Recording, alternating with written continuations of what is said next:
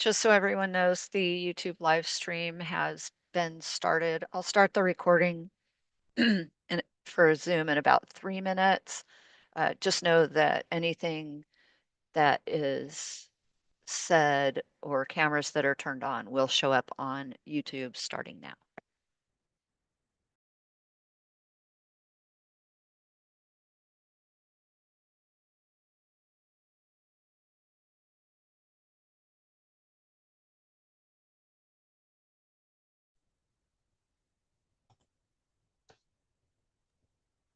Hi, Crystal. I see your hand. I'll promote you to panelist.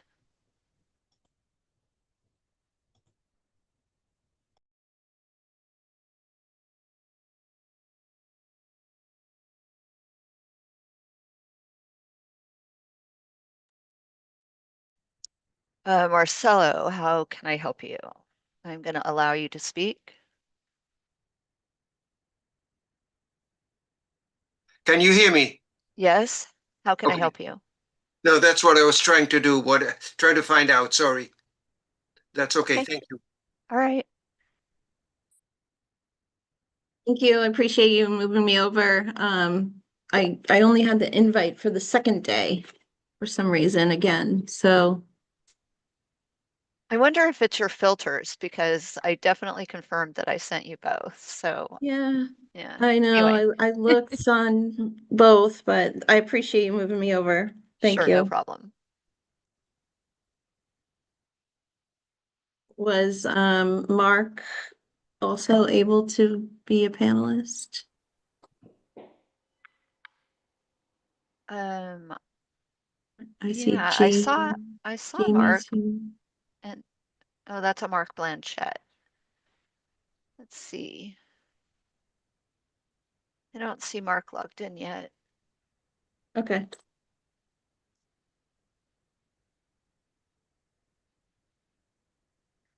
About 2 minutes and I'll start the recording. We are live on YouTube.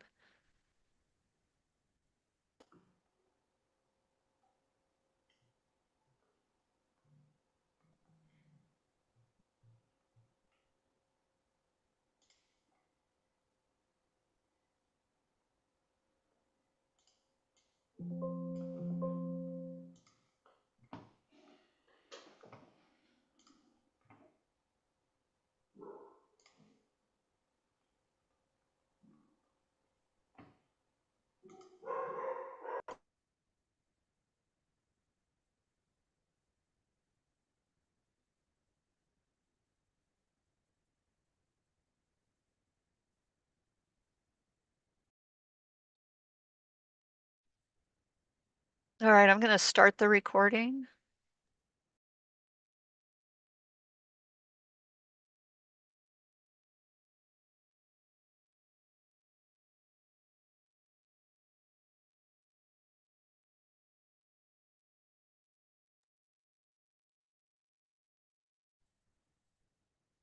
Okay, good morning, everyone. And Laura, do we have all the committee members?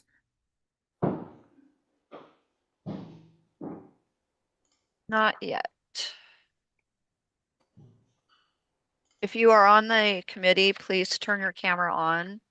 That is required for the public meeting and also for streaming to YouTube.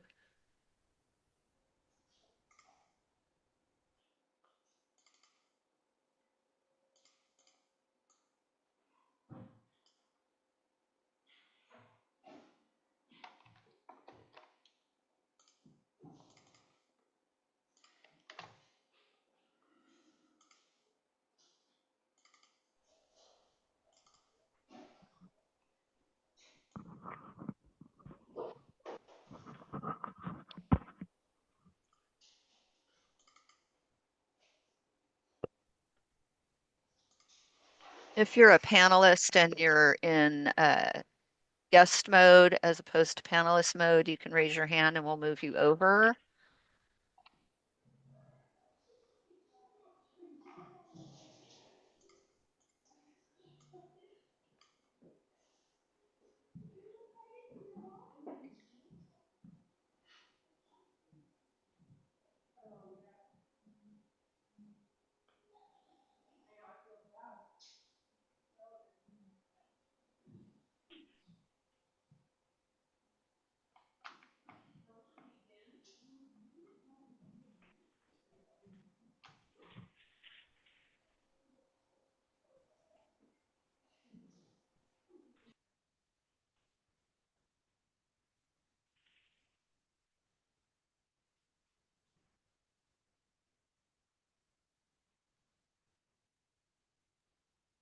Good morning, Kyle. I will allow you to talk and you can let me know.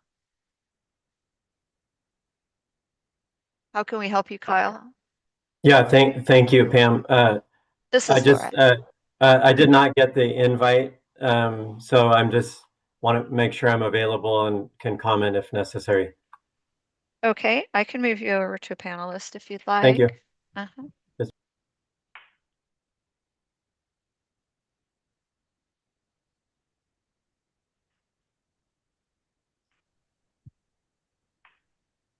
Go ahead, Mark. How can we help you?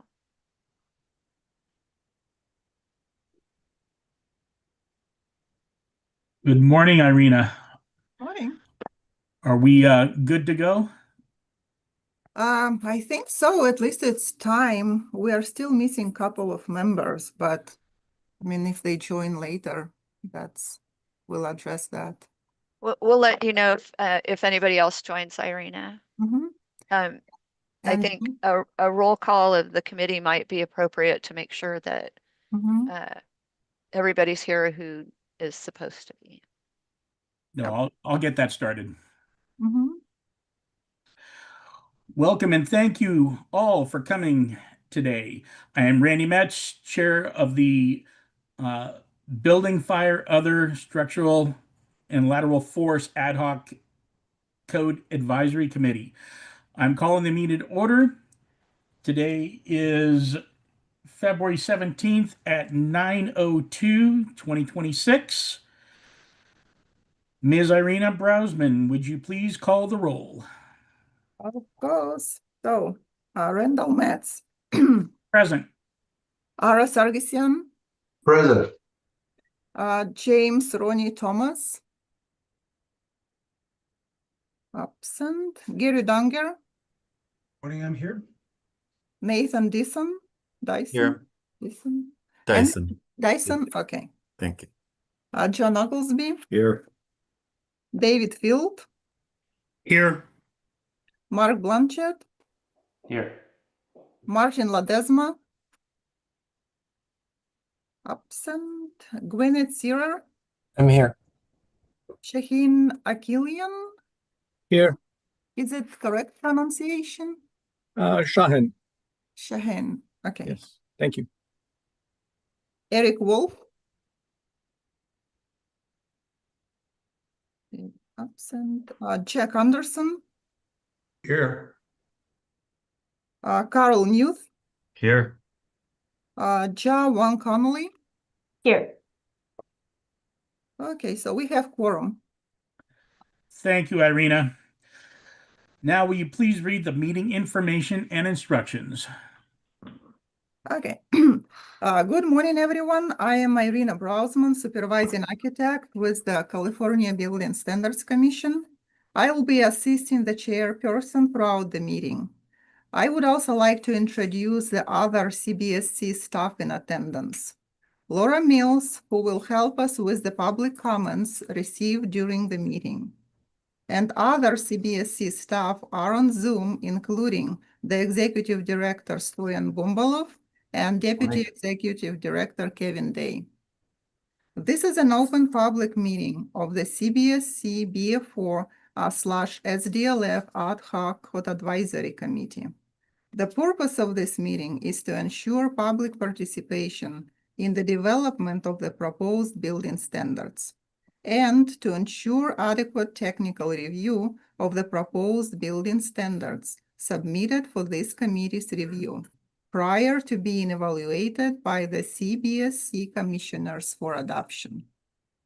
The proposed building standards are required to comply with specific criteria listed in Health and Safety Code Section 18930, commonly known as the 9-point criteria.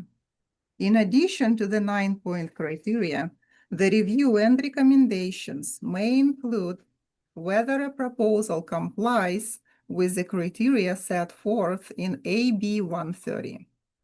Budget Trailer Bill AB 130, Chapter 22, Statutes of 2025, see Sections 29 through 31 and 37 through 42 of the bill.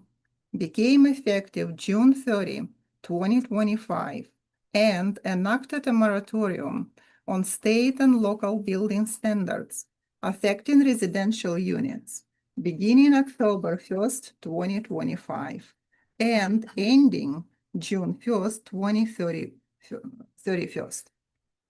The bill also enacted a restriction on the type of Title 24 proposals a state agency may propose or adopt during intervening court adoption cycles for all occupancies in perpetuity. 9-point criteria and intervening cycle restrictions are posted on BFO SDLF ad hoc meeting webpage, linked on the meeting agenda. Recommendations are restricted to approve, approve as amended, disapprove, or return for further study. Propositions to approve as amended, disapprove, or return for further study, the commenter must identify AB 130 compliance issues, if any, or one or more of the required 9-point criteria the proposed code change has failed to satisfy, and provide your rationale. Comments must be restricted to AB 130 compliance and one or more of the required 9-point criteria.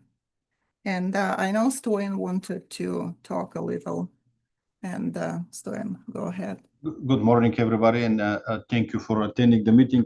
I will be very quick because Irina addressed the most important part, but it seems like we already have 2 code advisory committee meetings, and it seems like the CAC members are missing this important part. AB 130 is very important, so please use your technical expertise, use your judgment call, evaluate the express terms, evaluate the ISOR and the rationale for these proposals, and feel free to share personal opinion. It will be very helpful and important for us. Thank you, Stoyan. And pursuant to Senate Bill 470, effective January 1st, 2026, this advisory committee may be held via Zoom teleconference with the members participating remotely. The meeting has a physical location where the public is able to be present in person and also has the ability to participate via Zoom. As a reminder, committee members participating remotely must always remain on camera. If at any time a committee member needs to turn their camera off for bandwidth or other issues, please notify the chair. At this time, I would like to remind the Code Advisory Committee members participating remotely to disclose whether any other individuals 18 years of age or older are present in the room at their remote locations, and the general nature of the members' relationship with any such individuals pursuant to SB 470. So, anyone? Okay, I don't see anyone, so let's continue. The public is invited to attend and provide public comments at the physical meeting location or virtual meeting or teleconference options provided in the agenda. All CAC meetings are being conducted as hybrid meetings, and CBSC has a physical meeting location with limited seating for any members of the public. Today's meeting can be viewed on CBSC YouTube channel, linked on the meeting agenda. I would like to remind you, the YouTube viewers, there is an approximate 45-second delay.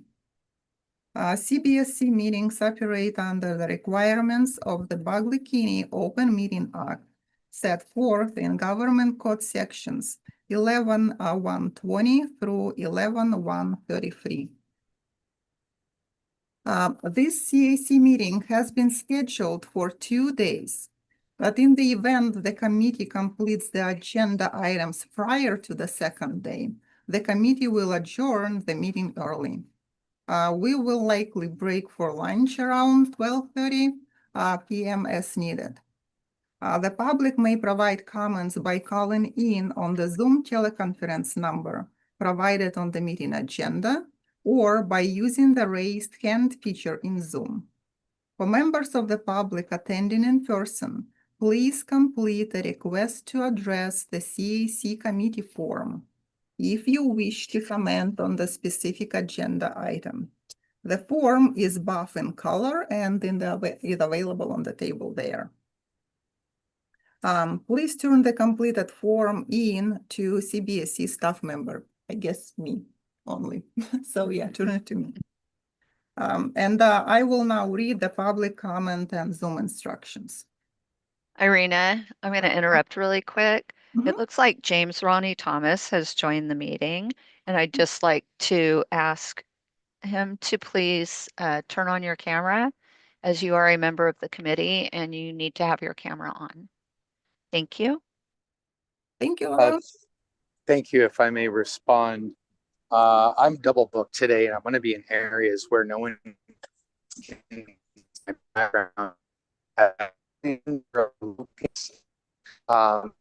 That unfortunately is an issue because DGS did not have my right email address back in December when these notifications were sent out, even though June of the 2024, I notified and did get a confirmation that when I switched jobs, my new there's a big conflict today that I'm having to work. Once I get to my site, I should be able to confirm whether I can go to a private room where I'll be able to share time that, and I'm also traveling to the site. I'll go ahead and just going to do the best I can today. Yeah. Thank you, Ronnie. And it looks like there are some issues with audio because we can hear you barely. Probably. It's really spotty kind of thing. So yeah, we'll see. Okay. Goes. Please ask me to repeat myself if necessary. Okay, thank you. And Kevin, you want to add something? Yeah, thank you, Irina. Just one more update. It looks like committee member Martin Ledesma may be on the meeting, but as an attendee. So Laura, I don't know if we can maybe move Martin over as a panelist when you have a moment. Absolutely, will do.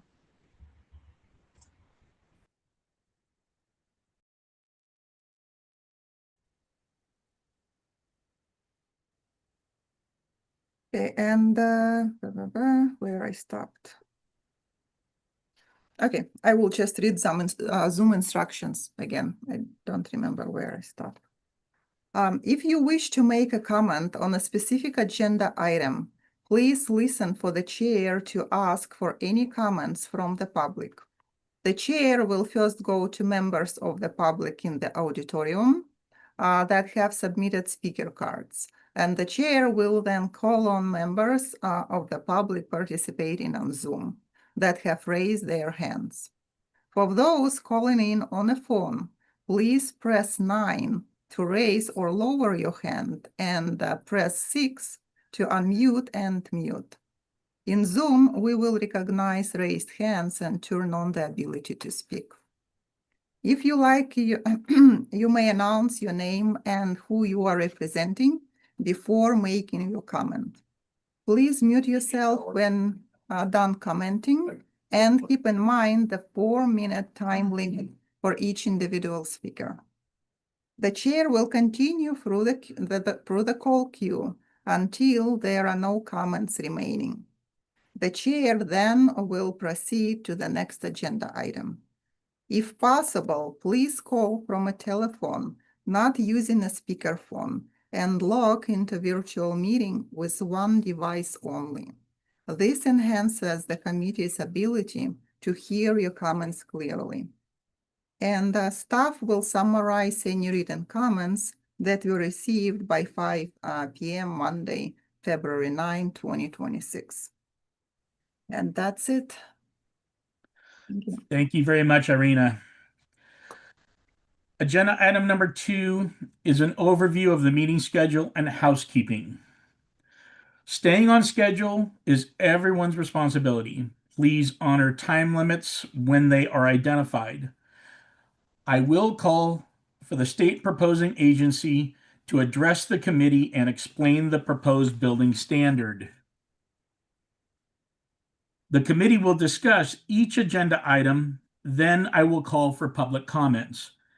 Please avoid duplicating comments in their entirety.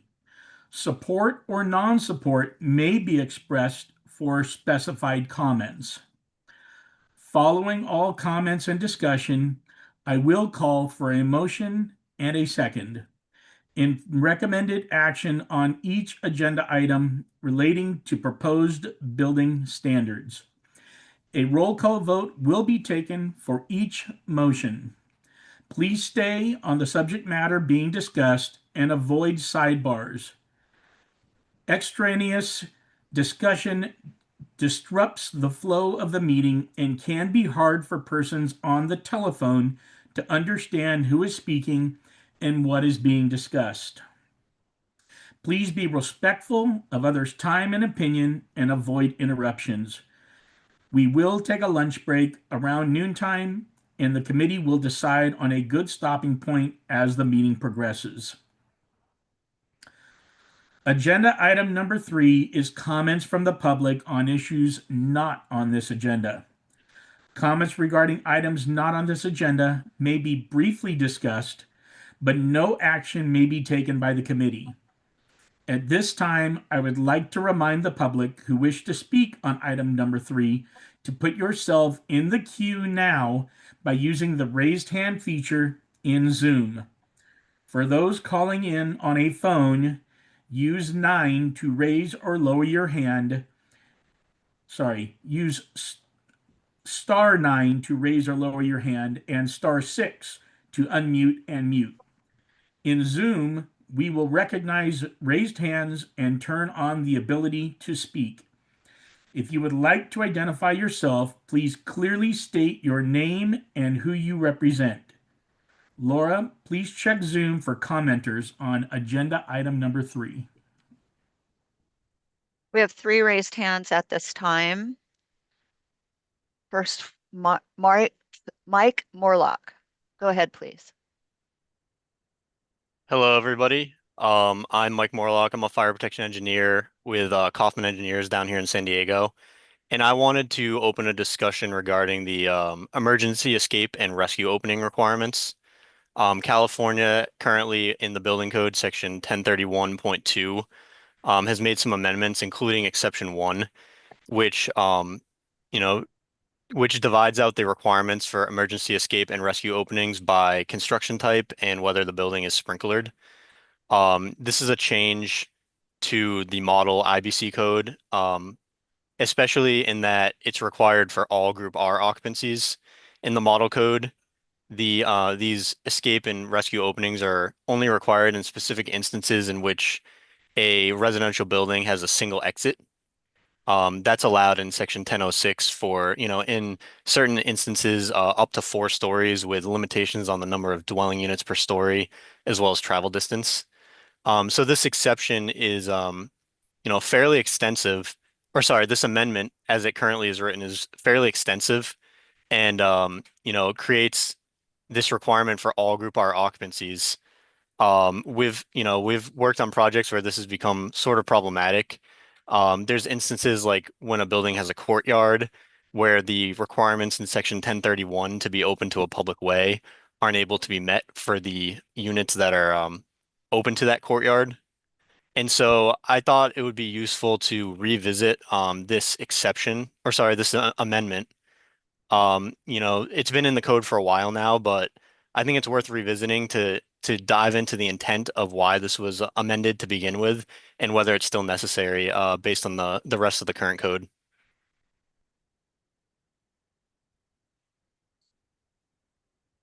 Thank you, Mr. Morlock. Next commenter is Steve Schneider.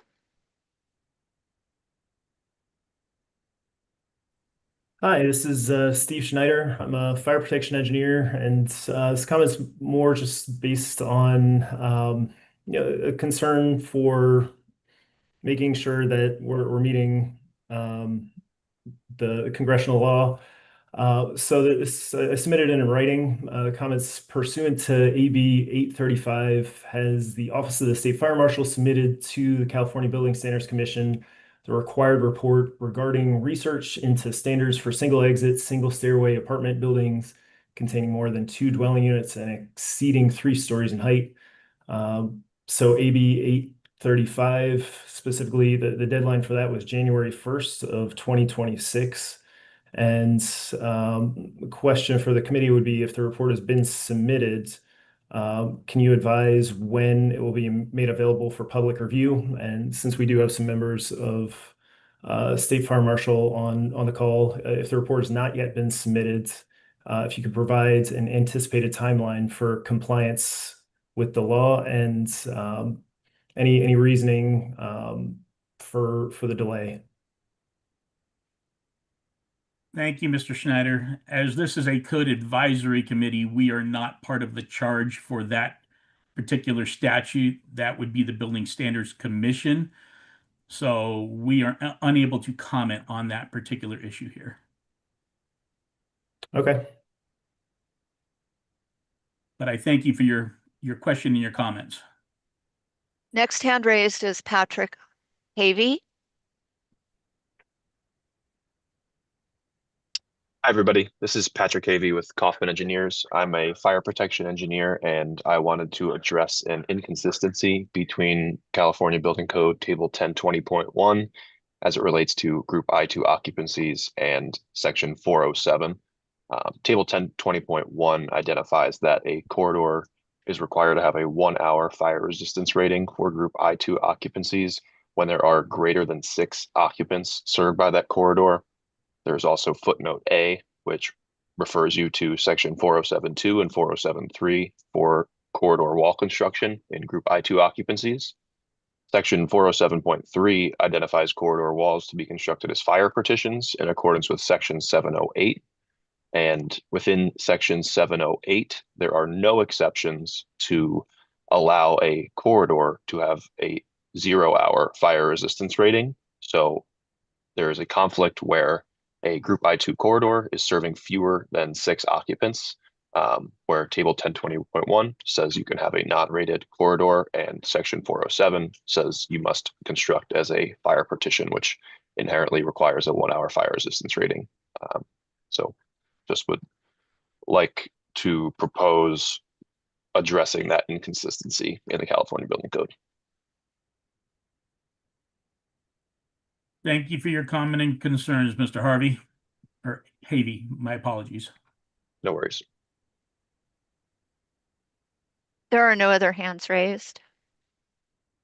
Thank you very much, Laura. This concludes agenda item number 3. Thank you all for your comments. Next on the agenda is item 4, Vice Chair. Ara Sargsyan was appointed at the previous BFO meeting as Vice Chair, and Gwyneth was appointed at the previous BFO meeting as this is an ad hoc CAC combining members of BFO and SDLF.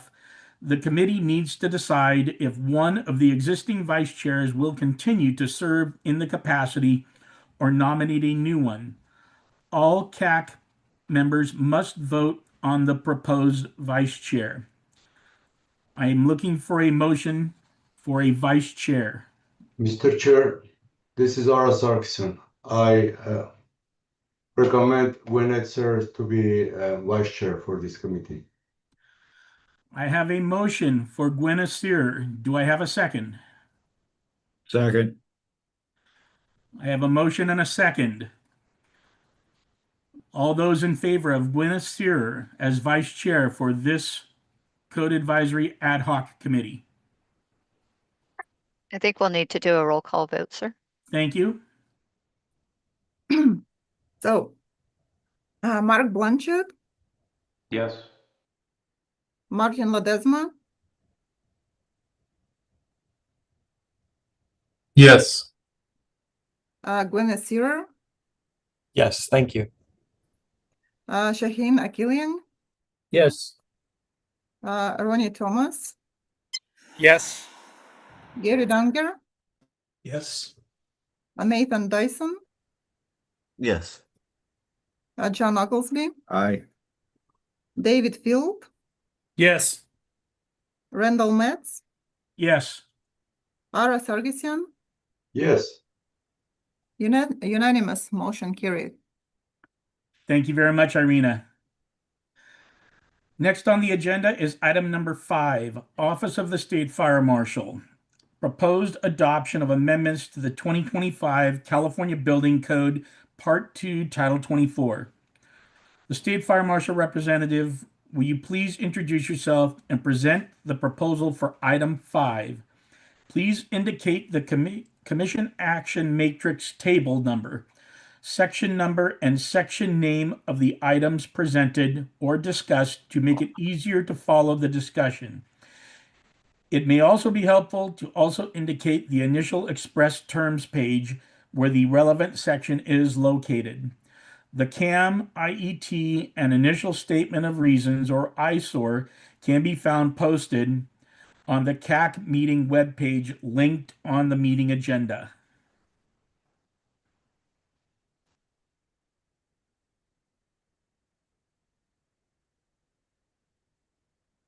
Okay.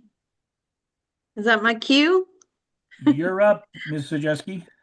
Thank you so much. Well, good morning. My name is Crystal Sujeski. I'm the Chief of Code Development and Analysis here with CAL FIRE Office of the State Fire Marshal. And I'd just like to say again, good morning, Chair, BSC staff, members of the Code Advisory Committee, and stakeholders. So on behalf of the State Fire Marshal's Office, we'd like to take this opportunity to present our proposals for the 2025 intervening code cycle. The first one will be Part 2, State Fire Marshal Rulemaking Package 0125. The intervening code cycle provides an important opportunity for us to address safety concerns, clarify existing provisions, and respond to emergency technologies that have developed since the last triennial. Our proposals this cycle are focused on enhancing that fire safety, improving consistency and clarity, so that it's more enforceable across jurisdictions, aligning with state regulations and current model codes and best practices, while remaining mindful of the impacts that might be perceived. So the recommendations we are bringing forward today reflect the collaboration with the fire service professionals, building officials, design stakeholders, and industry partners. They are data informed, operational grounded, and intended to support both the public safety concerns as well as clarity and enforcement.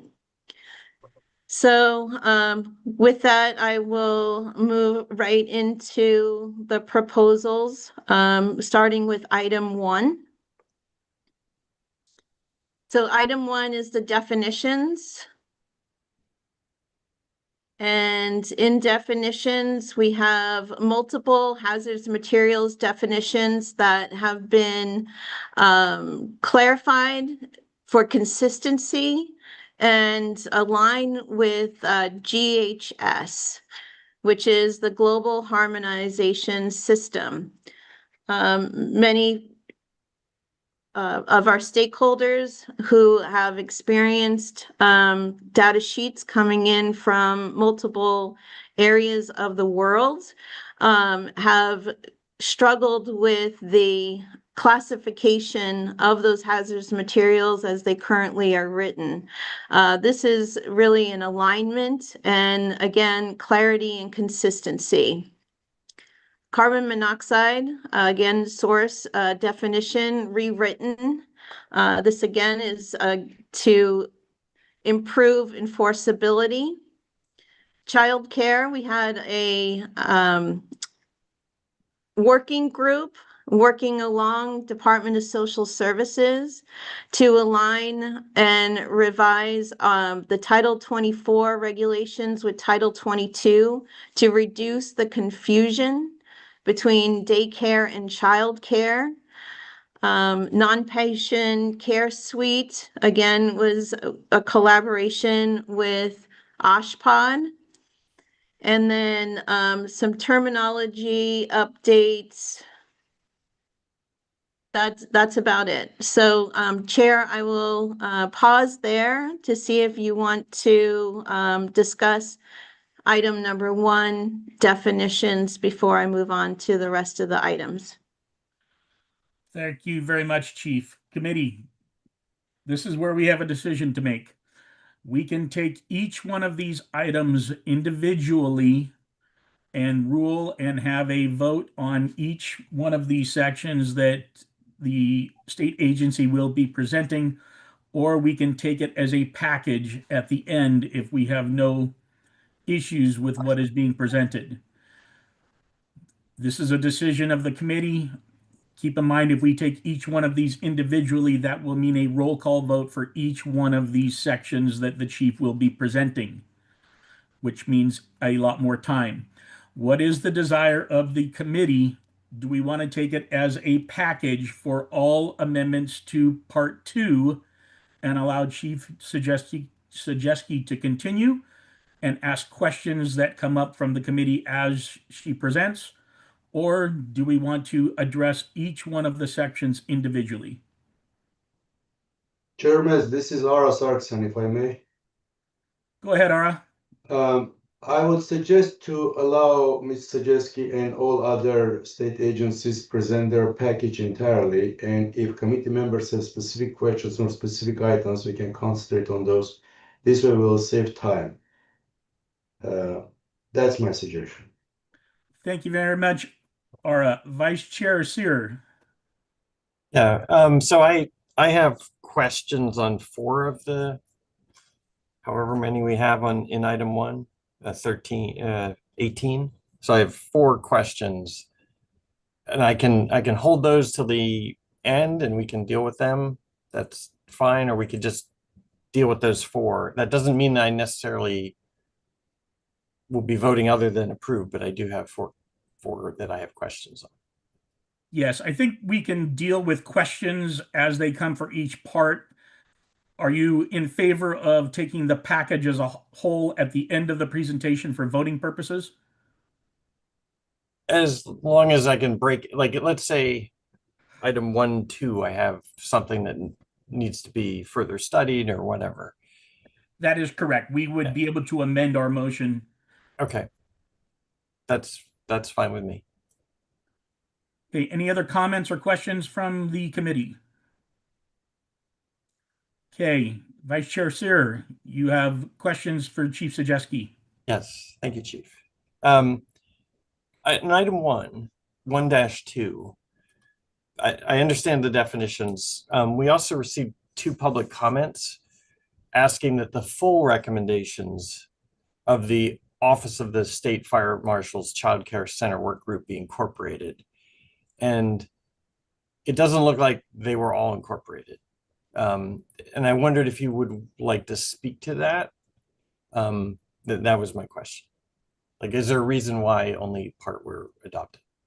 Yes, so, during the working group, we had several subgroups, and they were divided up in specific categories. One was definitions, others were the occupancy classification, and then there was the chapter 4 special requirements, and then another one was mitigating factors. So, I definitely want to express our appreciation and continued collaboration with the stakeholders, but not all of those proposals that were discussed in the working group were quite ready for this code cycle. So they're still in the development phase. I think in some of them, especially with the special construction considerations, there were other things that were kind of unintended consequences that may have not been the anticipated outcome of the proposed change. So with that, we have continued the work group for the next triennial, and those would be on the, let's say, the working table for further discussion. Okay, thank you. Mm-hmm. My next question is section 1.3, or item 1.3. Yes. There was also a public comment about modifying Appendix E regarding hazardous materials. I wanted to get your thoughts on that. It's pretty clear it's for information only. And was there a thought to modifying that, or is it too late to do that in this cycle? And finally, the last point is, throughout this entire proposal, the word classification is italicized only partly. It's a little, just for editorial things, that should be cleaned up, because I think the italicized portion is important. And it will be copied into the code. So definitely clean that up. But in terms of the public comment about Appendix E, if I could get your thoughts on that. Yeah, thank you for that. So the Appendix E is in the 24 model code, is a crosswalk to accomplish exactly what we're trying to do, which is to have the code user receiving the data sheets from, again, worldwide. The global harmonization system has been really what is indicated on those sheets. And so when you're working in the fire code and they don't necessarily align, Appendix E was put in that code as maybe a temporary or a holding place until the next model code. And so when we were looking at these definition changes for clarity, it was an oversight that they may be in conflict with Appendix E. We'd have to go and I'd have to ask Building Standards Commission staff if this, we can respond to that public comment and just correlate those changes, since Appendix E is information only, but it would be a benefit that they match. So I would agree with that public comment. Yeah, so it's not on our agenda, so I can't do anything with it, but that's something, either maybe delete it, or modify it. That's a suggestion. Right. Okay. Appreciate that. Sure. Item 110. Okay, I completely get the harmonization part. You're also making a few changes to the definition, the alternate definition, if you don't have the GHS system. And that's, you're striking the word fume in 2 locations, and you're changing the lethal dose for item 1 for toxic. And I was wondering if you had justification, like what's the justification? I didn't see that in the eyesore. Okay, so I thought that I did expand on that. Give me 1 second to bring up my possible I notes. missed it too. I mean, I'm human too, so. Yeah, so give me 1 second to bring up my notes. Sure. On that one specifically. And that is here, and you said that was 110, right? Item 110. 110, yes. 12, 110. So aligning, coordinating. The alignment removes, oh, maybe I may have missed that one. And I really think that it has to do with how the global harmonization is classified in terms of the testing. And let's see, less or mist or dust. So the word Yeah, I believe it has to do with the vapors and gases and may have been redundant is my my thoughts on that. Okay. But I know that there are a few people online in the attendees that may be able to expand on that question Let me ask that it are this way. experts. Vice Chair Sear, Yeah, can I ask, are you referring to the reduction from 500 to 300 milligrams? that's one of the two, and the other one was striking the word fume. Okay, It's because it says where the GHS category is not known, use the following. So that's like our old definition that we had in the code. And I'm just like, I would have expected that to stay the same if you don't know the GHS category. But I guess I could rephrase my question. Is the idea that you're trying to make these three as close as possible to the GHS? Absolutely. Okay, all That right. is the intent. Okay. And it was done conservatively. Yes. So, and even though it may appear like it was, it's lowering it, it really was, the intent was to take a conservative approach. Well, if you lower the fatal dose, it makes it conservative. So Yeah. yeah, okay. And then the only other comment I had is on the committee, the CAM item 1 dash. What is this missing? I think. Hold on.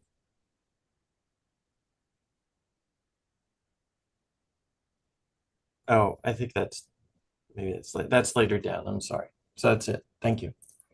I don't have any objections to the changes at this point. But thank you, Vice we Chair want to Sear. hear from the public too. We will.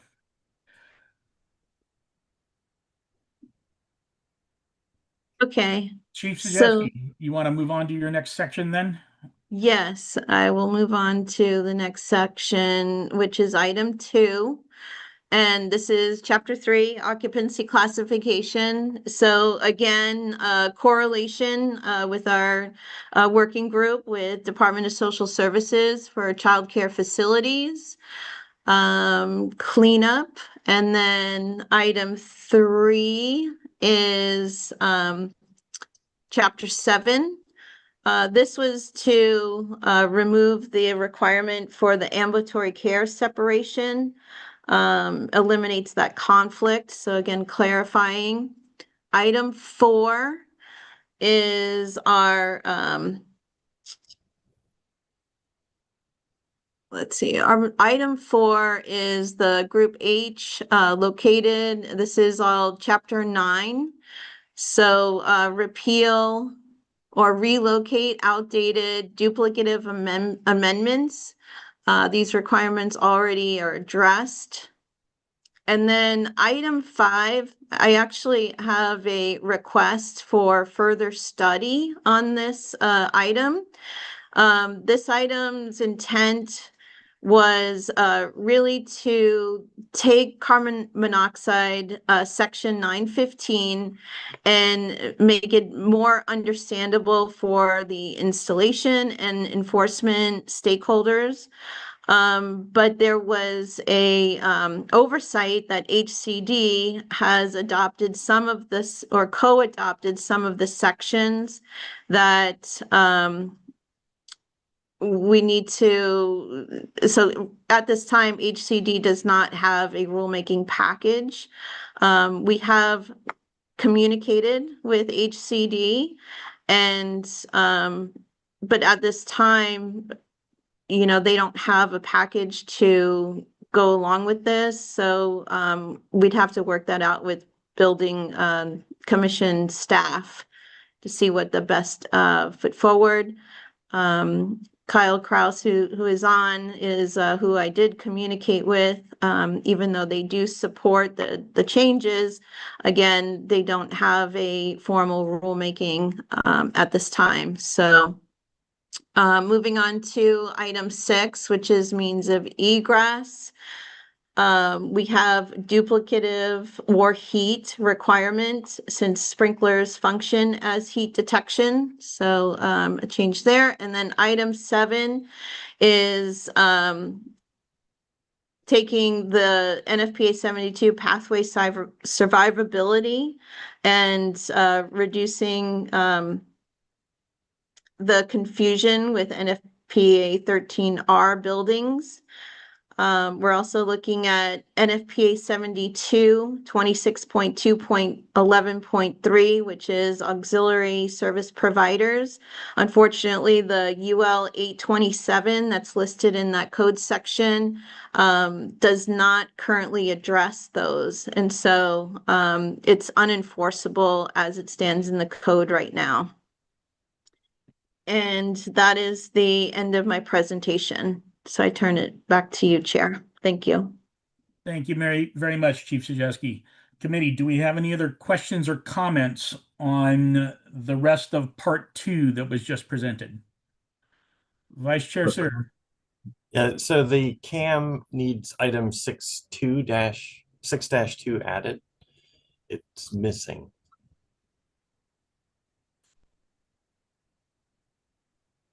Oh, it seems to be there. I see it. In Yeah, the CAM? yeah. Well, that's not in mine. Yeah, the CAM that I have only has 6-1. Anyway, just I have it. I have it. These are it's 1006.3.4. Top of page 5. yeah. It's there for me. Yeah, it's missing on mine. So I don't know. Maybe when I downloaded it was. Are you in the complete document? No, I'm in the. Are you in the sub-document. individual CAM? I'm in the individual CAM. That may be the difference. Anyway, it's not like we just need to acknowledge that there's a 6.2 and it's not maybe in all the copies that we have. It's other than that, it's not relevant at this point. Just an FYI. Thank you very much. Do you have any additional comments? No, but I will be making a motion to further return for further study for item 5.1 per the. We'll get to the motion in a sure when we're done with discussion. That's all. Any other discussion from committee members? I also think that 5.1 has a conflict with the intervening code cycle and also with the residential recommendations that it makes as well. So I think further study is going to be the best for that one. Thank you very much. Any additional comments? Chair, I do have Mark Springer on as a representative from the State Fire Marshal, and he has a brief comment to make. Yeah, I have a brief comment on AB 130 as well. So go ahead, Mr. Springer. All right. Good morning, committee members, and thank you for having me. I'm Mark Springer, staff counsel with the State Fire Marshal. So for today, State Fire Marshal's interpretation is that today's proposals are technical updates allowed under Health and Safety Code 18942 for their intervening cycle. Additionally, I wanted to elaborate for a moment on a possible interpretation of AB 130 regarding the term affecting in Health and Safety Code 18929.1 and 18930 for the triennial cycle, as it could be interpreted as prohibiting new restrictive regulations.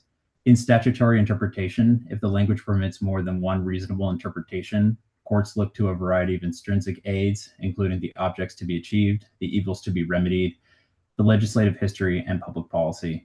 At first glance, the term affecting seems not ambiguous. However, when applied to the legislative analysis and the governor's newsletter on AB 130's enactment, which was to deliver the most consequential housing and infrastructure reform in recent history, and the purpose of AB 130 was to advance faster, more affordable housing and infrastructure as part of California's abundance agenda. Also, An important factor for procedural context is the changes made in AB 130 affecting the California Building Standards Code largely mirror another piece of proposed legislation, AB 306, Schultz-Rivas. AB 306 was to be inserted in its entirety within a fast-moving budget trailer bill, AB 130. So then reading AB 306's assembly floor analysis, the proposed legislation was designed to help homeowners rebuild more easily and affordable after the devastating Los Angeles wildfires. AB 306 is focused on protecting residential properties from being impacted by new or modified local building standards, especially in areas recovering from disasters such as wildfires, and to assure more affordable and predictive housing developments. Here, updating these intervening proposals allows for more design options to address fire safety. If disapproved, looking at extrinsic aids for the triennial cycle, the law's application may be having its opposite intended purpose. Thank you for your time. Thank you very much. Any additional comments from committee members? Hearing none at this time, I would like to remind the public who wish to speak on part 2, which is to put yourself in the queue now by using the raised hand feature in Zoom. If you would like to identify yourself, please clearly state your name and who you represent. Laura, please check Zoom for commenters on part 2 of the building code. Thank you, Chair. There are currently 3 hands raised. The first is Bob Raymer. Go ahead. Mr. Raymer? Hi there. Can you hear me okay? Yes, we sir. can. Oh, great. This is Bob Raymer, representing the California Building Industry Association and the California Apartment Association. And we're supportive of Crystal's proposed changes, but we also are supporting her proposal to further study item 5. I think it's going to be very important for both HCD and the fire marshal and the interested public to take a deep dive into this. Industry is very supportive of the expanded use of carbon monoxide detection in residential dwellings for historical purposes.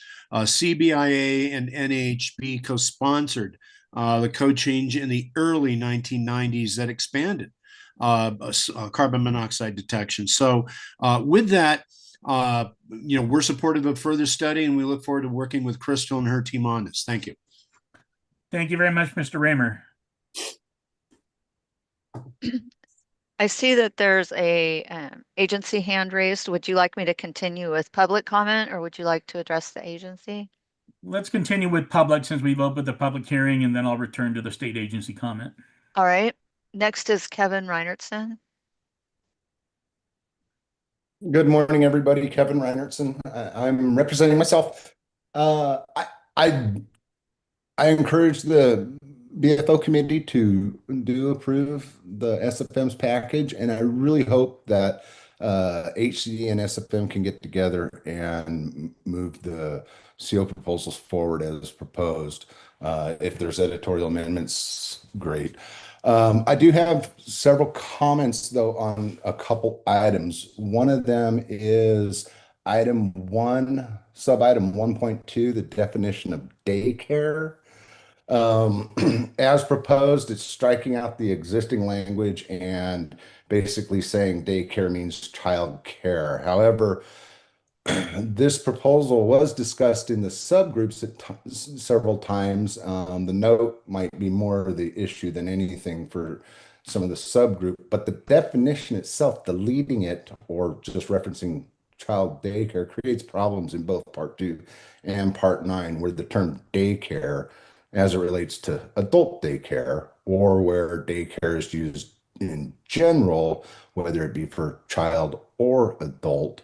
There are several areas within the code that term is still used. So just deleting the definition itself wouldn't help. Revising it as proposed creates more problems. I'd recommend on that item, not the whole item, just that one particular definition in sub-item 1.2 be sent for further study.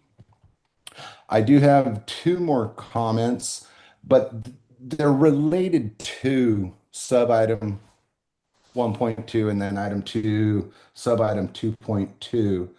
With the modifications that the SFM's proposed for the child care facilities, be a small home or a facility, one of the proposals that the group worked on was an amendment, or actually deleting section 436.1.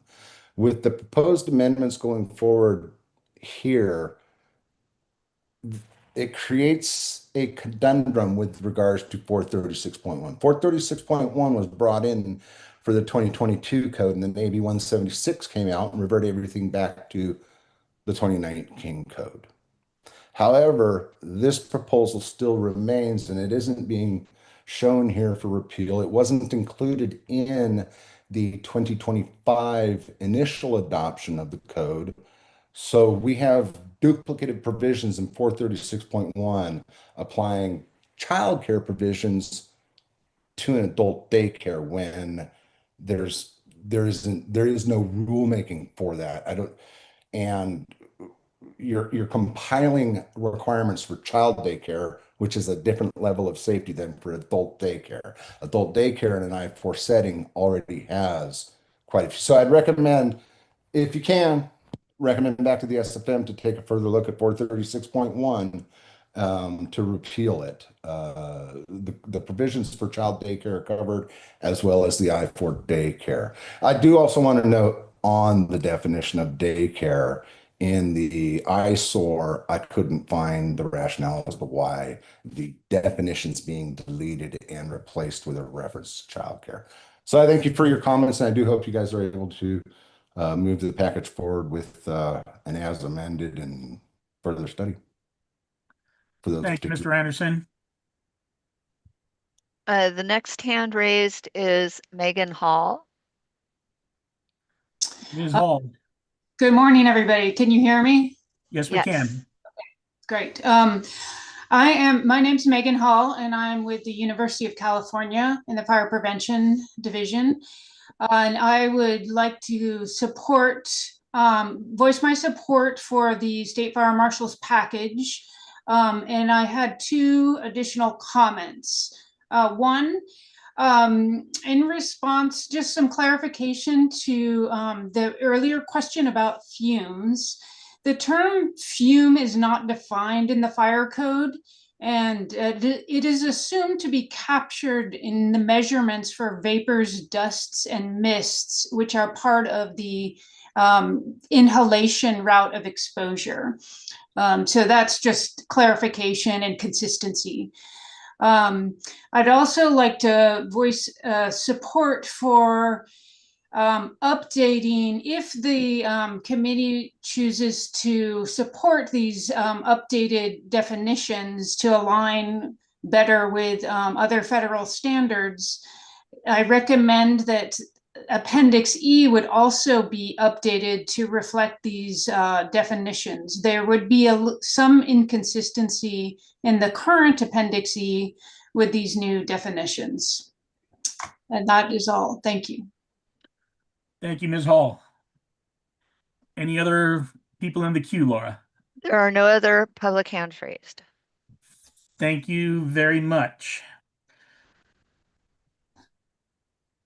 CBSD staff, were any written comments submitted to the committee prior to the meeting other than the ones that have already been referenced?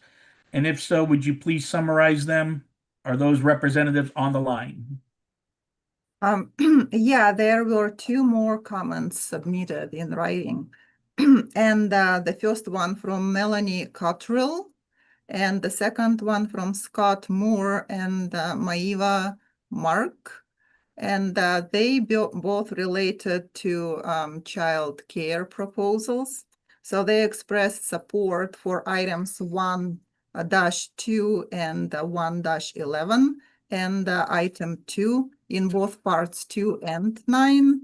And they also requested additional amendments in chapters 1, 4, and 9 that were discussed in the work group meetings with SFM, but not included in this proposal.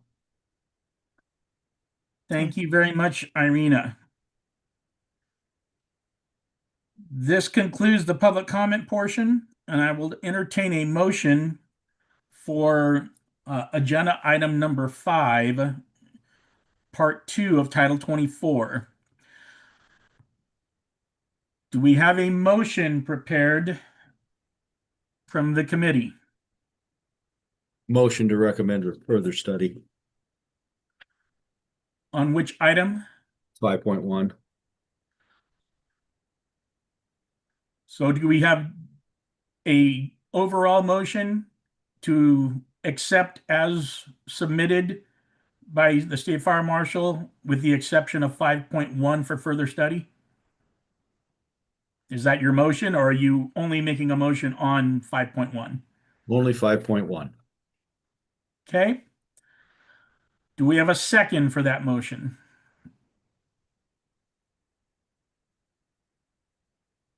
Hearing no second, that motion fails. Can I have another motion? I would like to move to approve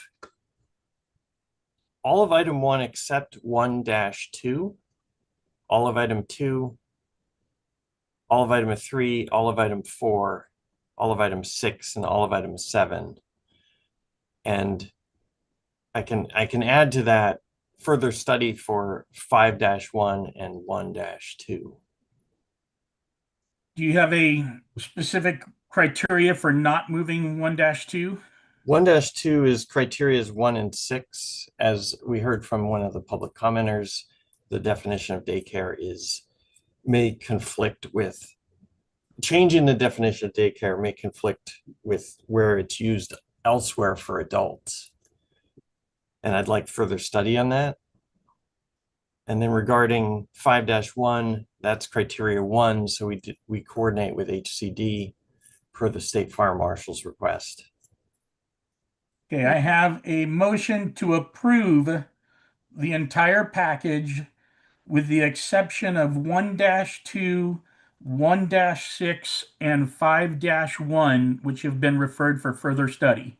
Not 1-6, just 1-2. Just 1-2. 1-2, I was saying criteria 1 and 6 for 1-2. Thank you. 1-2 and 5-1 in this motion are being referred for further study, with the rest of it being approved. Randy, I have a little point of order and the request for the committee to please not group different recommendations in one motion, because that confuse things a little bit on our side. So it's completely fine if you group a bunch of things in approve a submitted motion. Okay. And then if you can have another motion for further study, we'll appreciate that. Sure. I'd like to revise my motion. Thank you, Vice Chair. Yeah, I'd like to move to approve all of the items in this package except 1-2 and 5-1. Thank you very much. Do I have a second? This Sarah Sarkson, I'll second that. I have a motion and a second. Irina, will you please call the roll? David Field. Yes. Randall Metz. Yes. Ara Sargisian. Yes. Mark Blanchett. No. Martin Ledesma. Yes. Gwyneth Searer. Yes. Shaheen Akilian. Yes. Ronnie Thomas.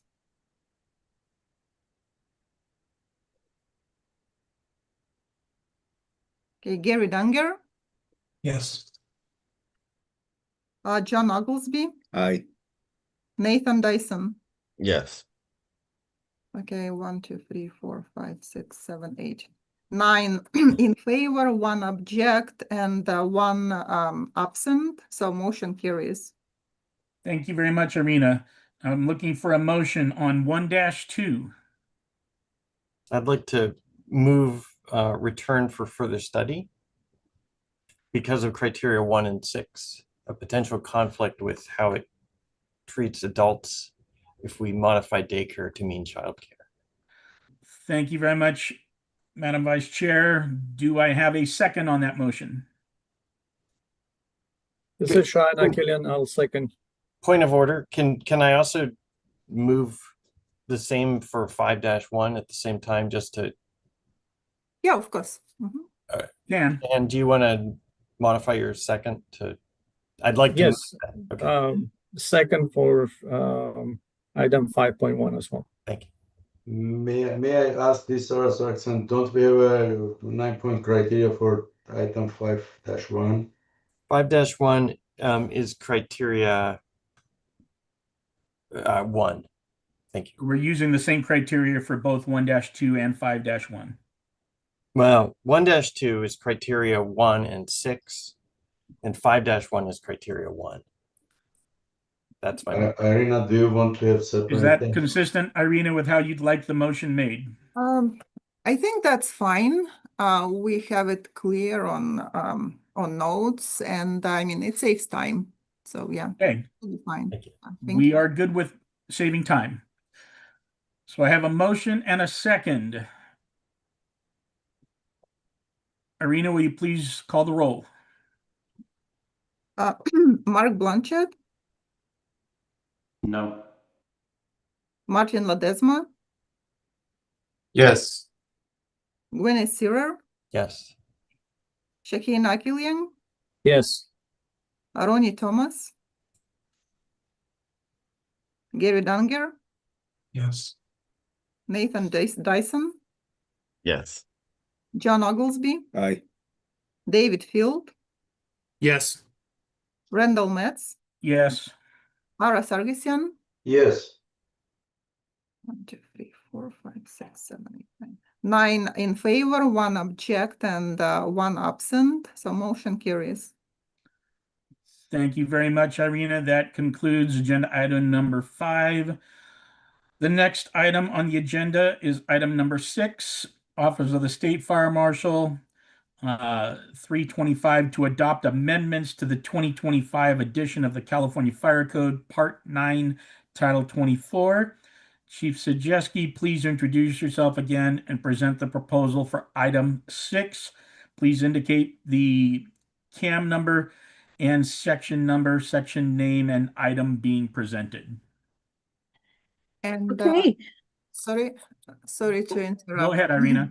Yeah, point of order. We need to take a motion on the whole, on the entirety of item 5 first. My apologies, I forgot that step. So before we get into item number 6, we're going to go back to item number 5. I need one final motion that wraps up the entire issue for approval as submitted, and items 1-2 and 5-1 for further study. Can I get that motion from somebody? I move to accept the committee's action on agenda item 5, which is to approve everything except 1-2 and 5-1, which are referred for further study. Thank you. Do I have a second? Second. I have a motion and a second. Irina, please call the roll. Gwyneth Searer, Aye. Shaheen Akilian, Yes. Ronnie Thomas, Gary Danger, Yes. Nathan Dyson, Yes. John Oglesby, Aye. David Field, Yes. Randall Metz, Yes. Ara Sargisian, Yes. Mark Blanchett, Yes. Martin Ledesma. Yes. Okay, 1, 2, 3, 4, 5, 6, 7, 8, 9, 10 in favor, 1 absent, motion carries. Thank you very much, Irina. That now concludes agenda item number 5. Chief Sajeski, now agenda item number 6. The floor is yours. Good morning, Chair, BSC staff, members of the Code Advisory Committee, and stakeholders. My name is Crystal Sujeski. I'm the Chief of Code Development here at CAL FIRE Office State Fire Marshal. I thank you for the opportunity to present our proposals for Rulemaking Package 0325, which is the intervening code cycle proposals for Part 9, the California Fire Code. The intervening code cycle provides the important opportunity to address safety, clarity, and emerging technologies as they develop since the last triennial. Our proposals in this cycle are focused on enhancing the safety, improving enforceability and consistency across jurisdictions, and aligning with other state regulations and current model code best practices. The recommendations we bring forward today are very similar to what you just heard in part 2. So I will turn it over to Mark Springer, who will also give a brief summary to you. Mark? Is this for the AB 130? Could the comments then carry from the last part to this part as referenced from before? Yes, you just have to state it as a summary or reference to your previous testimony. I would like my previous comments for part 2 to carry over to part 9. Thank you. Thank you, Mark. So Chair, I will go into each item as a whole, as was discussed earlier, with your permission. That's fine. You don't have to go into explicit detail since a lot of these are all duplicative on the definition issues, because I'm sure our motion will be consistent on this one. So the floor is yours to present this package. Very much appreciate that. Okay, so thank you. So item 1 is definitions. Again, multiple hazards materials definitions aligning with GHS. Carbon monoxide source, child care. There is an item 2, which is also in chapter 2, with the occupancy classifications mirroring what is in the building code in chapter 3. That is the alignment with Department of Social Services. There is also, again, in item 3, the coordination with chapter 7. And then item 4 is a coordination. Item 5, we would recommend further study. So even though HCD does not co-adopt in the California Fire Code with the State Fire Marshal, we do really feel like it's important that each of the parts are correlated for consistency. And at this time, I know that Mitchell did have his hand up, and I wanted to give him this opportunity to speak if he so wishes. Mitchell? Yeah, that was regarding part 2, but that's okay. Mitchell Baker with HCD. I'll give a quick comment as it relates to proposals regarding carbon monoxide. Thank you for the committee and Chair Metz for the opportunity to comment.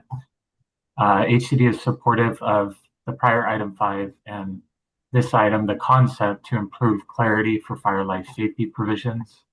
However, as Chief Sajewski mentioned previously, HCD was only recently made aware of the proposal and has not fully assessed it. HCD does not have any similar amendments in our proposals during this cycle, but if adopted, HCD would likely review in a future cycle. Thank you. Thank you, Mitchell. I appreciate that. Item 6, again, coordination with part 2. Item 7 is for existing buildings, and this is the correlation with section 915. So item 7, we would also recommend further study. And then item 8 removes the parentheses that were printed in the California Fire Code that were not part of any rulemaking, and that those parentheses include references to 855 additions. Item 9 is hazardous materials clarification on chapters 57. This is an editorial change. And then item 10 is again a correlation with NFPA 72, but it also brings in the latest adoption of NFPA 855 for energy storage systems and the safety that is ever changing in terms of that technology in space. So with that, I humbly ask for the approval or recommendations as we outlined for the various items as further study. Back to you, Chair. Thank you. Thank you very much, Chief Sajeski. Committee, I've got a question because she referenced item number 10, and the documents I have don't have an item number 10. It stops at item number 9 in the CAM and in the whole document off of our folder. Is that consistent with what you're seeing? Mine's the same, and I noted that Chief Sajeski,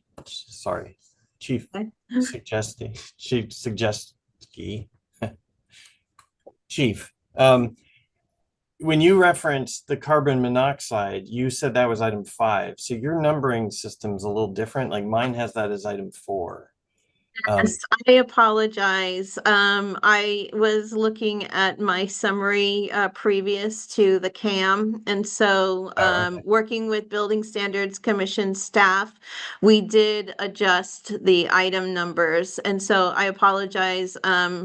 Item 9 is the reference standards. So that does include the correlation with NFPA 72, the introduction of NFPA 855, as well as another one, 94, which I failed to present, which is the update for ASHRAE 15 2024, including the addendum A.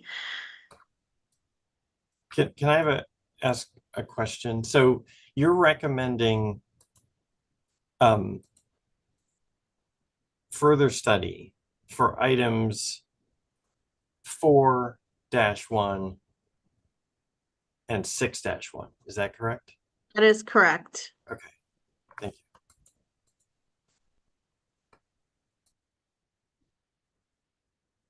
I have another question, and it's on item 8.2, which is says maximum allowable quantity per control area, and you're defining the size of gas cylinders.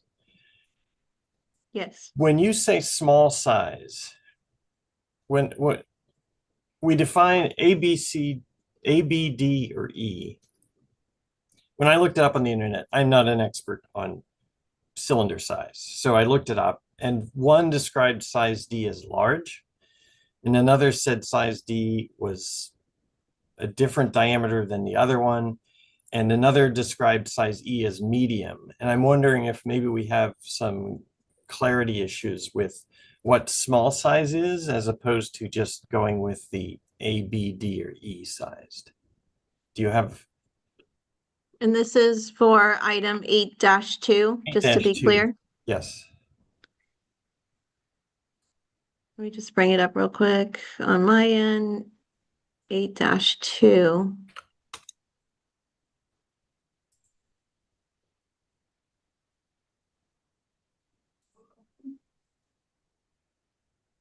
Which is maximum allowed quantity per control area. This was it's in 5003.1.1 in the exception. And it's page 31 of 33 of the express terms. Right. So this was in coordination with OSHPOD. And do I see Mia Marvelli or Nancy Timmons on?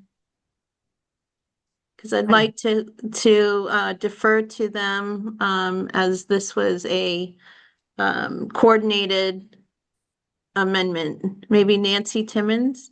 Sure, I'm here. Crystal, thank you. Thank you. Yep. Thank you, everyone, for this time. And thank you, Gwyneth, for your questions. So the different med gas size tanks. There are classifications for those tanks. So are you wondering if these should be classified differently? There are more modern classifications, for example, for A and B. There's a size now that starts with M that replaces A and B. Those are more historical sizes. But yes, A, B, D, and E are different size cylinders that you'll see in the medical center and they use it for different uses. So my question was whether or not small size is vague, because when I Google the different sizes of cylinders, some web pages say, well, an E is a medium size, and that's why I'm a little.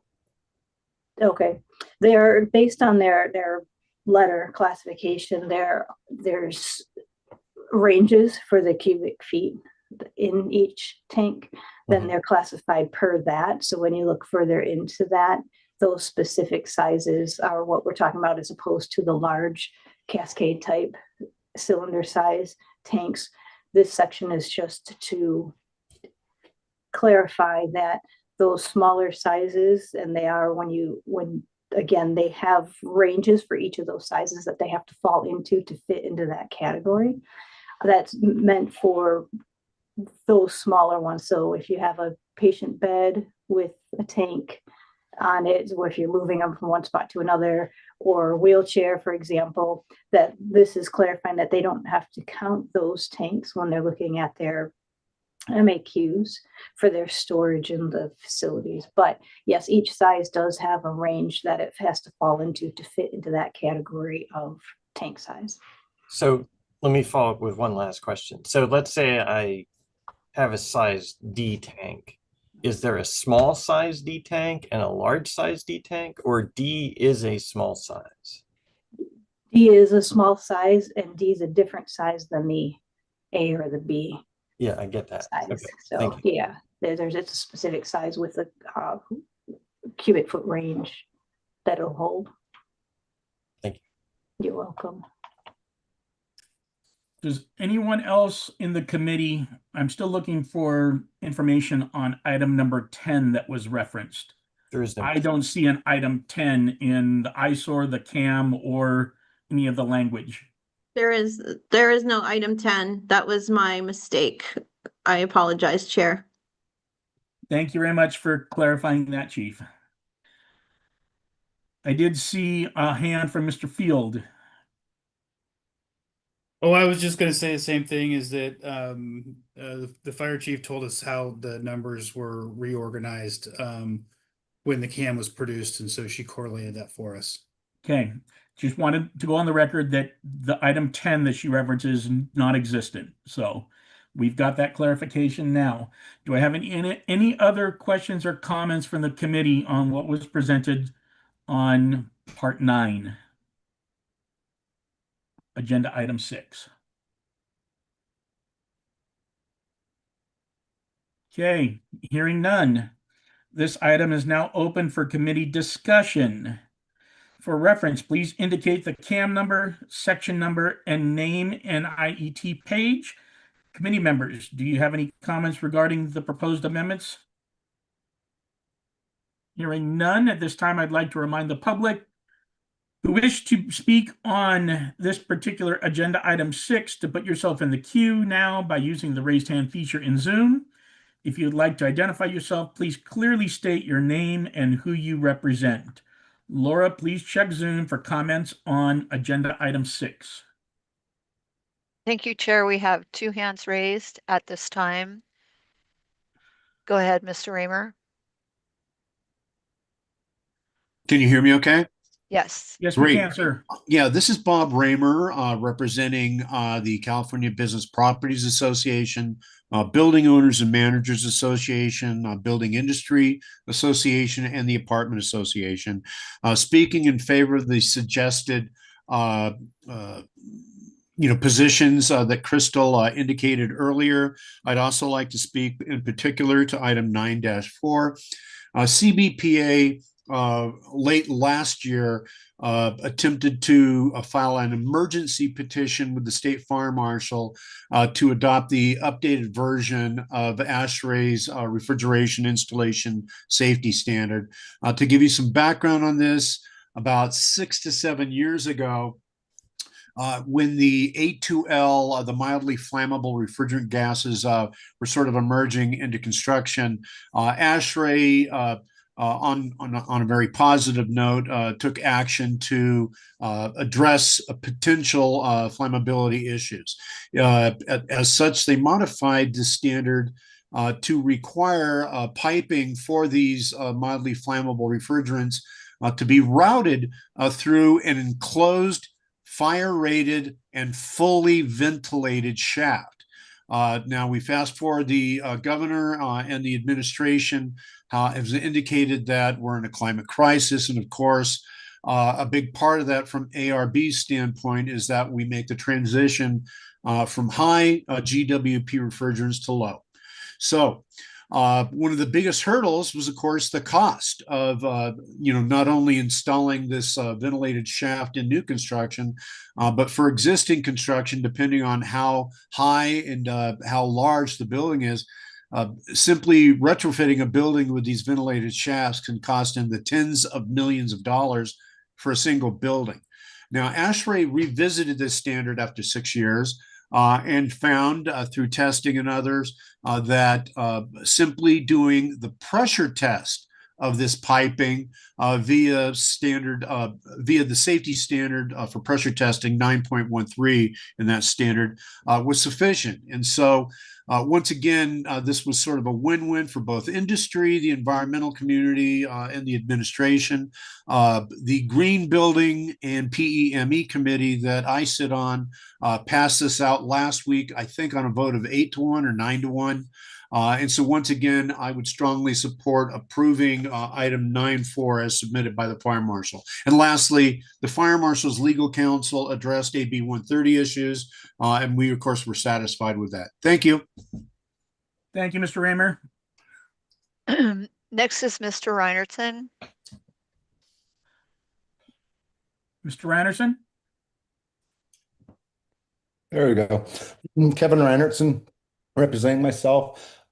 Very briefly, the recommendations that were taken on part 2 would, I believe, also apply to the item 1-2, 2-1, and 2-2. The action was for item 1-2. However, I wasn't able to get a point of order, didn't really know if I had an opportunity to. But the section that I brought up, 436.1, was that also included in the further study for part 2? If not, I'd recommend having that part of the further study here to correlate with part 2. And that was section 436.1. Thank you. Thank you, Mr. Reinertsen. Do we have any other comments, Laura? There are no other hands raised.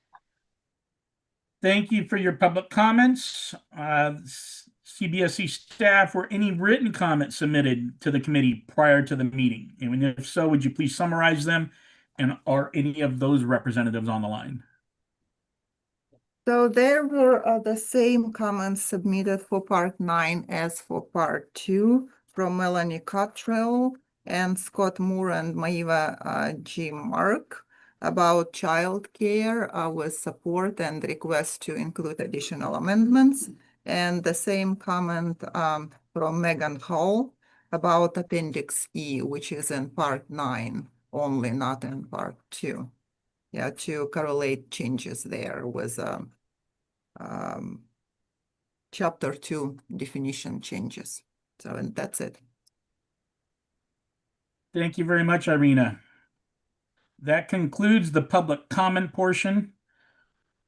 I will entertain a motion on agenda item 6, noticing that the State Fire Marshal has requested items 1, 2, 4, 1, and 6, 1 for further study. Do we have a motion? I would like to or move. Motions for part 6. This is Gwen. I would like to move all the items in part 6, except for 1-2, 4-1, 6-1, and 8-2 for approval. Move them for approval or? All of the items except 1-2, 4-1, 6-1, and 8-2. Okay, I have a motion. Do I have a second? This is our Sarkisian. Just going to clarify, except 1-2, 4-1, and 6-1, right? And 8-2. 8-2. My concern with that is the word small size. Like, I think it's just those aren't needed, but I don't want to try to do it myself. Like, I'd like further study on it. I'll second that. I have a motion and a second to move the entirety of agenda item 6, part 9, with the exception of 1-2, 4-1, 6-1, and 8-2 for approval. Irina, can I get a roll call vote for this one? Mark Blanchett, Yes. Martin Ledesma, Yes. Gwen Searer, Yes. Shahina Killian, Yes. Ronnie Thomas, Gary Dunger, Yes. Nathan Dyson, Yes. John Oglesby, Aye. David Field, Yes. Randall Metz, Yes. Ara Sargisian, Yes. 10 in favor, 1 absent, the motion carries. Thank you very much, Irina. Do I have a second motion? I would like to move items 1-2, 4-1, 6-1, and 8-2. Recommend return for further study. And I'll give you the criteria. Thank you. For 1-2, it's criterion 1 and criterion 6. For 4-1 and 6-1, they're both criteria 1. And for 8-2, it's criteria 6.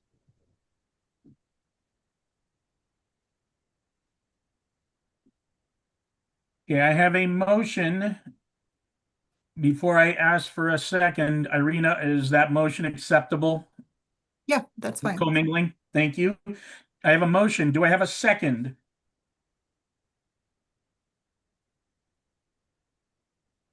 Second. I'll second. This is Shahina Killian. Okay, I have a motion and a second for 1-2, 4-1, 6-1, and 8-2 for further study. I'd like to add one more thing just as a comment. Just like that prior one, the word classification is italicized funky, like it goes from italicized to non to italicized again. That should be picked up. And in 8-2, I think there's an extra comma after the last tank size, which I think is E. I think that comma should go away, but that's editorial. It doesn't really affect the motion, just as a Thank you for those editorial comments. Okay, I have a motion and a second for further study. Irina, will you please call the roll? Gwyneth Searer, Aye. Shahina Killian, Aye.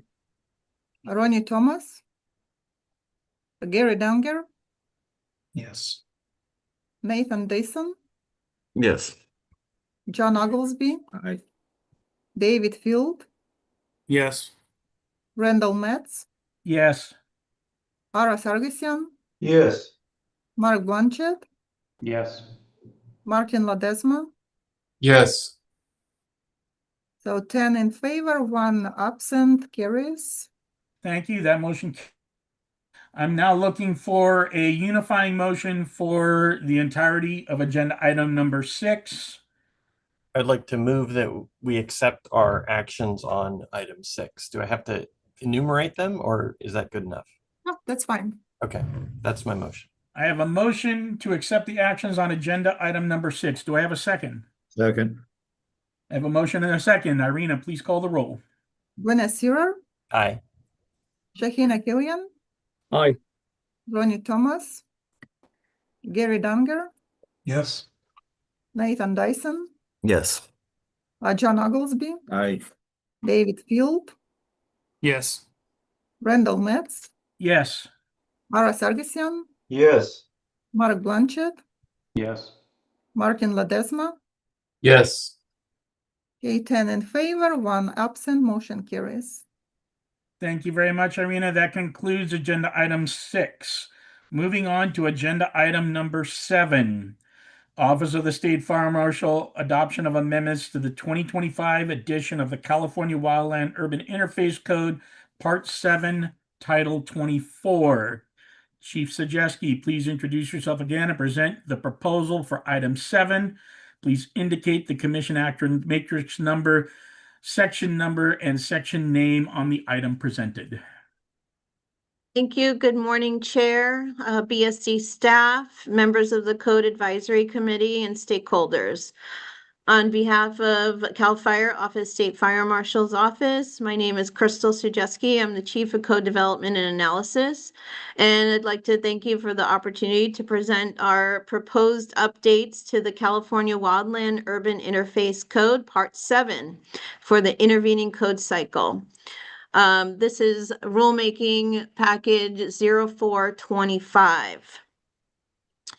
Intervening code cycle provides a focused opportunity to address time-sensitive and critical issues affecting wildfire resistance. Wildfire behavior continues to evolve in its intensity, frequency, and impact. And so essentially Part 7 remains responsive and aligned with research and post-incident lessons learned, especially from the most recent 2025 firestorm and natural disaster in the beginning of 2025 in Palisades and Eaton. The proposals are bringing forward and are intended to strengthen hardening measures, clarify the performance requirements, improve consistency and enforceability across the jurisdictions. These recommendations were formulated by a California Wildland Urban Interface Working Group, which has been in existence for over a decade. That includes stakeholder engagement, coordination with building officials and fire professionals, as well as industry representatives. Specifically, the proposals are to enhance the ember-resistant construction requirements, clarify interpretation and compliance challenges, incorporate material performance, as well as improve the coordination between Part 7 and other parts of the Building Standards Code. Our goal, or the CAL FIRE Office State Fire Marshal's Office, is the goal is to support community resiliency and maintain practical and effective standards, minimum standards statewide. We appreciate the collaborative nature of all of our stakeholders in the working groups and the process to bring forth here. Welcome to any questions, and we are always refining this code. So as we listen to the model code at the national level, we'll be looking to enhance this part in the future rulemaking. So I appreciate your consideration. Thank you. Thank you very much, Chief Sajeski. Do we have any questions from the committee on what has been submitted by the State Fire Marshal for the California Wildland Urban Interface Code? Vice Chair Sear. Yes, thank you, Chief. For item 3.3, it's on page 8 of 22 of the express terms. Yes. It says a local agency may at its discretion include areas not identified and may only increase the level of fire hazard severity. Is that identified by the state fire marshal? Is that the intent? Because it wasn't clear to me who is identifying that or not identifying that. Yes, so the State Fire Marshal identifies areas in local responsibility areas as identified as very high, and moderate.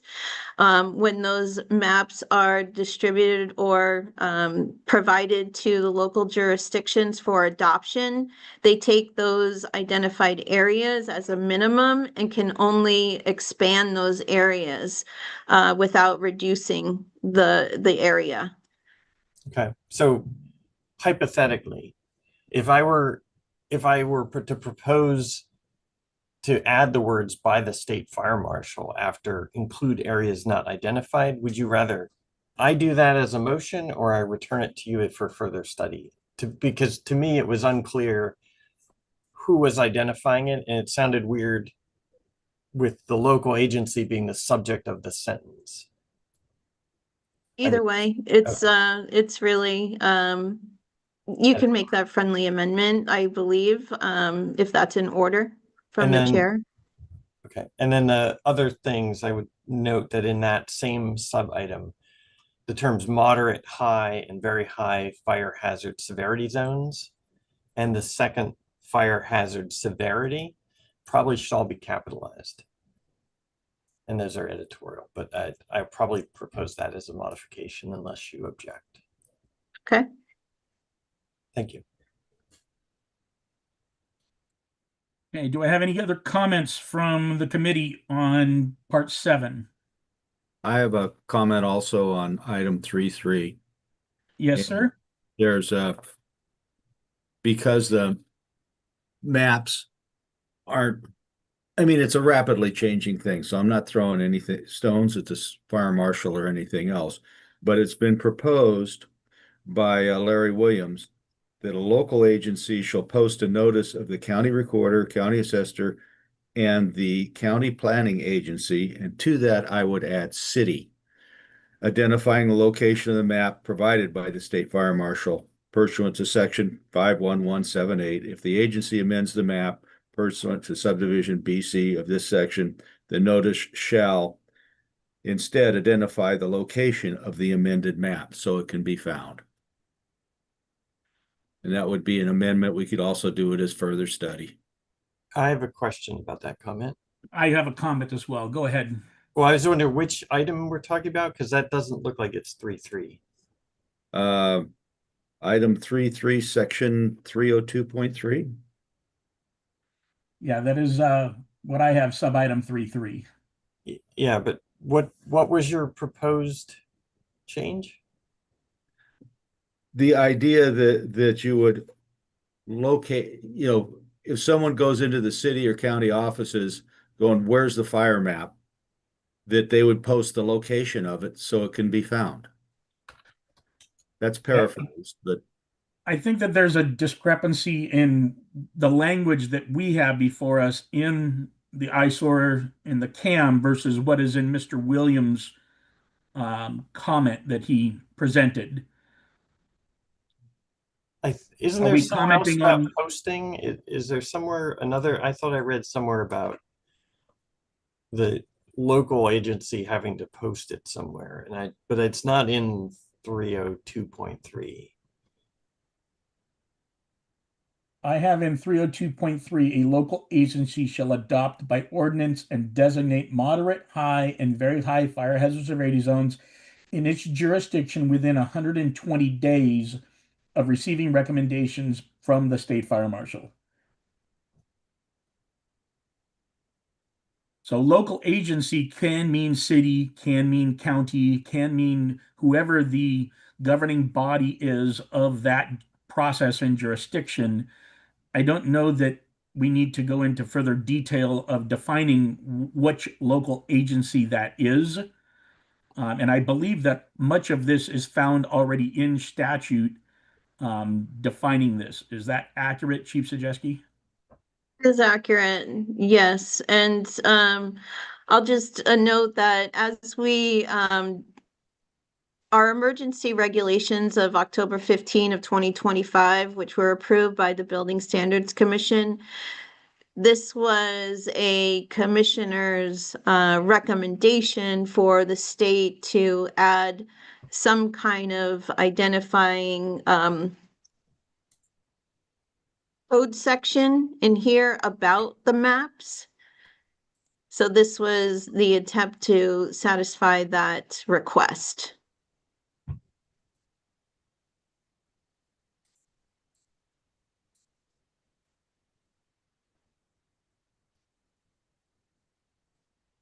Yeah, so John, you may have comment on item 4-1, like on this one instead of that.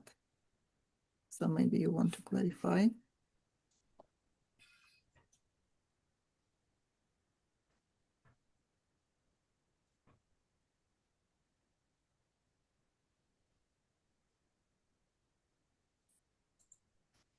Chair, this is Crystal. Go ahead, Chief.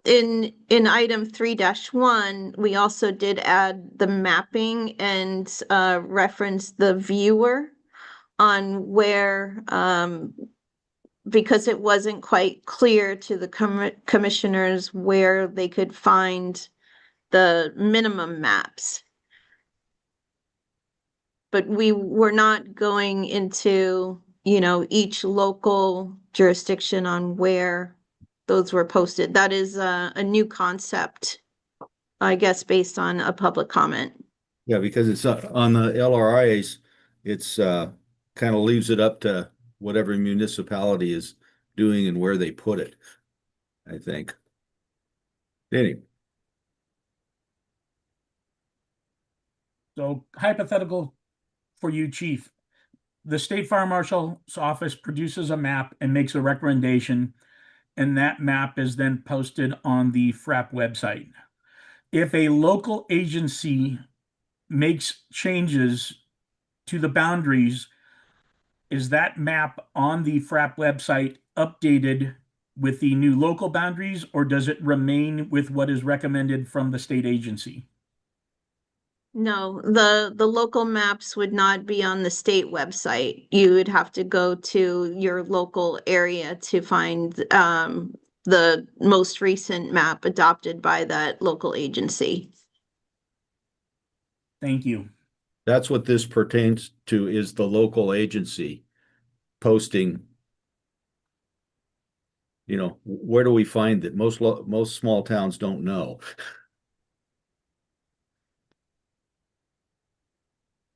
Anyway, I've said my piece. Thank you, John.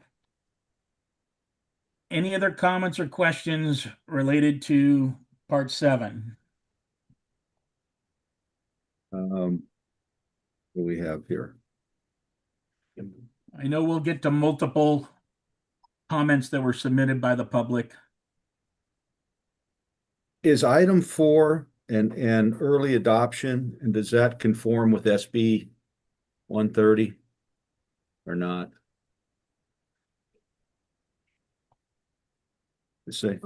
My understanding is that part 7 is one of the criteria that gets a pass from AB 130. That's correct. That's right. That is correct. It's one of the few areas that can bypass the requirements of AB 130 and stay within the scope of the statute. And then the other comment that I would have would be on item 4.2, section 503, and this is about coatings. And they're disallowed now from what I understand, but they are used in certain circumstances. If you're in a commercial parking lot and the I-beams are exposed, they're sprayed with a fire resistive coating to conform with the building fire code so that they don't get too hot. Why wouldn't these coatings also be acceptable on other structures and items? Thank you. I appreciate that question. And we've had multiple discussions on that throughout the years. And it is a very good application when it is in a interior or enclosed space. Like you mentioned, it's in a interior space. The science that we have discussed and seen is that any of those paints and coatings cannot meet a weathering test, and immediately as they would be exposed to UV or the sun, that they start to deteriorate and their performance is unpredictable. How long ago were those tests performed, or were those on products that were being used in the past, and are different products available now? There's no product that we have been aware of that meets any weathering test. Have you tested the current products or no? In my understanding, yes, current products have been tested, and either the data is not available or they have not been successful. Okay, thank you. You're welcome. I'll have one question and then I'll get to a couple of the other hands raised. Chief Shajeski, to your knowledge, is there any material that is approved or has achieved a UL listing for field application for an alternative application process for exterior? There's none that I know of currently. I'm not aware of any. So the issue with this particular issue is the fact that this is a field applied process and not one that is applied by the manufacturer or is regulated by a UL listing standard process. Correct.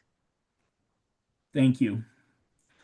One more question, and then I'll just sit down Okay. and put my hands on my lap. No, that's what we're here for. And that is the exterior wall construction. It looks like you've moved the sheetrock layer as if you have the sheetrock and if you had a wood siding, that's no longer an approved assembly. Basically, that the fire resistive has to be on the outside face of the wall. Is that correct? Yes, there was a gap in the code that was identified by our subgroup, and this was the recommendation that would close that unintended gap for allowance for any product to be installed that wouldn't necessarily meet the intent of hardening the home. Okay. So are there a list or of anything that you've compiled that will no longer meet the No, in our discussions, the gap that was identified would be essentially you could put any material such as carpet on that exterior surface, which again is not the intent of what we, our goals to harden the home. I don't know of anyone that is actually doing that, but when the gap was recognized, these were the discussions that were put forward and what you see in front of you. Okay, certain thicknesses, I'm just, certain thicknesses of wood, like a 1-inch nominal ward piece of wood is given a certain fire rating. And as that increases, so does the fire rating. At what point could you use, say, a wood exterior that was fire treated, which is still in the code, and you put sheetrock under it, or maybe you don't have to? Yeah, everything that you see in the exterior coverings remains, except for that exterior wall coverings, the exception. So, I don't know if you're referring to 504.5.2, which is in item 4.8. Criteria 4 still allows for, the wood shingles and shakes to be considered as a wall covering. So If they're there, fire treated, correct? no, that still remains. No. It's not But all if deleted. they would have to be fire treated. It Or- could be a Class B roof covering, acceptable alternative wall covering. So there's nothing that's changed in that code section except for the exception. All right, thank you. Mhm. Now I promise I'm done. Thank you very much, Mr. Akelian. Thank you. I have a comment, multiple comments on item 4-14. Okay. Go ahead. From what I gather, there was a exception basically for buildings that do not require a permit. They didn't have to comply with this, and that's is being deleted, which means that this section, revised or original language, would apply to also buildings that don't require a permit. Well, first, and then this section goes on, basically copying over the original language of assuming that local jurisdictions limit for not requiring a permit was 120 square feet. Now, there are a lot of jurisdictions that that number might be more or might be less. So I think having a specific number tied to something that may require a permit or may not, it may not be consistent. And then my second comment, it's actually a comment, even original language, since we're revising it, might as well just clarify it, is when it says when required by the code official. That is a very vague and unclear language to me. Does it mean that any inspector or any code official individually can make that call? Or do they need to have a local amendment to do it, to comply with this? And if I'm assuming, hopefully, they will have to have a local amendment to adopt these sections and enforce this section. And if they do, then why do we have it here and not as a recommendation like in appendix? So those are my two comments. Again, it's very confusing language with the way it's written, and it's maybe inconsistent with some of the local rules on what buildings require a permit, what doesn't. And what basically what happens here is, like, basically we're saying they cannot have any even 4x4 storage shed made out of any other material other than non-combustible or ignition resistant material. And that seems very restrictive. Thank you. Yes, can I ask which item number or section number does it say when required by the building official? I'm not seeing that. 504.11.3. 0.3. So this is or less than 120 square feet. That is correct. So, there's also part 1, which is, again, this is an overlay code to the building code. So the building code really is where you're going to get your permits and for your structures. And in that code, there's a list of of kind of structures and buildings that don't require the permit. And so you can't use this code by itself. It really is a overlay to if you're starting with the building or residential code for your permits. And so those accessory structures equal to or less than 100 when required by the building official is really based on that building code list and your local permit policies. the over restrictive is from our lessons learned. And so with IBSH and NIST studies on parcel and accessory structures, there is significant data that indicates that when you have these accessory small structures very close, in your example, that are of any material, combustible material, they contribute to the loss of the main applicable building. So we are trying to enhance what is surrounding or in close proximity to the main structure for the hardening purposes against the extension either of from embers of the accessory structure or direct heat or direct contact from flame. Does that help? Well, just to follow up, you're correct. Chapter 1 of the building code or residential code, they give exceptions of which buildings require a permit or not.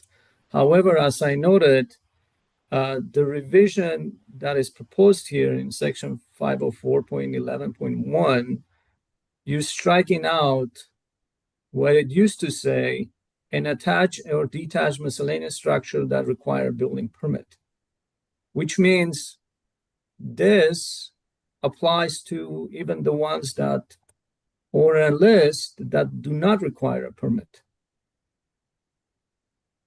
That is correct.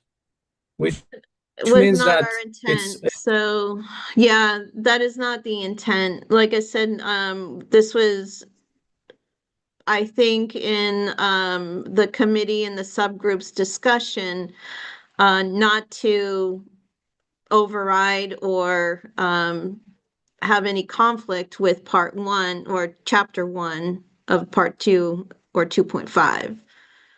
So yeah, I'd have to look into that further.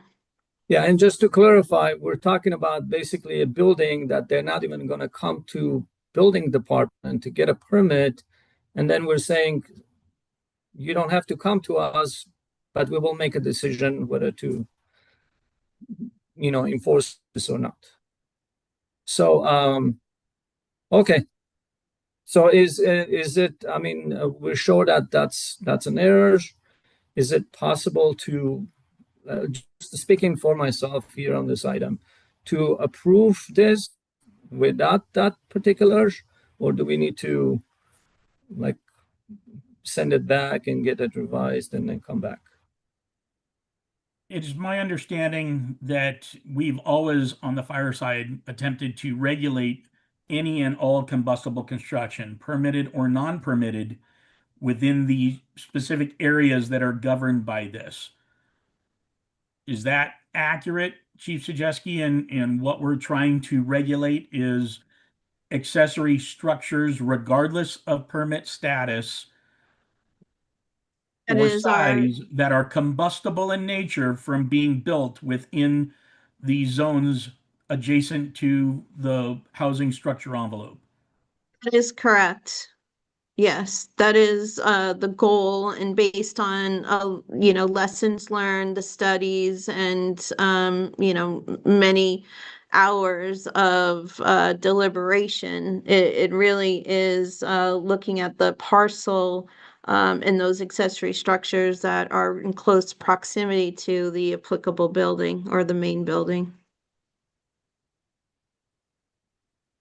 Thank you for that clarification. I'm sorry, just to follow up, because I'm confused. Was the intention to give exception to the sections for the buildings that do not require a permit, or is the intention to have this applied to even buildings that are exempt? Yeah, the intent is to limit the combustible accessory structures that may be in close proximity to that main building. Regardless of permit, correct? Regardless of permit. So if that's the case, at what point the person has an opportunity, what point does a building official have an opportunity to tell them what they need to comply with? I mean, if we want to say this is the requirement, even for accessory buildings, then we should say that instead of saying when required by a local official, code official. Because they will never get a chance to tell them, and how would they tell them? It's a case by case, by adopting an ordinance. That's not clear.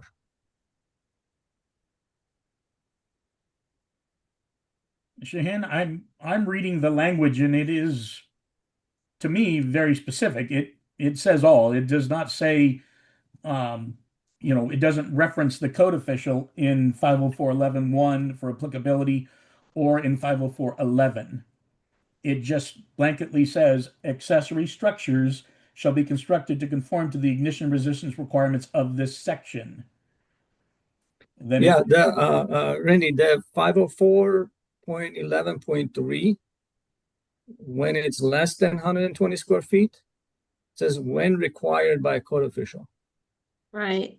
So this is where, when you get into new construction and you see on the plans, you would have that opportunity to make the comment. I'm sorry, if they don't need a permit, there's no plans to review. On new construction, you would usually have a site of what would be on, I mean, it's gonna, you're right. I mean, it might not be enforceable. And so it would have to be a policy at a local level of how you would do that. I don't really know, and I don't think it's appropriate for the state to dictate policy to local building. So again, this means that this may vary to local jurisdiction or a code official. It may, for those small structures. Okay, so which means that they need to pass an ordinance to do that?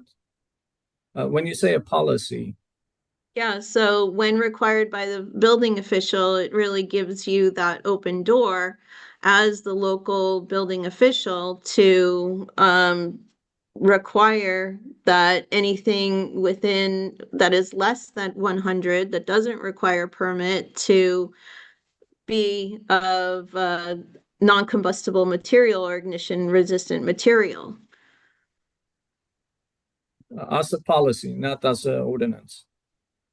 I would say, I'd have to defer to your city attorney on what would be enforceable if it is a policy or ordinance, but at this time, I'm not qualified to advise on that.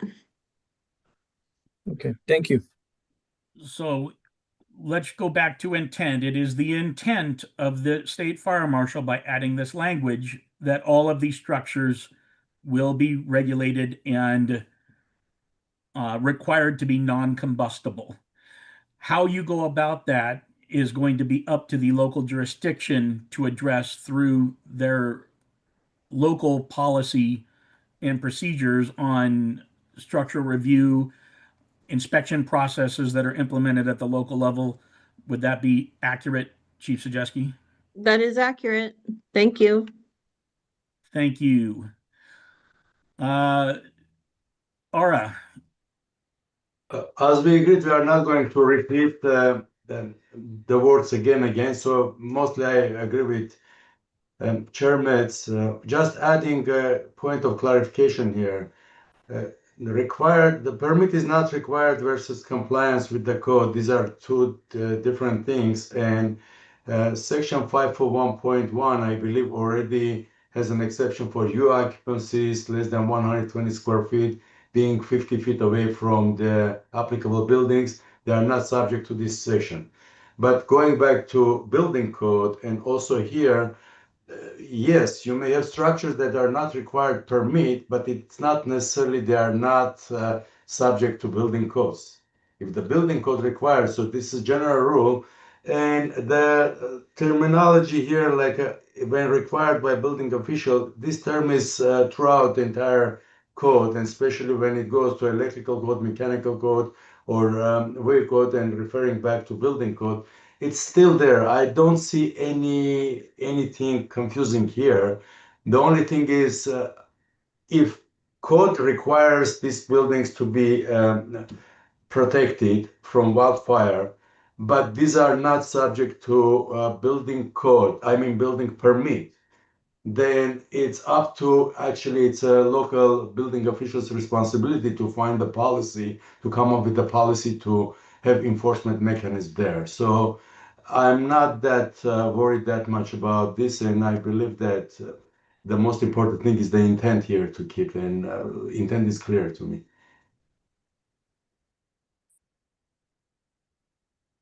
Thank you, Aura. Gwyneth.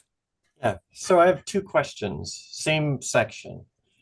In 504.11.2, it starts off with the title accessory structures greater than 120 square feet, but that's a title, and titles aren't enforceable. So that if there's a desire to get 120 square feet into that provision, it's not in there, which I think is an issue. It should, that language should be repeated in the actual provision. And then the second thing is, the old language had something when you had a miscellaneous structure, an accessory building within 3 feet, so 3 feet or less, or maybe less than 3 feet. But now we don't seem to cover that. Like, so what if I build it 2.5 feet away from my house? Do we have a provision for that? And let's say it's less than 120 square feet, it's 100 square feet. Do we have a hole? Would that be covered by AB 3074 within Zone 0? Chief Zajeski? Yes, so I'll address the first. You are correct. 504.11.2 and 3 is written as part of the sentence, so we may need to clarify that is not the title, because I don't see a period at the end of 120 square feet. And yes, the intent to clean this up was really, again, based on the studies from NIST, IBHS, and our lessons learned from multiple fires on separation from accessory structures from the main building. And there are efforts that are with a sister state agency. The Board of Forestry is working on what's called the ember resistant zone, or that 0 to 5 foot. This is intended to, really make that area around that applicable building or the main building as hardened as possible to those accessory structures or buildings that are in close proximity. Yeah, I get that. I get the reasoning. I'm just wondering, can I avoid 504.11.3 by saying, well, I moved it's 2.5 feet away from my house instead of 3 feet. Now I don't have a requirement. That's my concern. The old in 504.11.2, the old language, you had a requirement that says if that structure is within 3 feet, less than 3 feet, it said. But now looks like there's a hole in the code to me where you can get away from any of the requirements by saying, well, I moved it closer. It's now 2.5 feet away.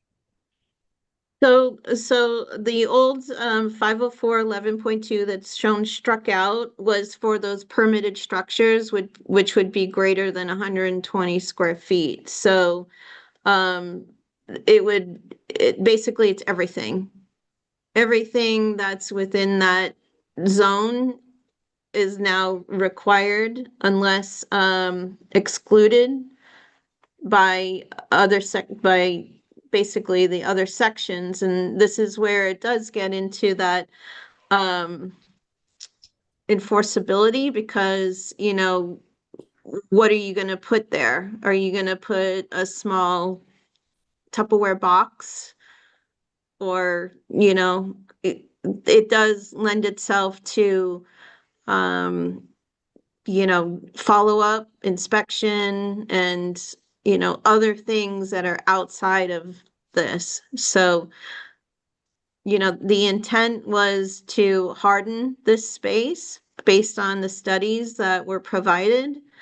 I hope that helps.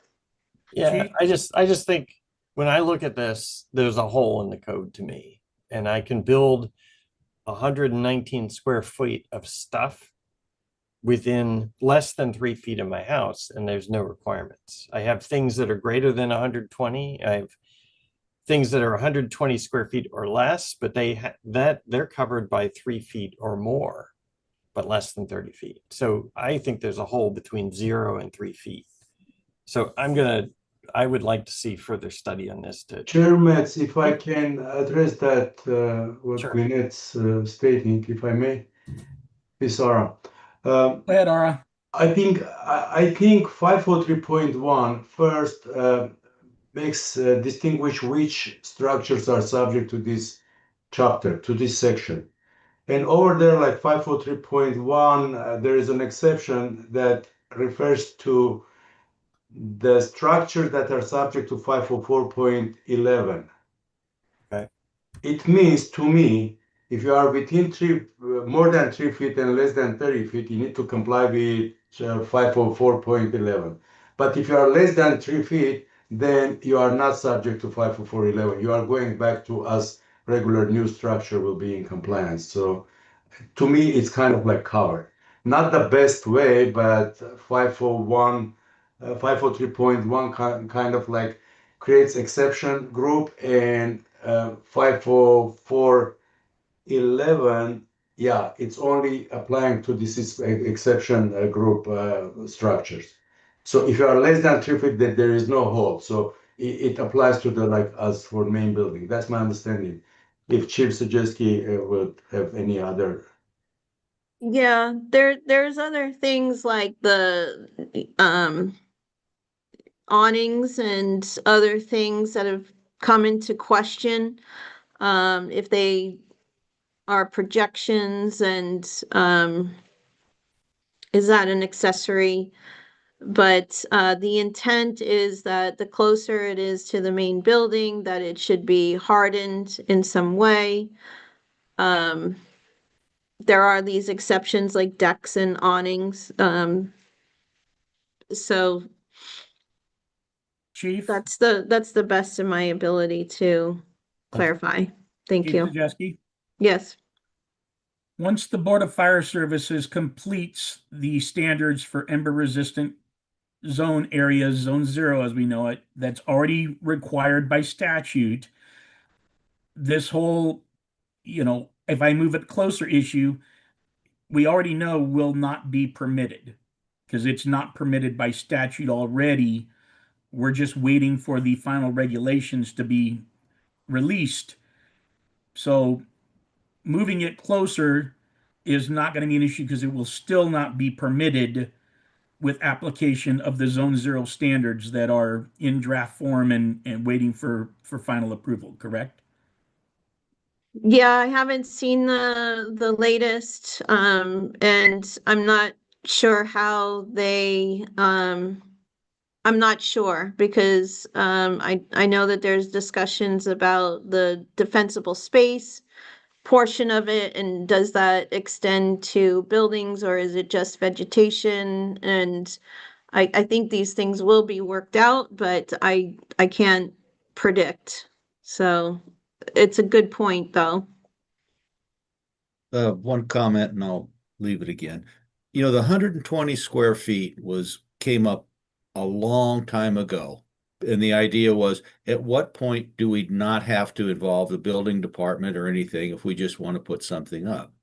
And I understand your argument about, you know, gee, this can burn too. But at what point is this structure de minimis? Is it 60 square feet? Is it 3 square feet? You know, it's almost, it's sort of a pretty squishy subject here. You know, where do you draw the line? And especially since it's exempted out in chapter 1. So you have a conflict anyway. So I got to go with at least further study on this because it needs to be settled. And if it's in chapter 1, it's not covered by the code, how does it ever come into effect? Yeah, I think to Chair's point, the zone 0, really would prohibit even, your trash cans to that extent, which, should not be in that area. Including any small structures and, unpermitted items. So, But do we clear cut the lot as well? I mean, yeah, somewhere there's a reasonable thing to go there. And I understand that where you want to go and why you want to go there. And I agree with you. But at some point, you know, you're getting to how many angels can dance on the head of a pin, which gives the amount of discussion that we've had on this one thing is probably more than it deserves, I think. I don't know. Anyway, at least further study, I would assume. Thank you, Mr. Oglesby. My comments are, I think we're getting hung up on the permit issue and not the applicability of codes and standards. We have lots of things within the fire code that don't require a permit, but are still required to meet all of the requirements within the fire code. So I think that's the example we're using here. Those structures may not require a physical permit, but that does not mean that they don't need to comply with the non-combustibility and fire safe regulations. And I think we're dancing back and forth between the permit means regulation as opposed to the permit for what it's intended to do. Permit does not mean no regulation in code applicability.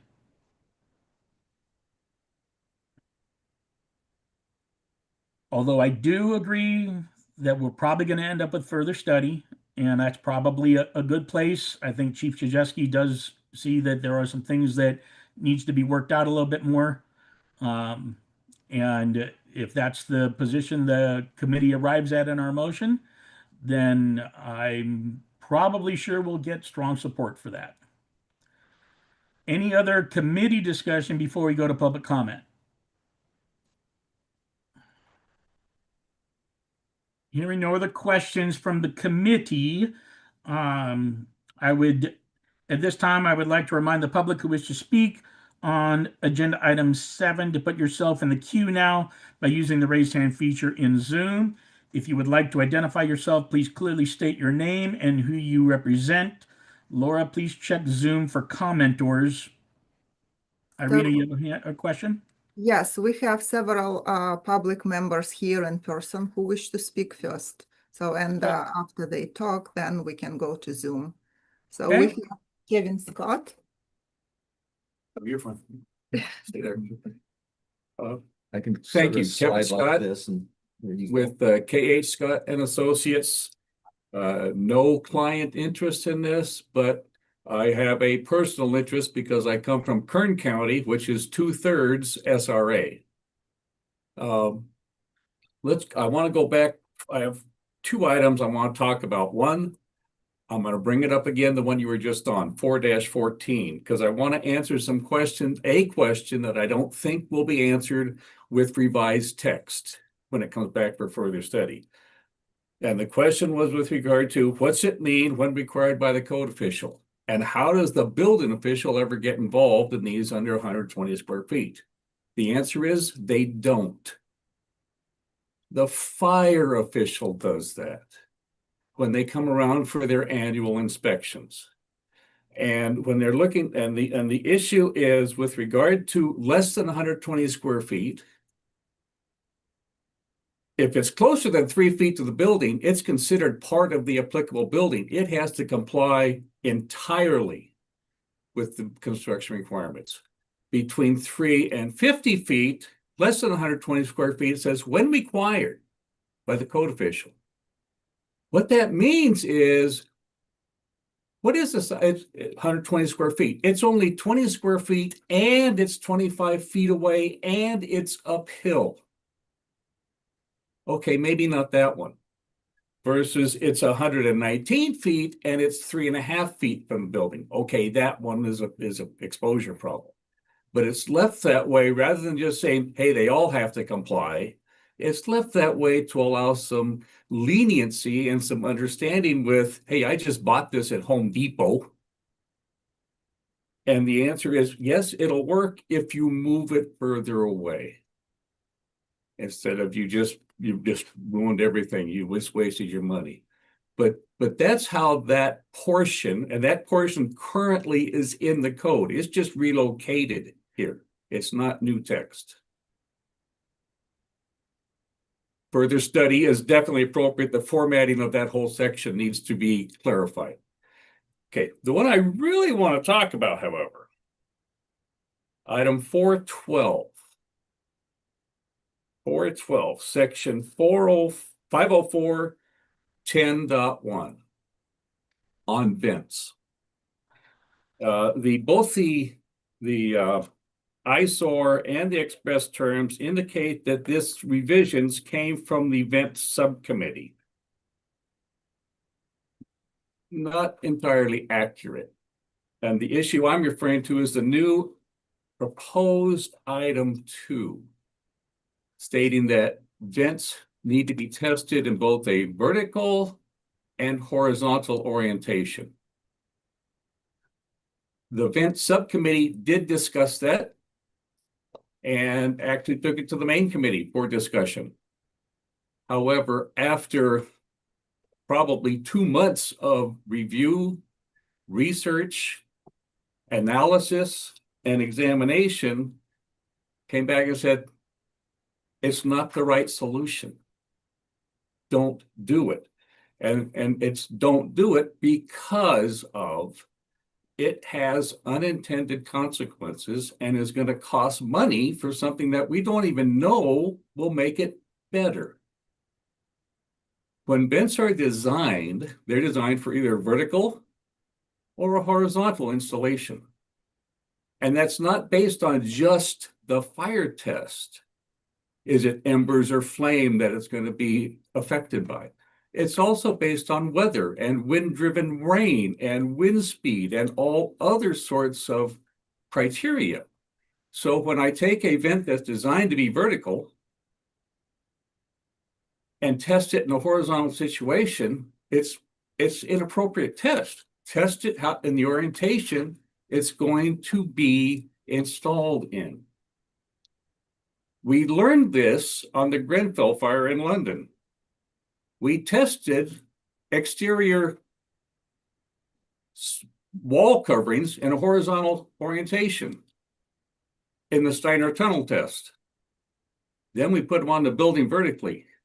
They burn differently. A lot of the fire tests are changing because of that. Test it in the orientation it's going to be installed in. When we require both a vertical and horizontal test, it's likely that the majority of materials that will pass that will be materials that have an intumescent or a heat sensitive coating on them. Which may not be bad as long as we could get a weathering test to show that they will survive 20 years from now when they're needed to actually operate. There is no weathering test for intumescent coatings on non-combustible materials. There is none. We searched it. We searched that. I spoke with ASTM, ASTM E05 committee. There's nothing available. I spoke with someone very prominent in the fire testing arena. There's nothing available. So we don't know if requiring this, if it ends up, the only things that pass are now intumescent coated materials. We're requiring them to spend more money, which is going to, and I'm sorry, I did write a letter. I did not get it in prior to the February 9 deadline. I did email it to Director.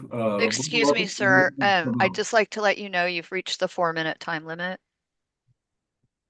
Thank you, Mr. Scott. Did you just say I'm done? Additional people in the room? Yes.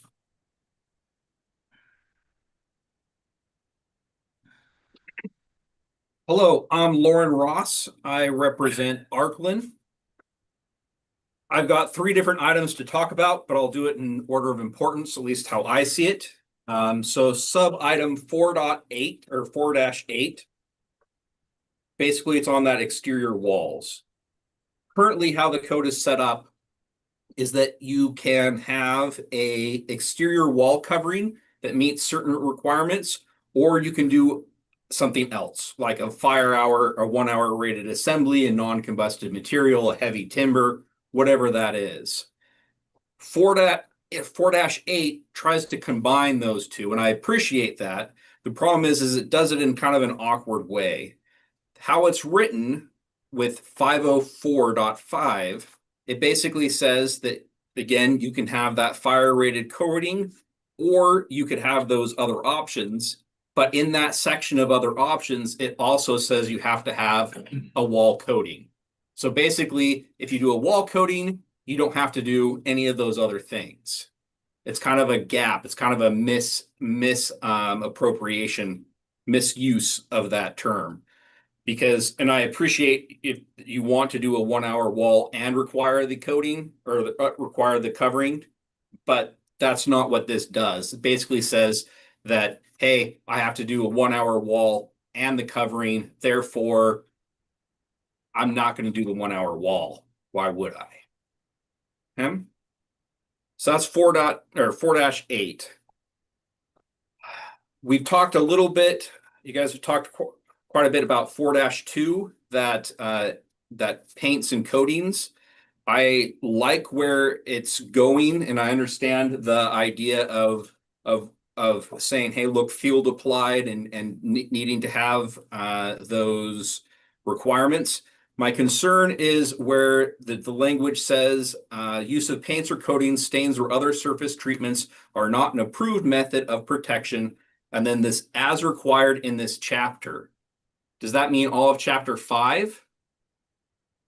Because all of chapter 5 is way larger than the ignition resistant building material, which is I think what the intent is just to have it be limited to that. Because otherwise you could be talking about, fire rated walls or assemblies in general, where it could be on the interior and it could be completely acceptable as it was tested. And then my last comment is, let's see, make sure I'm going to the right section here. Sorry about that. It's basically where it's I'm not finding this section, that it says that for additions, you don't have to hit all the code items, and then it has an exception. It has an exception saying where it is required, you do have to. And it's a very awkward way of putting that. Usually it's the other way around, where exceptions loosen the standard. And in this case, it's doing the opposite, where it's saying you have to hit requirements. My understanding from building code is that exceptions are always optional. And in this case, it would not be an optional comment or an optional thing to do. Thanks. Thank you. Do we have additional commenters in the room? No. Thank you very much. Laura, do we have people on Zoom for this particular agenda item? Yes, sir. There are 13 hands raised. Thank you. And I will remind all 13 people that we are not looking for duplicative testimony. This is new information for each of you. If you want to come on and say me too, that's fine, but we don't want to hear the same thing from all 13 people. Laura, And sir, I'd like to also let people know that we are keeping track of speaker time, and it's 4 minutes per item. Go ahead, Mr. Raymer. Thank you. This is Bob Raymer, representing the California Building Industry Association and the California Apartment Association. I've got a request on item 4-2, a question for Chief Sajewski on item 410, and then I'd like to make a general comment regarding application and scope. On item 4-2, the exterior coating, the state's had a prohibition for some time. We're all very aware of the product failures from 25 years ago. The fact is, I haven't followed any advancements in this product. Who knows how well it's advanced, if at all, over the past 25 years. And we would respectfully request the fire marshal over the next 18 months just to take a look at any product advancements and whether or not a prohibition is still needed. I suspect it will be, but it would be worth a look at. On item 410, a question for Chief Sajewski. This is the new window, sort of the window amendments. The current code says one of the panes needs to be tempered glass. The fire marshal's making some updates to this to specifically state that you need to have the inner pane of glass tempered. You can have both panes tempered, but at a minimum, the inside one. And a question for Crystal, did the window industry have any concerns over this? I doubt it, but what have you heard from them? No, the studies actually show that the window will survive a percentage longer when the tempered glass is on the inner pane.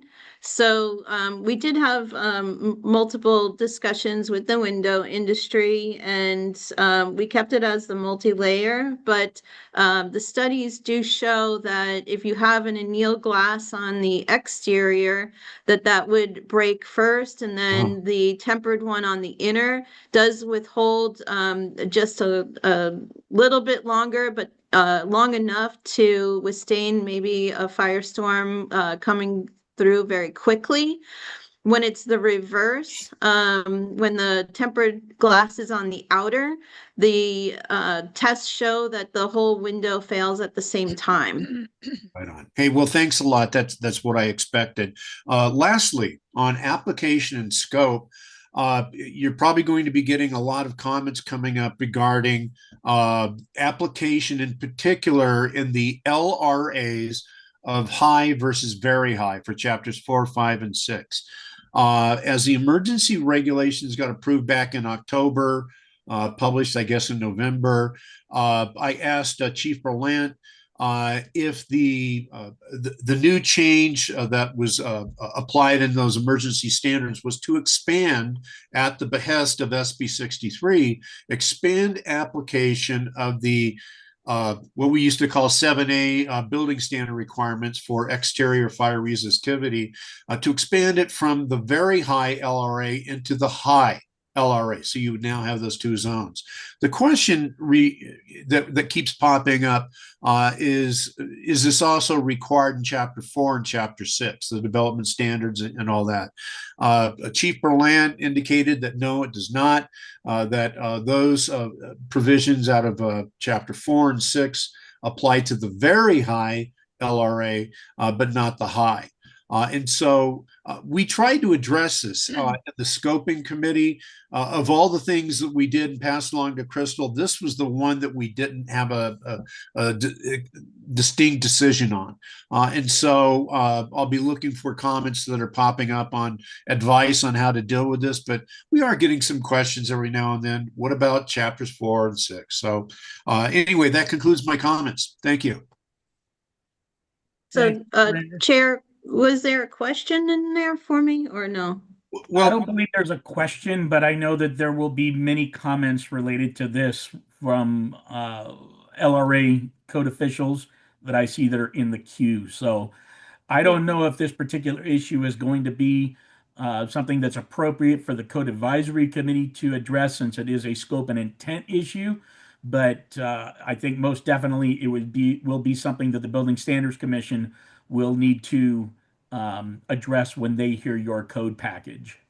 But I would we'll like wait for to have comments. an opportunity to respond just briefly. Sure. So, the emergency regs were to be in alignment with the statute that changed the Health and Safety Code 13108.5, which expanded the construction of, or the exterior hardening of the homes into the LRA high identified area. At the time, the triennial did not go through, was approved. There were no identified maps for the locals to utilize. That change was not part of the initial triennial. Since then, maps were distributed and adopted, and hence the October commission meeting when we did get that advanced. So the application of the construction requirements in the code is now SRA, all identified areas, and then LRA, high and very high. As far as the other sections that were part of the initial Part 7 project, which is a one-stop shop, we reprinted sections of the fire safe regs of the Title 14, which in the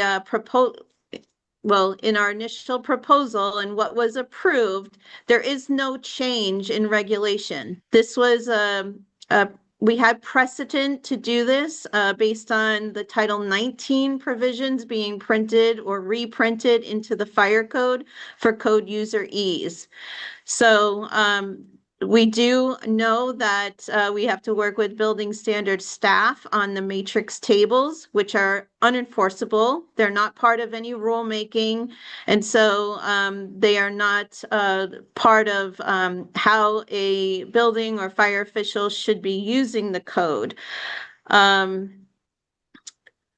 I'll just leave it as that. So there has been no change to Title 14 and the law sections that govern defensible space or those fire safe regulations. With that being said, in those areas, I would hope that, like I said, with the building code, the fire code is also an overlay. And it is within the state fire marshal's authority to, by delegation of authority to the fire folks and building to look at the site for fire department access, water supply, and the hydrant locations. And I'll end there. Thank you. Thank you, Chief. And thank you, Mr. Raymer, for your comments. Who's next up in the is queue, Lord? Mr. Reinertsen. Go ahead, Mr. Reinertsen. New testimony, please. Hi, good morning still. We were there was no way to chat amongst the moderator or facilitator, but we were hoping that Larry would be able to speak first and then followed by the rest of us on the letter that we had submitted, if that's okay. Okay, there's one person with their hand raised prior to Mr. Williams. That would be Marcelo Hirschler.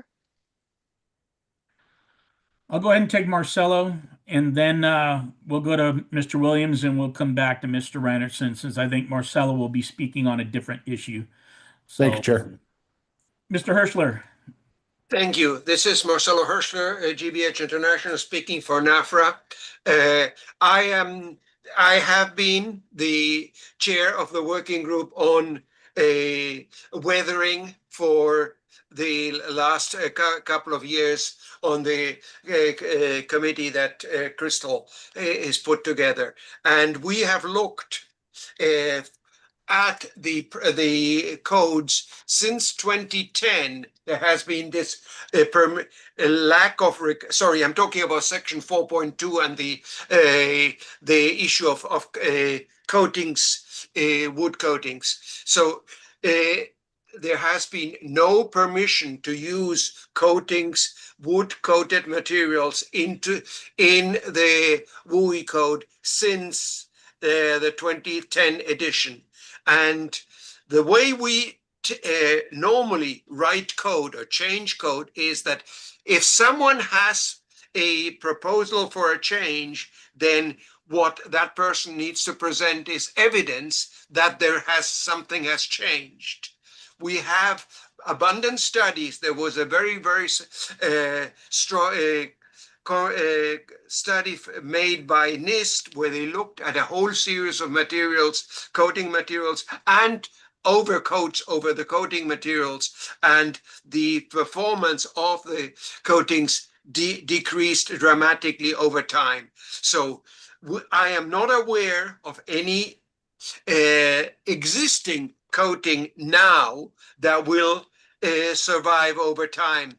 And in order for someone to allow this into the code, we would have to show now that it is acceptable. If they want, they can always use the alternate materials and methods. Now, I want to raise one other issue that someone brought up. As Crystal Suggesty explained, this is an overlay code, so it only applies to the materials and products that are on the exterior of the building. The materials and products on the interior of the building are not covered by the WUI code, are not covered by our code. So it is always permitted to use in those applications coated materials when they comply with the requirements, whether it's interior finish, whether it's whatever it is. So what we're dealing with exclusively here is in the exterior of the building, and the WUI code applies only to the exterior of the building. We don't want to have coatings because we have no evidence that any coating that has been presented to date to the California Fire Marshal's office is acceptable and will continue to be used for a while. Just to quickly, on another thing, I want to support what Kevin Scott, and I think Kevin Reinitz in the future says that the requirement to test in the vertical and horizontal orientation for vents was not discussed at the working groups. So I would suggest that you might want to consider that. But my major point is on 4.2, please accept as the State Fire Marshal proposed and as we've had for many, many years without any change in language. Thank you. Thank you, Mr. Hirschler. Are we to Mr. Williams now, Laura? Yes, go ahead, sir. Go ahead, Larry. Good afternoon, Larry Williams, retired Assistant Fire Marshal out of Ventura County Fire Department. I've been in fire prevention for 35 years and heavily involved in the WUI aspect and code development over my career. I've been a member of the State Fire Marshal's WUI committee, co-chaired during the Title 24 Part 7 adoption, and also currently co-chairing for the intervening cycle and continuing that. The aspect of scope and applicability of the code, when we first did the WUI code, we only had the LRA high. I'm very high. We did not have the high and moderate. So that's where this gap is coming in and creating a confusion amongst a lot of code officials and ultimately impacting our public that has to build things to the code.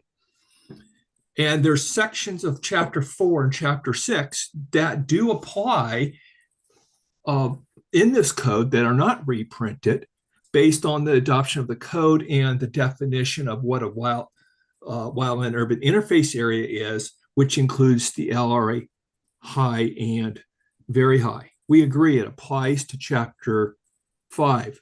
That was an intent of AB 63. However, there's sections in the other chapters where it does not apply to the LRA high or the moderate. That's up to the local jurisdictions to make that determination. So the group of us had submitted a letter, public comment in time before the February 9th deadline, identifying each of these sub-items within the State Fire Marshal's package and some additional language to supplement that are supported by the direct reference to those different sections there. And we're asking that this committee really take those under consideration. We're asking that you would approve as modified our recommendations so they can continue to move forward in this process to provide clarity to all users of the code. These are all currently statutory requirements. They're in effect. What we're saying is align the code to meet the statutory requirements. There's no cost impact. In fact, there's a cost savings because we won't be requiring people to do something that they're not required to do by statutory requirement until such time that the laws change. So I would hope you would take these under advisement. We don't have time to go item by item through here.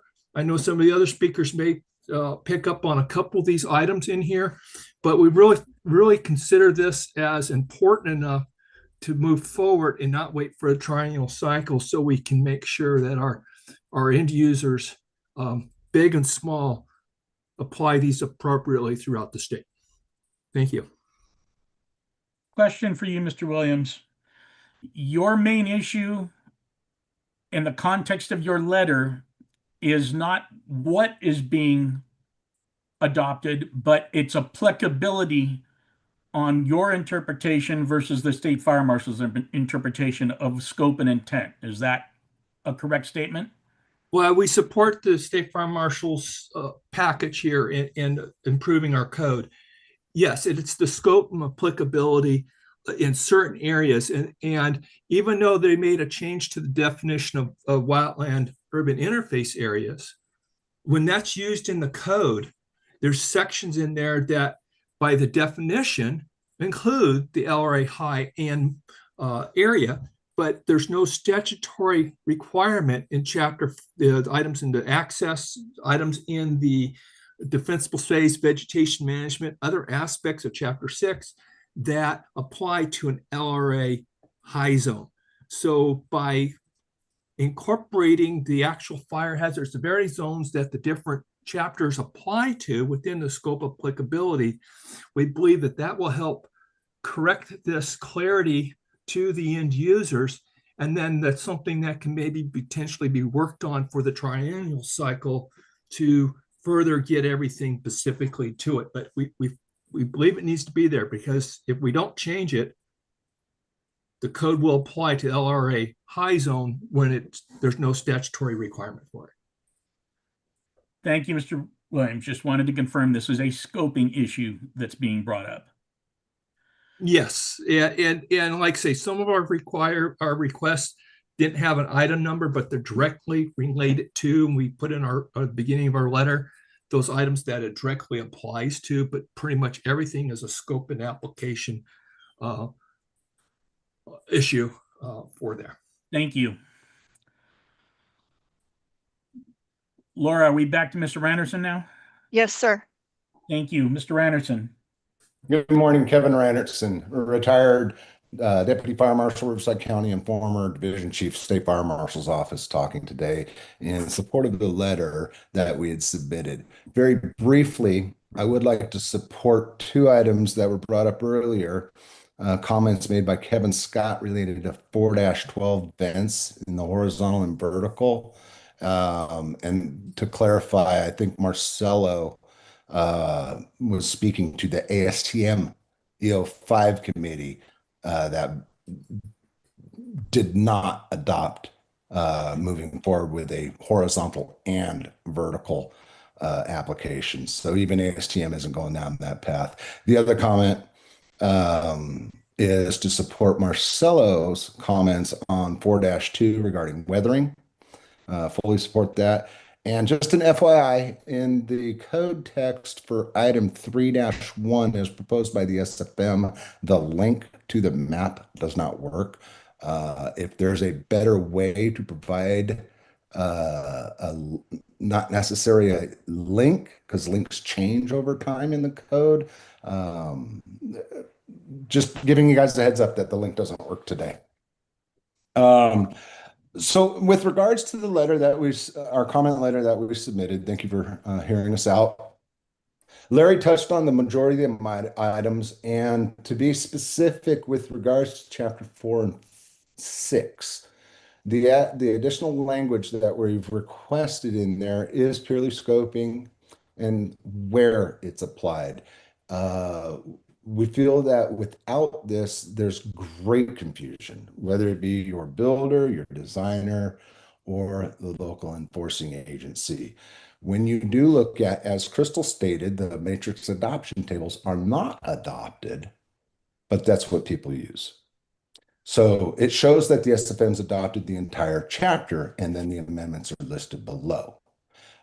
Without knowing that you have to utilize a footnote to understand maybe the Title 14 provisions are not adopted, it's very difficult. I want to point out that it is much different. The reprinting of the Title 14 provisions are different than how Title 19 provisions are reprinted in the California Fire Code. They start out with their own Title 19 section number at the beginning. They don't have their own fire code section, which is much different than how the Title 14 was printed in here. Title 14 actually has a California Wildland Urban Interface Code section number. It's only until the very end of that section do you get to where it came from. At the bottom of our proposal are matrix adoption tables. That, like Crystal said, they aren't.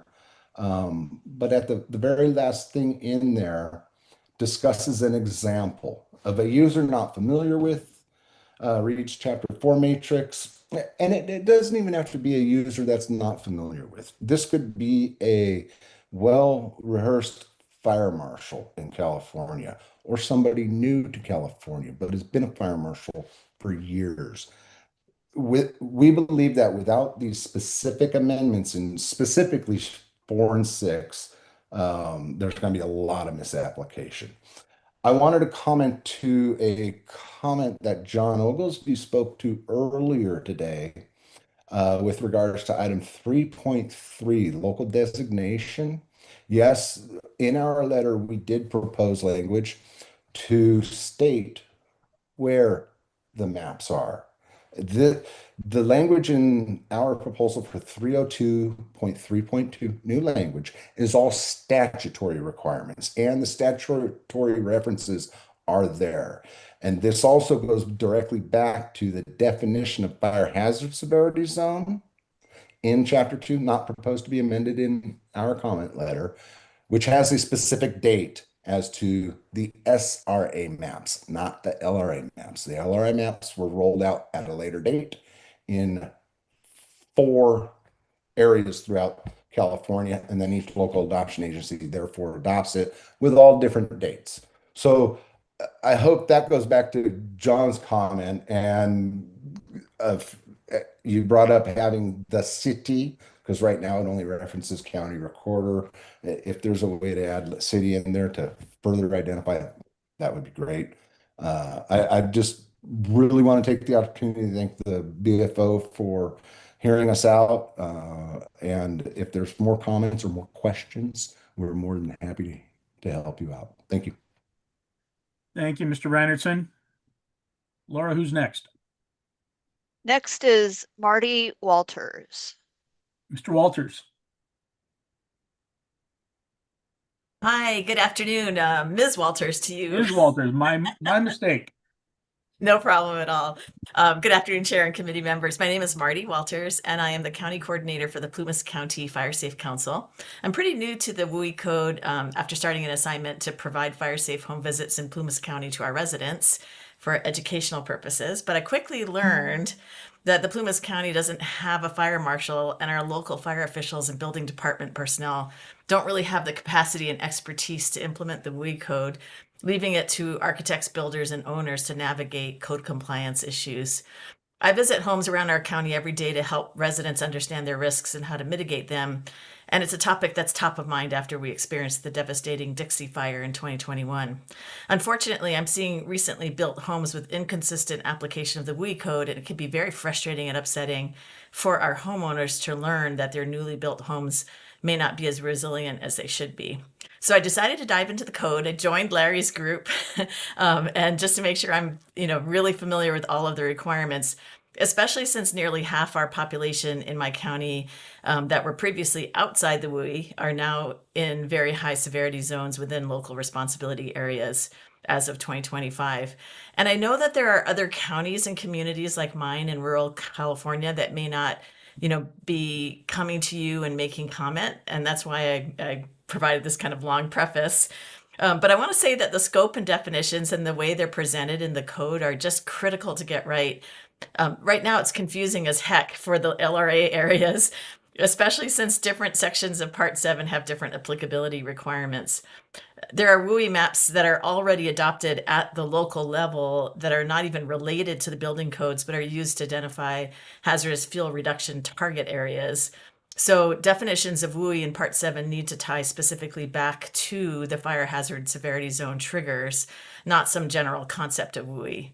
Many of us in low resource areas have to become lay level experts just in order to hire architects and builders who will, rebuild our homes and our fire scars, or allow new homes in our remaining green areas to be resilient for the next large wildfire.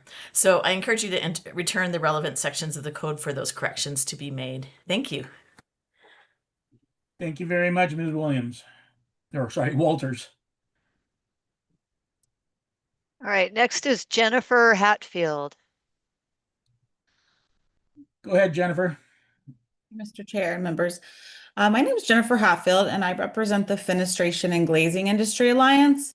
Hopefully you did get a written comment I submitted by the deadline in regards to sub-item 4-10.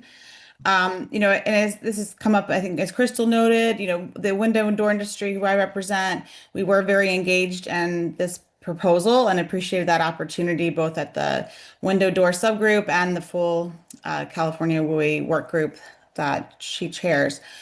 And but after the fact, we did start to think that item 3 might be written confusing.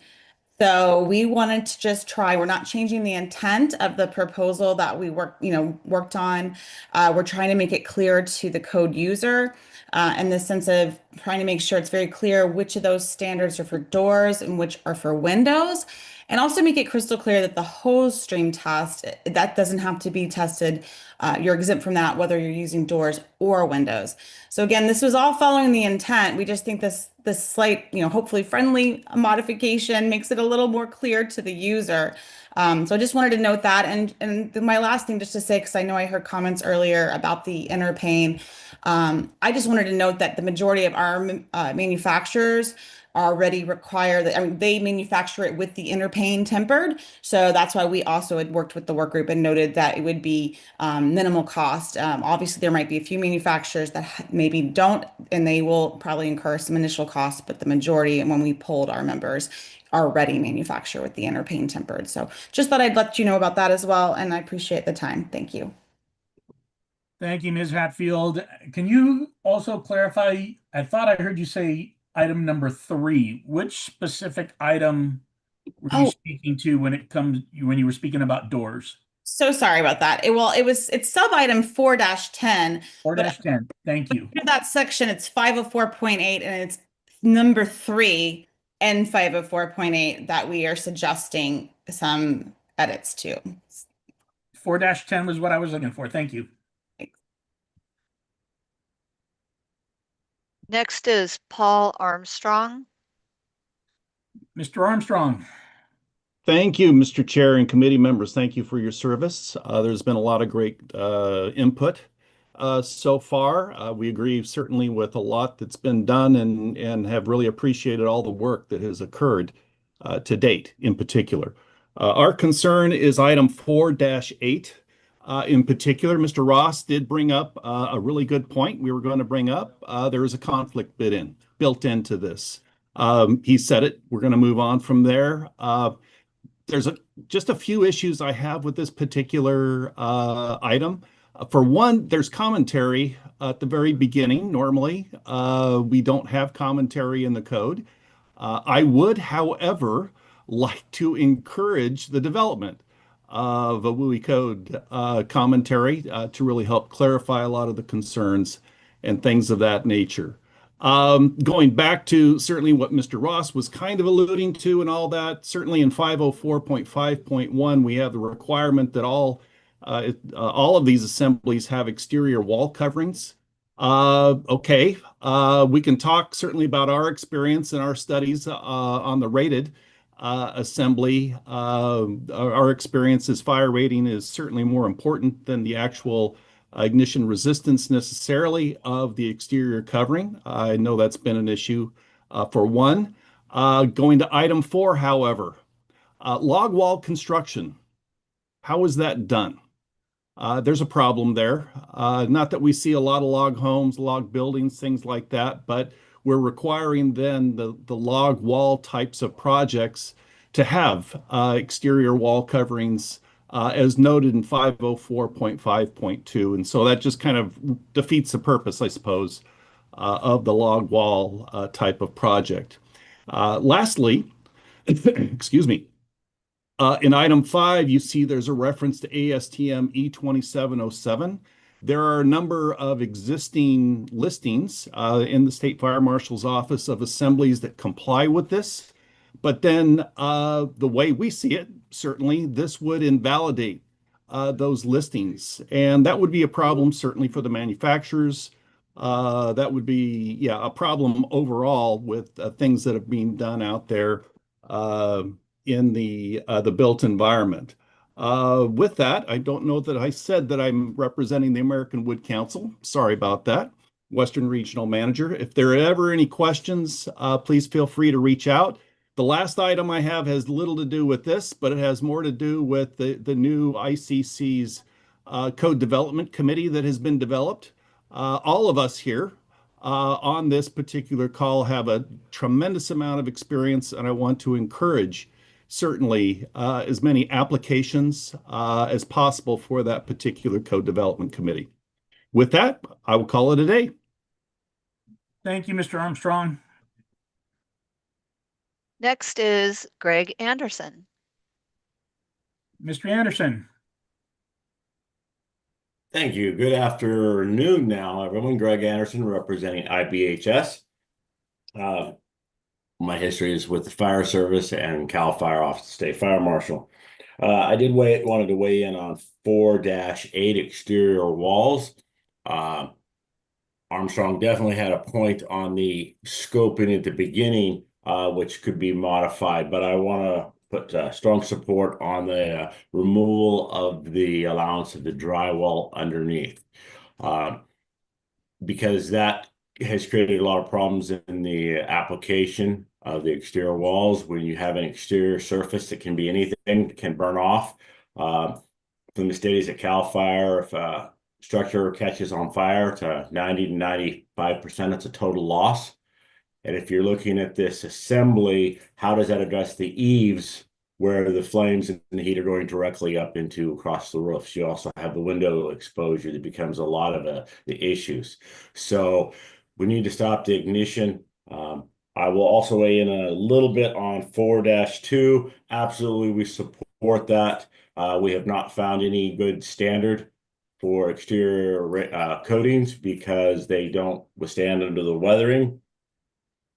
And 4-14, which was on the assembly building, accessory buildings, I want to weigh in our support. I know what the intent here is. We're looking at the connective fuels, and you have those structures that are added later that may not be part of a building permit, but they definitely add a connective fuel that is the ignition source where we're seeing structural loss. So we do support the overall intent of what the WUI group is doing here, and thank you for your time. Thank you, Mr. Anderson. Next is Milad or Milad. Hey, good afternoon, everyone. Can you hear me? Yes, we can. So this is Milad Shabania representing Stantec and Integrity Code Alliance. I was helping with leading the subgroup working on the accessory structures. I need to basically wave my hand and say me too on what Greg mentioned about accessory structures, but just to give Shaheen more information about what that section is doing is that if you look at the previous language, it was provided requirements for different positions and different sizes of accessory structures within different sections, but the requirements were always the same. Ignition resistant or non-combustible building material was what was required. But for buildings, accessory structures bigger than 120 square feet, where we have custom built type of accessory structures, it is basically impossible to build structures fully with ignition resistant or non-combustible materials. We have roof covering, roof assembly, exterior wall assembly, and we use combustible materials within those assemblies. So we thought that it's better to align the requirements for those bigger size accessory structures with the building requirements itself. So we rely back and basically refer back to sections that providing requirements for different parts and components of the building assembly. And then for those that are excluded from the scope section of chapter 5, that's the key part. I remember someone mentioned that it's not the building size is not mentioned in the body of the language. If you look, it says unless excluded in section 501.1. And if you look at 501.1, that's where size of accessory structure is mentioned. 120 square feet is the limit. So for those areas that we are not requiring, basically, we are not exempting the buildings from construction requirements, that will apply the first section. And the second section is basically only for those that are smaller size sheds. The issue with 3 feet and the hole that mentioned, I agree, we did not consider that because we were assuming that's going to fall into 0 to 5 feet requirements, and as a result anything inside that zone should be non-combustible. But we can definitely provide more clarity on that. Just wanted to basically provide those additional information. Thanks for your time and what you're doing. Thank you, Milad. Next is Kelly Burcampus.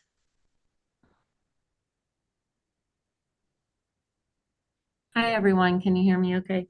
Yes. Yes. Hi, thank you to the chair and all the committee members. I really do appreciate you listening. I want to speak in regards to section 504.10.1, specifically number 2. You have heard about the horizontal and vertical orientation testing for vents. I just wanted to say a couple quick things. One was, I think it was Kevin Scott spoke incorrectly about there being only the only things that would pass a horizontal and a vertical would have intumescence in them. That is not accurate, actually. There are currently 5 products or brands listed with the State Fire Marshal that have both the horizontal and the vertical testing already done. So this is not something that is impossible or something that is exclusive to only certain technologies. And then I also wanted to state that the reason that I support the way the amendment is suggested right now is that real world fire exposure is not one directional, it's multi-directional. And so we all know that the wildfires do not respect installation orientation. And so it's really critical that that we are testing in multiple directions, because otherwise we risk approving products that perform well in a lab, but then could fail in real world WUI conditions. It also removes the ambiguity for inspectors, building people. I think Marty mentioned sometimes there's different applicabilities in the code that makes it really confusing. And when you have both horizontal and vertical, then you're creating an apple-to-apple comparability, and the cost is very, very minimal. I think to do one more extra test, to include an extra orientation, is roughly, I don't know, $3,600 at the most. And so we're talking about a very small dollar amount in order to include an extra testing orientation. Thank you. Thank you, Kelly. Next is Slate Breyer. Go ahead, Mr. Breyer. Yes, I wanted to cover section 4.12 as well, and Kelly just really hit pretty much all the points that I wanted to make on that. Yeah, I think she pretty much covered all of my points. I'd just like to say that we support the language of section 504.10 through 504.10.2 as presented. I'd ask the committee to approve this section as written. Thank you. Thank you very much. And Darcy Davidson. Go ahead, Ms. Davidson. Good morning, Darcy Davidson, Fire Marshal, Carlsbad, California. I mostly wanted to support the detailed written comment that was supported on behalf of a group of us working code professionals, and that was also spoken to earlier today, about the need to clarify the scoping in chapters 4 and 6, and that these should be amended to avoid inaccurate application of the code. But I did want to highlight the urgency of this issue and that it should be handled now versus waiting for the next code cycle. Because as fire marshals, every day we are getting questions, not only from developers, but also from our city planners and architects wondering what codes are going to apply to what buildings. And since there is a current question of scoping applicability, there's a lot of confusion on this matter. On another item, I just wanted to mention that on today's agenda, I did want to recommend further study on a couple of items. The first one is item 1-3, and that's related to code section 1013.1 for applicability. Part of our written comment was to recommend adding sub item number 4 to allow flexibility for the local agencies when the LRA has identified local areas that are in the WUI to allow some flexibility on which code requirements would apply in those areas. And I also recommend further study for the issues already mentioned, items 3.3, 4.1, 5.3, and 5.4. And that's the remainder of my comment for today. Thank you. Thank you, Chief Davidson. Next is Justin Gibson. Chief Gibson, the floor is yours. Good afternoon, Chair and Commissioners. My name is Justin Gibson. I am the current Fire Marshal and Division Chief with the Chula Vista Fire Department in San Diego County. I've been in the fire service now for over 30 years, and much of that experience is a broad breadth of fire prevention and code implementation, things that I call fire safety engineering, representing new construction, fire code inspections, which is that of maintaining buildings and structures after we build them. I'm here today also, like others, in support of the formal comment letter that was submitted as part of the public record. I'm going to keep my comments brief because I'm not going to duplicate as one of the many rules that we're following today. But those that came before me did speak to the key technical and policy considerations that have already been well addressed by other speakers. From a local enforcement and community risk reduction perspective, the proposed changes within the provided letter are necessary and represent what I consider critical path for us to be moved forward as fire authority having jurisdictions, as well as developers, architects, designers, owner builders, as we all work to achieve a consistent, effective compliance. And the key that you're hearing there again is that of critical path, mainly addressing application and scope. A story to represent this: last week in a meeting, I met with one of the largest developers currently within our county.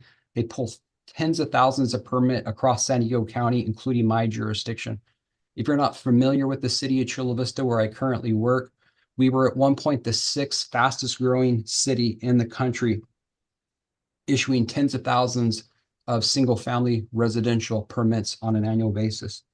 Not necessarily the same today, but we still are a very large jurisdiction that does a lot of construction work. In this particular meeting, there was a grave disagreements from the particular developer to us as the agency and them not understanding how the code was adopted up to and including not the document that was sent by myself and some others, but basically as the state had adopted. We did provide some information to help clarify them, which is what the state's bringing back forward today. But still, with that being said, the document that we provided that just adds to that for the necessary clarification to make sure that developers understand exactly what the requirements are. They're not doing things that are unnecessary. And this again would be from Imperial Beach all the way up to Crescent City throughout the entire state, all the way, of course, to our Eastern Code. There's a lot of people very confused about this matter. Our document, as suggested, would really clean those up. And then lastly, want to underscore the timeline of this and taking care of this as part of intervening. And then would just request that basically this be moved for further study. I yield the rest of my time and thank you for everybody with all that you do. I appreciate it. Thank you, Chief Gibson.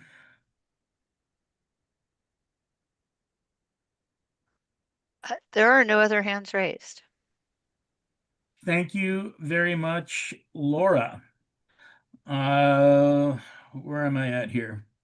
CBSE staff, were there any written comments submitted to the committee prior to the meeting that were not spoken to publicly during public testimony? And would you please summarize them? And are any of those people online that have not talked? Yes, there were 4 additional comments submitted. They are all about the same item, so I will summarize them all like once. Thank you, Irina. Jason Harter, hopefully that's correct. Jeffrey Heyer, Kelly Campbell, and Tom Harris. They all about item 4-2, and they request deletion of SFM amendment language. Use of paints, coatings, stains, or other surface treatments are not an approved method of protection as required in this chapter. So yeah, they're all the same and request deletion of this language. Thank you, Irina. That concludes the public comment portion. Before we get to a motion, I would like to ask for a point of order clarification from either Kevin or Stoyan regarding much of the testimony we heard related to scope and intent of application of much of what is in the WUI code. And my question is that something that should be addressed by the Code Advisory Committee, or is that better suited to be addressed by the actual Building Standards Commission or the Office of Administrative Law regarding applicability of scope and intent on local LRA land versus what the State Fire Marshal's Office has interpreted their jurisdictional purview at? That seems like a topic that is new to me, so I have my opinion, but I'm afraid to state something that you guys can take for granted. We haven't discussed this at all. Okay, Stoyan. My personal interpretation is I'm not disputing or supporting anything that was included in the letter. However, I don't necessarily know that this is the correct body to address scope and intent issues and intervene turf war between the State Fire Marshal's Office and local code officials. And that is better determined by the Building Standards Commission itself to address applicability of the regulations as they're written. Here is my take on this. We're here to discuss the State Fire Marshal proposals. Exactly. And anything not related to it, the Code Advisory Committee members are welcome to share their opinion, but anything in addition to the proposals, I don't know how you can justify your decision. Again, the Code Advisory Committees are the Code Advisory Committee members are here to discuss the proposals and recommend, whatever the recommendation is. And I see Kevin, he may have been involved in this kind of conversation before. So Kevin, anything you want to? Thank you, Stoyan, and thank you, Mr. Chair. Reiterating what Stoyan said, if the scoping, questions at issue is in the state fire marshal's proposals that are before the committee today, I would absolutely agree that it's something that the Code Advisory Committee can weigh in on. If it's, existing language or like a statutory interpretation, that might be kind of edging out of the territory. But if it's a new proposal and the wording or the charging language is what's at issue, that would be something that the Code Advisory Committee could weigh in on. One other thing I wanted to add, I heard you say something about the Office of Administrative Law. Just as many of you know, the Title 24 building standards don't go through the Office of Administrative Law's review. They just go through our process and will eventually be heard by our commissioners at the end of the cycle. I just wasn't sure because I know that the State Fire Marshal is reprinting where appropriate some Title 14 Board of Forestry regulations that I believe are under the Office of Administrative Law. Wasn't sure if that was related, but just wanted to make that clarification. So hopefully that helps, Mr. Chair. Thank you very much, Kevin. Yeah, my reference to that was because of State Fire Marshal's interpretation of statute on where they believe their jurisdiction lies versus where the panel of local fire officials believe that is. I don't believe that is an issue for the Code Advisory Committee to regulate and adjudicate through our process here. And from what I heard, all of the people that provided testimony were in support of the language that's being proposed in this package right here. Their issue was more related to how it's being applied to various different levels, which is not part of what we're hearing and seeing right here. Okay, with that, we've heard a lot of information for and against certain items of this particular issue. Agenda item number 7. Is anybody brave enough to propose a motion for this particular agenda item? What I would like to suggest is that we all list the sections that we may have concerns with, and we put them to the side, and we approve the ones that we don't have issues with, and then we take the ones that we do have issues with and deal with them on maybe on an individual basis or whatever, because there's just a lot. That is consistent with how we've addressed the others. So that's why I was looking for somebody to open the motion or, make something that they would like to exclude from a blanket motion for approval of what's in the package here. So why don't I start off? I'm just going to list the issues that I have potential concerns about, and then other people can list them, whatever. Absolutely. And then I can make a motion to exclude all them, to exclude those and approve everything else. But I do see David and John they both have comments too. We'll start gathering the list now. So why don't you tell us what sections you would like to exclude, and then we'll get to the other committee members, Gwyneth. Okay, 3-1, 3-3, 4-2, 4-8, 4-10, 4-12, and 4-14. Those are the ones that I have concerns about. Okay, Mr. Field. So I was thinking we do it a little bit of a different way. I think we go through this chapter by chapter and we approve it chapter by chapter.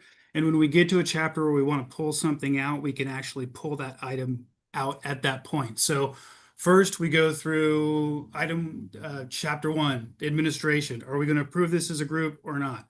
We go through it. Then when we get down to 3, 4 things like that, then we can begin to pull out the specific items we want to. I really feel like it's going to get messy if we try to do this all as one big section. That's point one.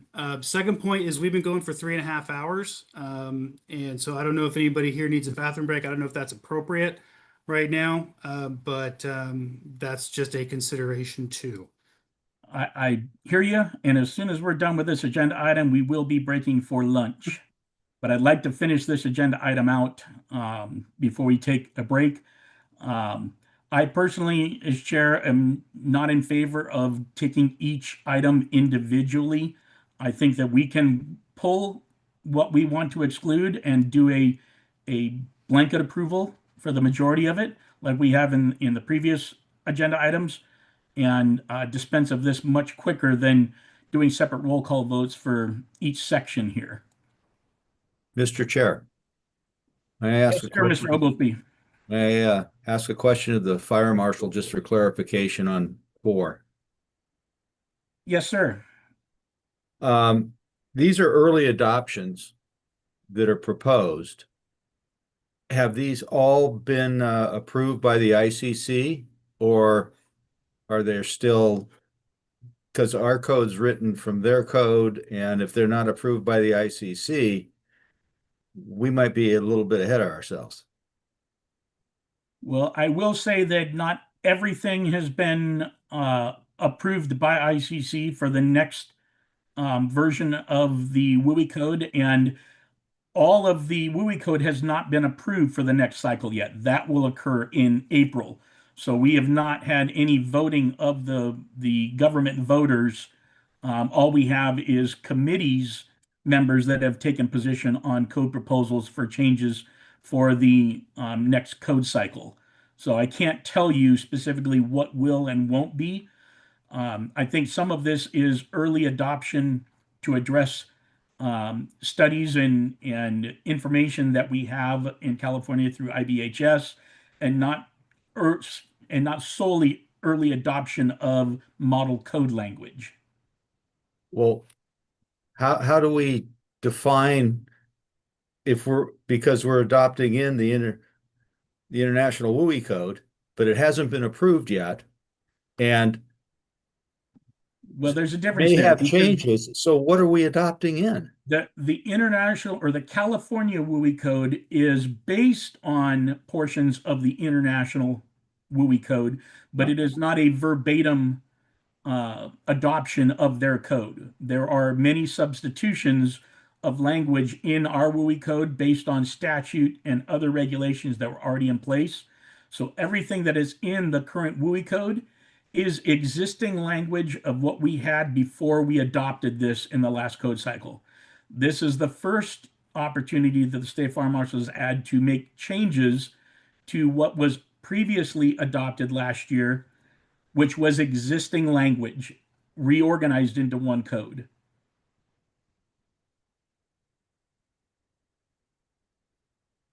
Okay, that's almost clear. So we're going to adopt in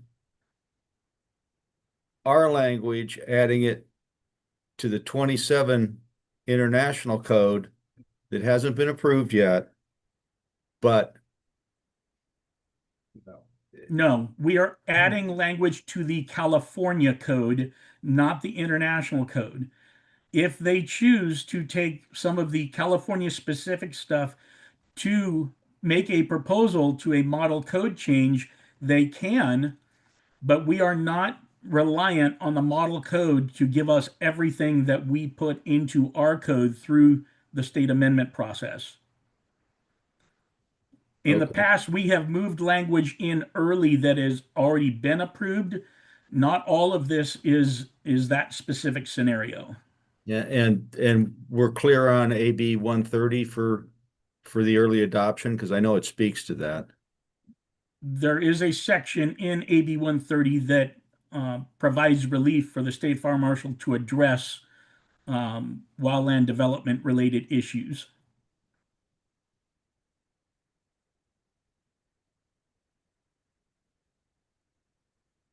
All right.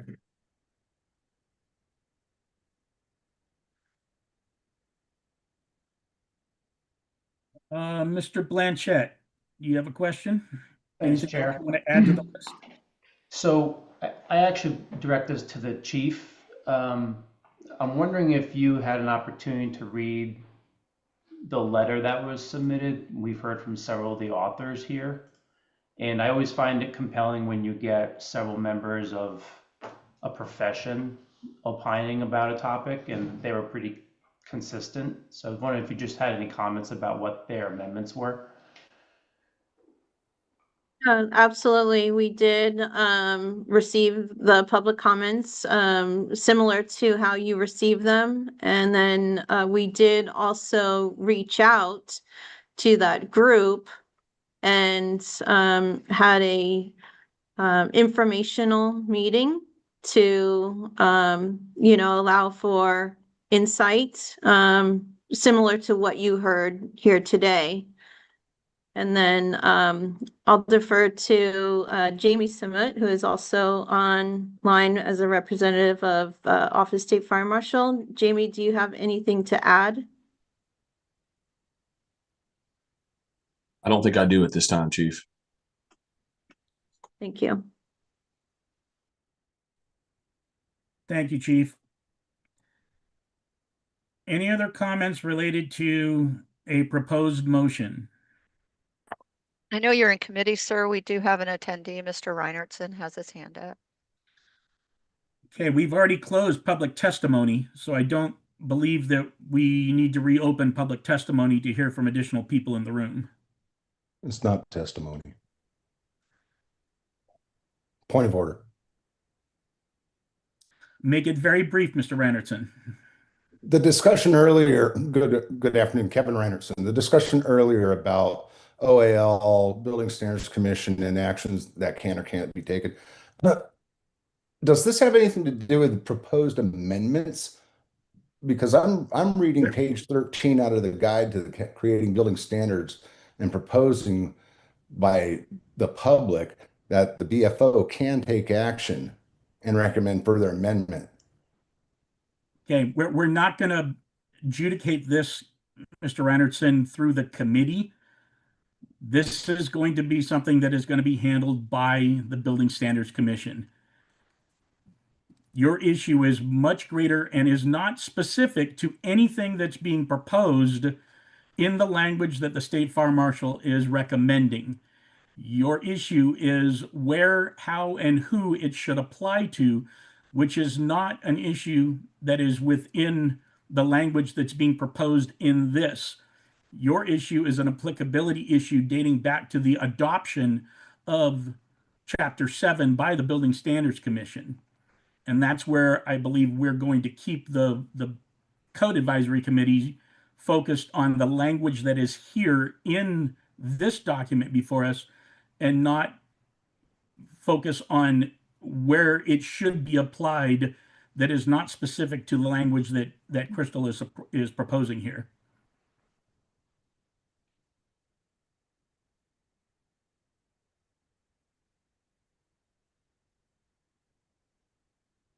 Do we have any other comments regarding a proposed motion from our committee?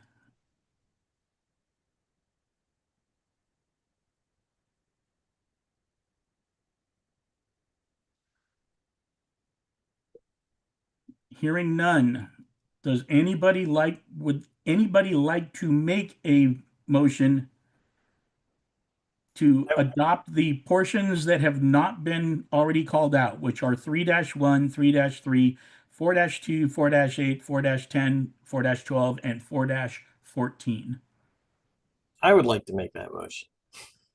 Go ahead, Gwyneth. I would like to move the entirety of this, what do we call it, agenda item, except 3-1, 3-3, 4-2, 4-8, 4-10, 4-12, and 4-14. I have a motion. Do I have a second? I'll second it. Thank you, Shaheen.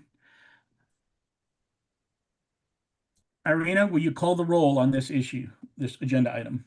Yeah, and just to make sure I have my notes right, I will list the items that are excluded. So 3-1, 3-3, 4-2, 4-8, 4-10, 4-12, 4-14. Correct. That is how I have the motion as well. Okay, David Field, Yes. Randall Metz, Yes. Lara Sargisian, Yes. Mark Blanchett, Yes. Martin Ledesma, Yes. Gwenny Searer, Yes. Shaheen Akilian, Yes. Ronnie Thomas, Gary Dunger, Yes. John Oglesby, I Nathan Dyson. Yes. Okay, 10 in favor, motion carried. Thank you. Gwen, do you want to attempt a motion for the ones you pulled?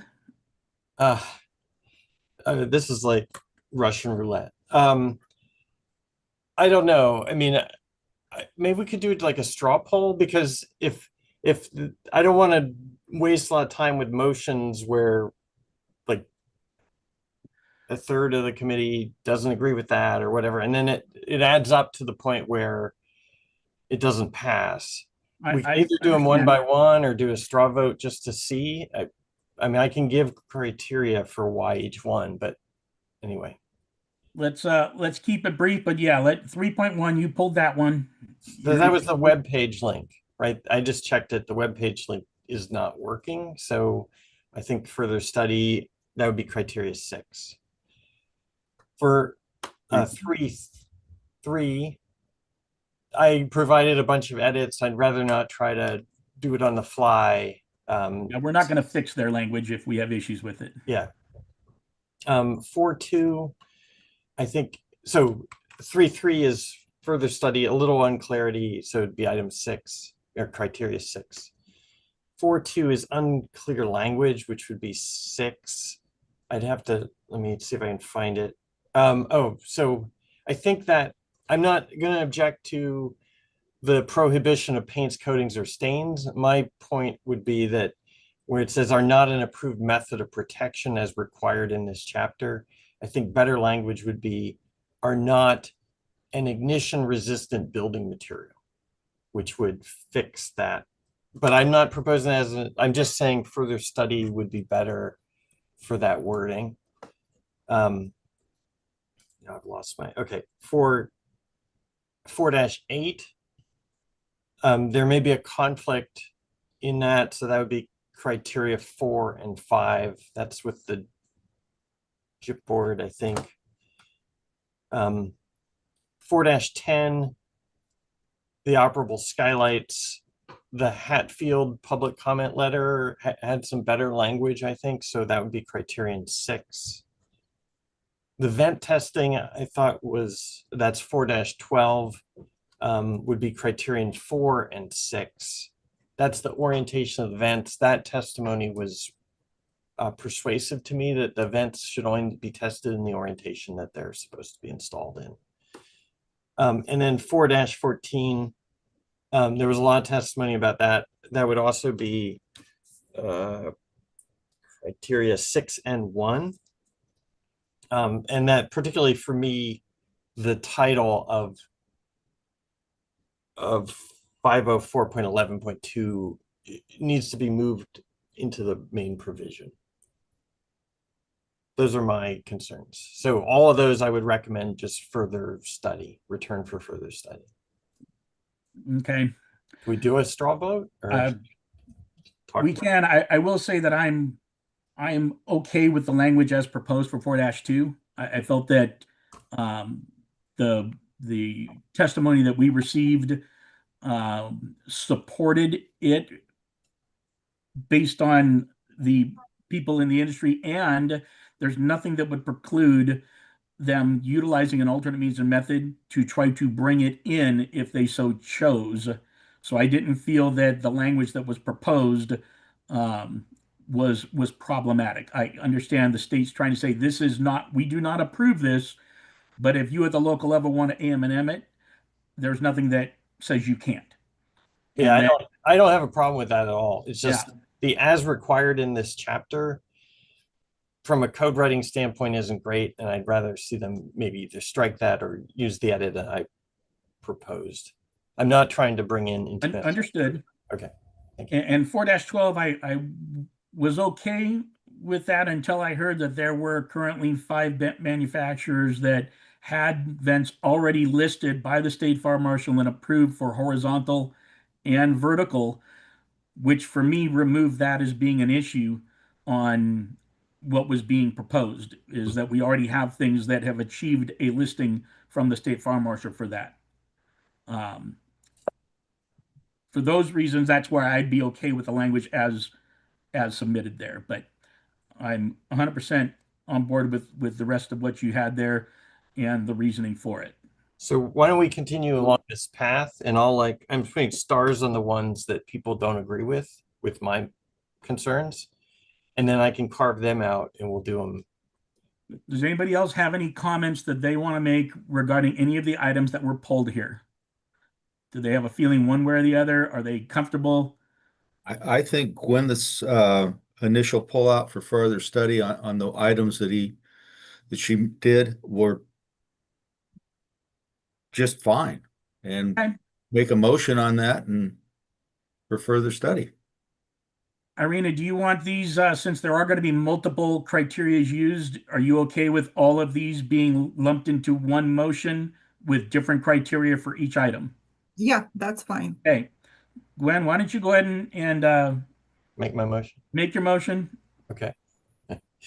I would like to return for further study items 3-1, 3-3, 4-2, 4-8, 4-10, 4-12, and 4-14. Do I have a second? Second. And could you list, do you want the criteria listed again, Irina, for each one of those? Yeah, that would be great. So 3-1, Gwen, criteria? 3-1 is criterion 6. That's the webpage link not working. Okay. 3-3 is also criterion 6. It could be cleaned up a little bit with the capitalization and the wording. Okay. 4-2. That was also unclear language, so criterion 6. And 4-8? That's a conflict, so 4 and 5 are my criteria. Okay. 4-10? Criterion 6, that's the Hatfield public comment. Okay. 4-12? Criterion 4 and 6, that's the orientation events. And 4-14? That is also criterion 6. Let's make sure. Yeah, 6 and 1, I think. No, just I'll stick with 6. Okay, so criteria 6 for 4-14. Yes, correct. Thank you. Okay, thank you. I have a motion for further study for 3-1, 3-3, 4-2, 4-8, 4-10, 4-12, and 4-14. And there is a second. Irina, could you please call the roll? Mark Blanchett, Yes. Martin Ledesma, Yes. Gwyneth Searer, Yes. Shahina Killian, Yes. Ronnie Thomas, Gary Dunger, Yes. Nathan Dyson, Yes. John Oglesby, Aye. David Field, Yes. Randall Metz, Yes. Ara Sargsyan. Yes. Okay, 10 in favor, 1 absent, motion carried. Thank you, Irina. Can I get one more motion to tie all the actions of this committee for agenda item 7 together? Mr. Chair, this is Sarah Sarkisian. I move to accept the committee action on the item 4. The way it was voted. Item 7? Oh, sorry. Agenda item 7? Item 7, sorry. Thank you, Ara. Do I have a second? Second. I have a motion and a second. Irina, please call the roll. David Field, Yes. Randall Metz, Yes. Ara Sargisian, Yes. Mark Blanchett, Yes. Martin Ledesma, Yes. Gwyneth Searer, Yes. Shahina Killian, Yes. Ronnie Thomas, Gary Dunger, Yes. John Oglesby, Aye. Nathan Dyson, Yes.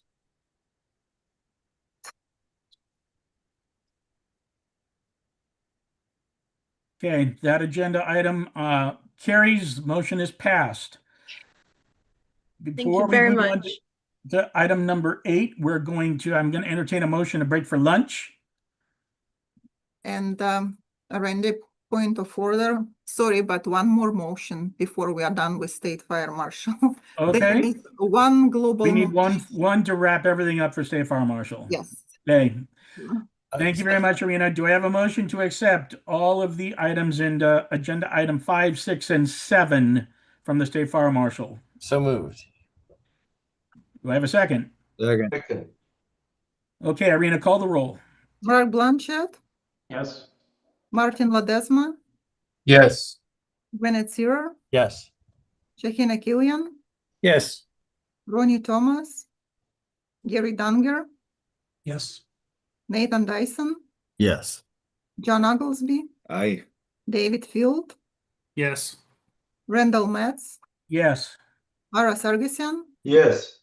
The motion carried. Thank you, Irina. Move we break for lunch. I will take that motion. Do I have a second? Second. Okay. I won't even take a vote because I know where that's going, but it is now 12:50. Do you guys want 45 minutes for lunch? An hour? What's the pleasure of this committee? Half an hour. Why don't we return? I like the way you think, Mr. Oglesby. Why don't we return at 1:30? Okay. We will reconvene. Thank you. We are adjourned until 1:30. Hey. Was 4-8 for further study? Okay.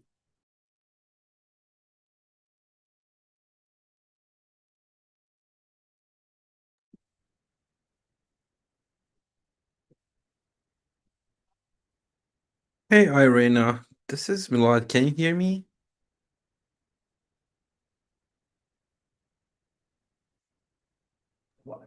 Yes. What's I have a question for you. I'm from public. I'm representing a static. What does mean item 4 or item 6 when they were referring to reason 4 or reason 6? So these are referred for 9-point criteria. There are 9-point criteria listed in Health and Safety Code 18930. So when item is not recommended for approval, and some of those criteria need to be listed as a ground for not approval of the proposal. So do you know what is item number 4? So Sorry, reason 4? yeah, so you can open in the agenda for this meeting. There is a link to the web page for this meeting, and on the sidebar you can find 9-point criteria. Oh, all right. Yeah, click that link and you will get to those criteria. Awesome. Thank you so much. I will do that. Take care. Okay, thank you. Thank you.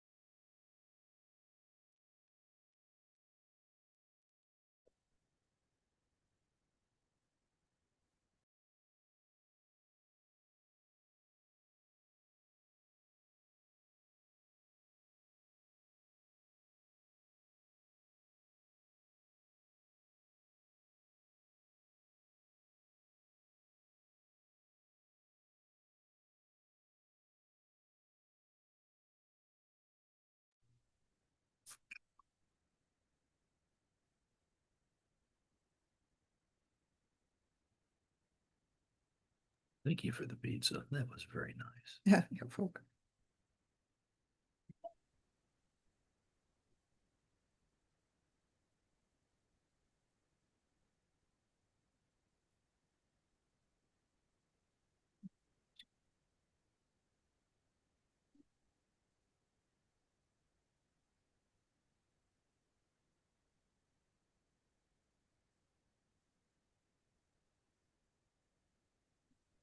I think we have everybody back and their camera on with the exception of Mr. Dyson.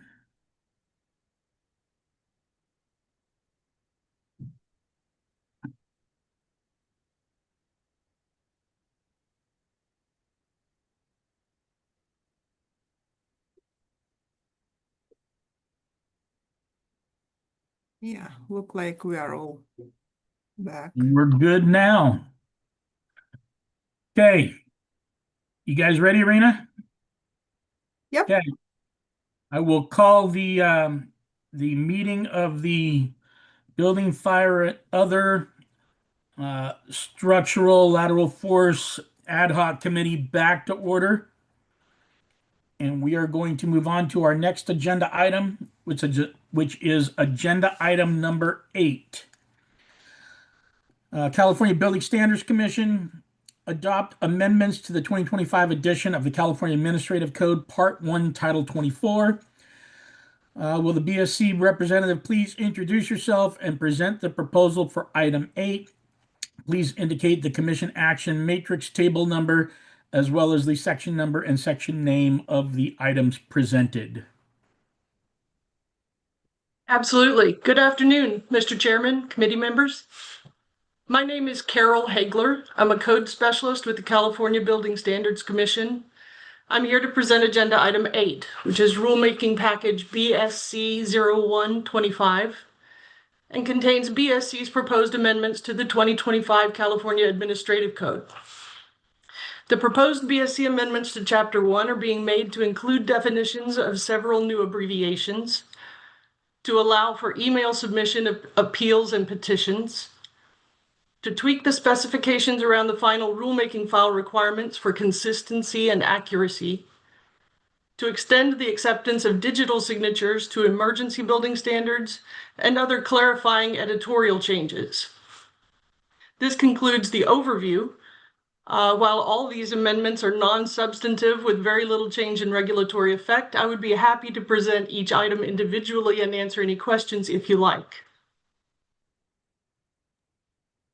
Thank you very much, Ms. Hagler. Do we have any questions from the committee on the BSC proposed items in agenda item 8? I have one question. Go ahead, Gwyneth. Yeah, this is on item 3.3. This is the signature, and you want to strike signed by the agency director or designee. And I wasn't completely clear why that's needed, because they are allowed to give a designee. And then, I mean, can just anyone sign it? Yeah, pretty much. We can accept any signature from the agency. It doesn't have to be that limited, I believe. Irina, would you like to? Yeah, that's correct. Okay. All right. Thank you. Thank you. Any additional questions from the committee? Okay, hearing none. At this time, I'd like to remind the public who wish to speak on this particular item to put yourself in the queue now by using the raised hand feature in Zoom. If you'd like to identify yourself, please clearly state your name and who you represent. Laura, please check Zoom for commenters on agenda item 8. There are currently no hands raised. Thank you. And I should have asked, is there anybody in the room that is in person that wants to comment? No. Thank you. Let's see here. Thank you for no public comments. CBSC staff, were there any written comments submitted to the committee prior to the meeting? And would you please summarize them if so? And are those representatives online? No public comments submitted in writing either. Thank you, Irina. That concludes the public comment portion, and I will entertain a motion on agenda item 8. Move to accept all of agenda item 8. That's items 1, 2, 3, and 4 in their entirety. Thank you. I have a motion. Do I have a second? Second. Second. Thank you. I have a motion and a second. It is moved to adopt agenda item 8 as submitted in its entirety. Irina, please call the roll. Gwyneth Searer, Aye. Shahina Killian, Aye. Ronnie Thomas, Gary Danger, Yes. Nathan Dyson, Yes. John Oglesby, Aye. David Field, Yes. Randall Metz, Yes. Lara Sargisian, Yes. Mark Blanchett, Yes. Martin Ledesma, Yes. 10 in favor, 1 absent, a motion carried. Thank you, Irina. Moving on to agenda item number 9, California Building Standards Commission's adoption of amendments to the 2025 edition of the California Existing Building Code, Part 10, Title 24. Will the BOC representative please introduce yourself and present the proposal for item 9? Also, please indicate the CAM number, section number, and section name of the items presented. Sure. Good afternoon, Mr. Chairman and members. My name is Woo Chung, Associate Architect with the California Building Standards Commission, and I'm here to present Agenda Item 9, BSC 0225. As shown in the Commission Action Matrix, the BSC proposes only one item, number 1-1, to amend Section 319.2 in 2025 California Existing Building Code in coordination with DSA.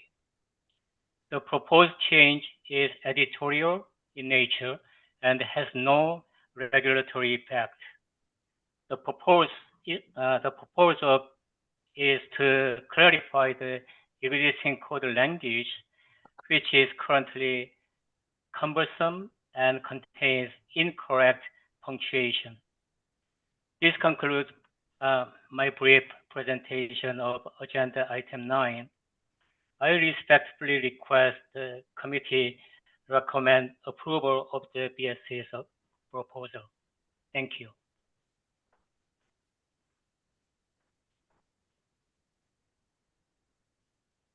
Randy, you're muted. Thank you very much. Committee, this item is now open for committee discussion. Do we have any questions for Mr. Chung?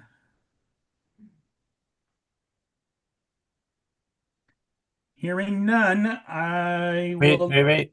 You have a hand raised, sir. Okay, I didn't see it. My apologies. Go ahead. Thank you, Chair. I have a quick question. So the language change from such as to including.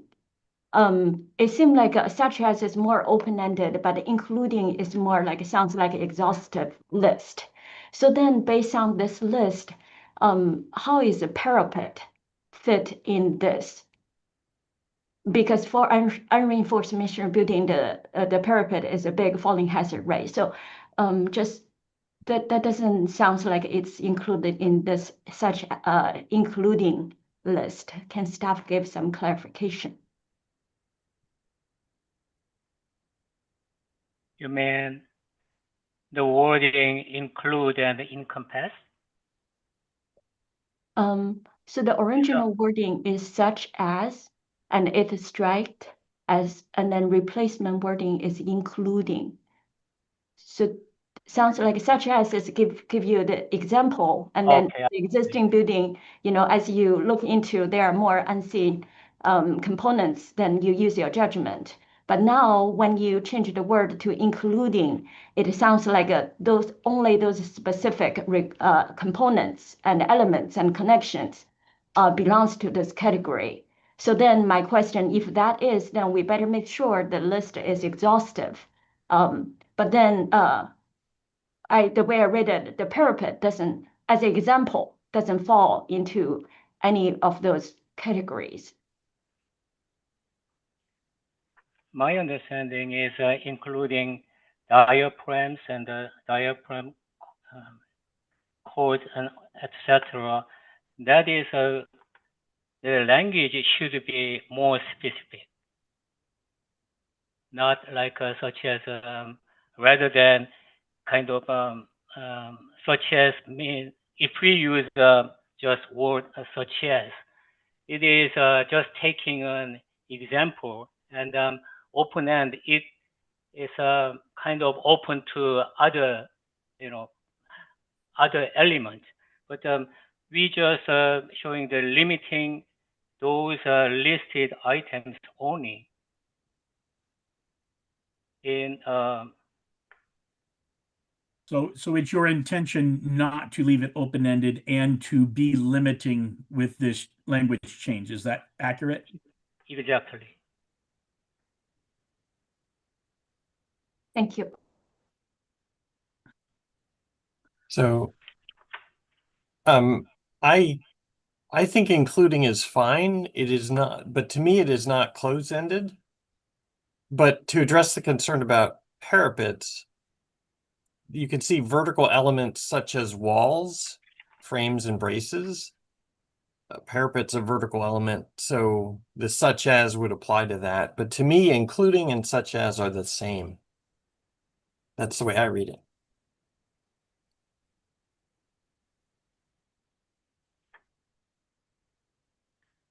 Okay. And can I also add? So our intention was to not have any regulatory change by this amendment. So yeah, the intent was like Gwyneth's told, including is equal to such as, but also we are co-adopting this amendment with DSA. And I wanted to ask Diane Gold if, Diane, if you want to add something or respond to Joe's question.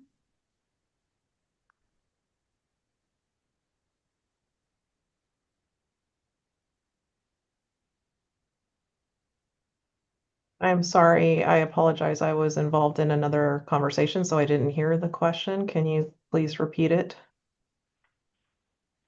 The discussion is regarding the change for includes versus such as in the existing building code, which Irina said is a joint proposal between your two agencies. Yes, let me sorry, let me page over there and look. This is for part 10, correct? For item, well, it's our item 2. I don't know what item it is for PS. Section 319.2. 319.2, yes. And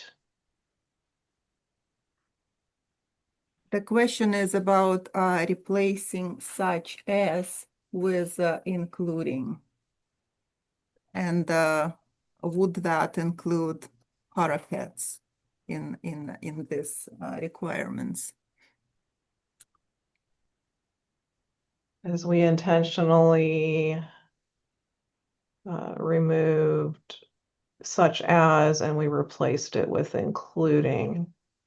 Yeah, because our intention, between our agencies, is to not have any regulatory effect, and kind of in our understanding, including equals such as. So the intent of this section will be kept the same. It's just cleanup of the language.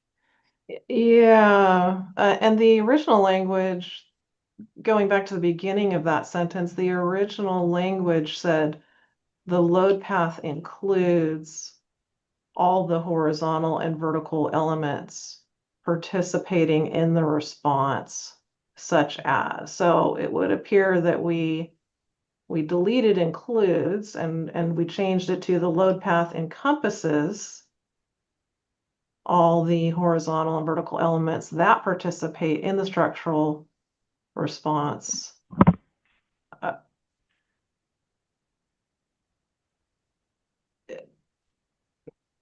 The question regarding that came from the committee was, are you interpreting such as versus including as being open-ended?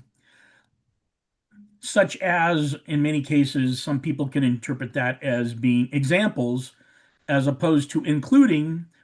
Are there things that are not going to be listed that would be included, but by their absence of being listed there, be interpreted as to not be covered by this section? The use of including being a specific list. I don't know. I'm not an English major. So, I mean, we could, the question is basically, you're changing such as to the word including. Is the intent to mean the same thing? Such as means the same thing as including. It's a list of things, but could be other things as well. yeah, I don't believe that, to me, I don't believe that the use of the word including makes it a specific list. I think it was, I would think changing it, the language has been changed to it encompasses. So it's like it encompasses all of the elements, including these items, as well as the connections. Yeah, basically. I guess my question would be, what is the reasoning? Obviously, you're changing this for a reason. What are we trying to accomplish by saying including versus such as? Mr. Chairman, my opinion is original language is before such as we have a colon and such as, and it's such as a diaphragm and diaphragm chord and such. Then later we use another, we use such as again, such as walls, comma frames, and such an, we are repeating such as 2 times. So we just delete the comma, such as, replacing with including. That is a more kind of a smooth structure of the paragraph. Yeah, it's cleaner language, right? Yes. Would you just say including but not limited to? That's normally how that's phrased in the outside world. I think that would tell the person reading and interpreting that that wasn't a limiting list right there. Yeah, I mean, that's a possibility we can do. Yes. Diana, are you good with that? Yeah, I kind of had the same thought in the back of my head. Yeah. So I'm I'm in agreement that that would be the more common use of that term that I've heard as well. So okay, any other comments or questions from committee members?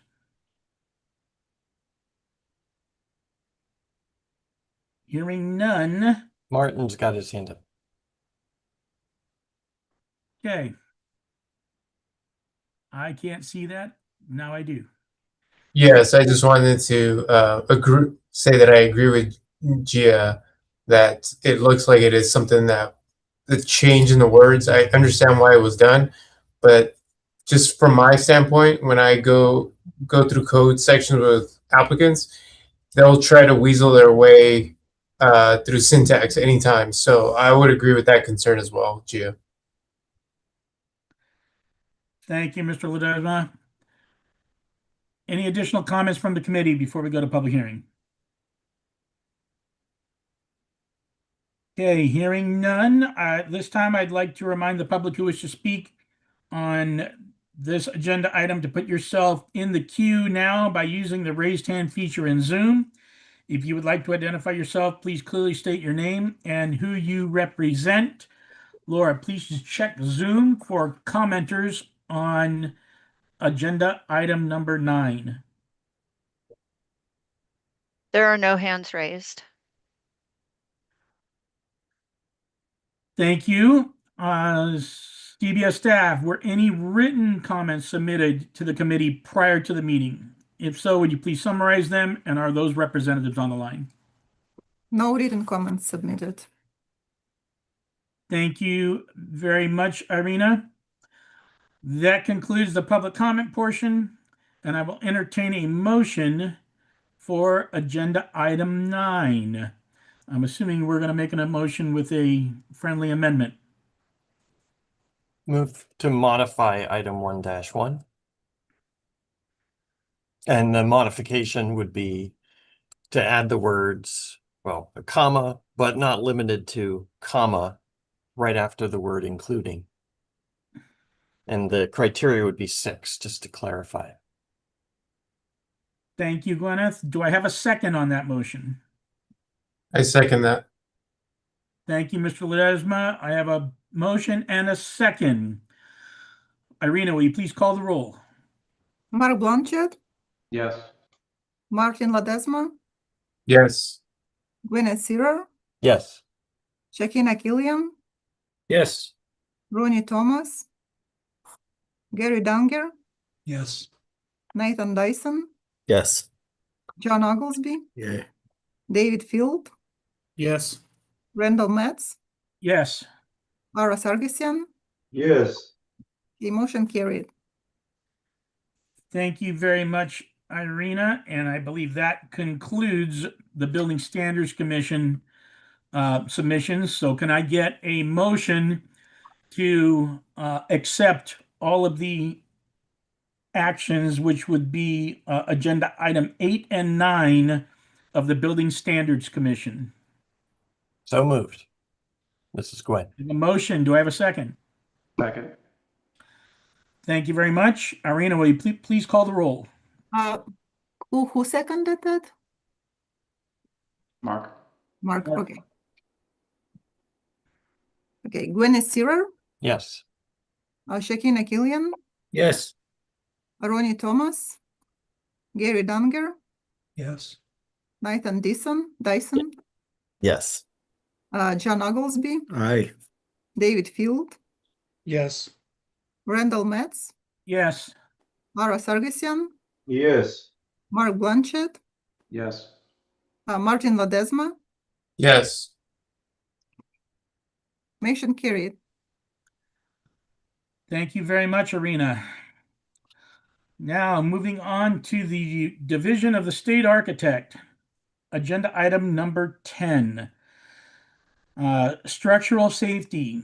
Adopt amendments to the 2025 edition of the California Administrative Code, Part 1, Title 24. Will the DSA representative please introduce yourself and present the proposal for item 10? Please indicate the CAM number, section number, and section name of the items presented. Thank you. Good afternoon, Chair Metz, committee members, BSE staff, and stakeholders. I'm Diane Gould, Principal Structural Engineer, representing the Division of the State Architect Structural Safety Section. Also here with me today is Ryan Turner, Supervising Structural Engineer, as well as Samantha Kirsting and Frank Lee, who are District Structural Engineers on my team with the DSA Structural Safety Codes and Standards Unit, who've been involved in the development of this intervening code package. Thank you for the opportunity to present these proposed changes for the 2025 California Building Standards Code and to respond to any questions you may have related to our proposals. This agenda item 10 addresses the DSA SS01/25 rulemaking package, which is our 2025 Title 24 Part 1 intervening cycle rulemaking package for the California Administrative Code, or CAC. The proposals included for this Part 1 package, as well as our Part 2 and Part 10 packages, consist of adjustments made in order to address clarity and consistency. The proposals consist of clarifying, conforming, or coordinating changes that are necessary to facilitate the enforcement of or incorporation of existing code or legislative requirements, or to align with existing reference standards or current practice. This is done in compliance with Section 18942A 2A of the California Health and Safety Code as it was modified by Budget Trailer Bill AB 130. As Arena mentioned earlier today, that was effective June 30th of last year, regarding the allowable proposals that could be included in intervening code supplements. DSA has a public school construction collaborative. We call that the PSCC. That group serves as an advisory capacity to DSA to offer industry input and feedback on myriad issues related to the design and construction of K-12 schools and community colleges. The PSCC is comprised of 16 individuals who represent a cross-section of stakeholder groups and 3 ex officio members whose purpose it is to ensure that DSA is considering a wide range of views and perspectives. We shared a summary of our draft proposals for parts 1, 2, and 10 with the PSCC for their feedback during a meeting held on September 23rd, 2025. We also held a pre-cycle public stakeholder meeting on October 2nd, 2025, during which we presented our draft proposals in order to solicit comments and feedback. During this pre-cycle development stage of our intervening rulemaking package, and ahead of our initial submittal, which is the package before you today, DSA also worked to align with other agencies such as BSC and OSHPD, where we have co-adopted amendment language. So the package before you reflects and includes adjustments we made as a result of any feedback received during that pre-cycle outreach and coordination effort. So I will pause now to confirm whether I should proceed as has been done for the past few agenda items. I think I heard that from you, Chair. You'd like an overview of each item in this package, and then we can move to questions and comments. Yeah, that's preferred. Okay. I'll jump right in then, starting with item 1, item 1.1 in the CAMS, that's section 4-231 regarding fees. So this item is related to a few other items as well, item 3-1 and 3-2, which is sections 4-320 and 4-321. That's regarding our structural safety review fees. We have item 7, which is in section 4-420 for our fire and life safety review fees. And also item 8, which is from section 5-104 regarding our access compliance review fees. So the work we have done for these items was to promote consistency in language and format. We were adding clarifying language to explain that the fee schedule in effect at the time of filing shall apply throughout the duration of the application. We did some rearrangement of language, so it was formatted similarly and worded similarly across these various sections. So that was, as mentioned before, clarifying and coordinating updates in order to align with current practice and do not result in a change in regulatory effect. Item 2-1, that's our section 4-317 regarding plan specifications, calculations, and other data. This section stipulates the proposal here is to add a requirement to include a campus site plan with all project submittals, identifying all buildings on the site. And it also requires, this new requirement will allow DSA to be able to assign a unique building identification number that can be used to track each building's original construction and improvement history. This is going to provide valuable information for districts in their facility planning. And the catalyst for this was from Proposition 2, which required school districts, if they want to apply for and be eligible to receive state funding for school construction projects, school districts need to develop a 5-year master's facilities plan. So the modifications to the education code that came around as a result of Proposition 2 stipulated that the Department of General Services needed to develop guidelines or standards that the school districts were to use in developing and submitting that inventory. So as a result of meetings between DSA and OPSC, as well as CDE, to work on those guidelines for this new program, that was where the need for the unique building numbers was identified. So our position is that this is, although it is a change, it's a conforming amendment to facilitate a more efficient process and coordination between DSA, CDE, and OPSC in the review, approval, and funding of school construction projects in accordance with the requirements that were established by the statutory changes from Proposition 2. So that was item. Diane? Yes. Which number was that?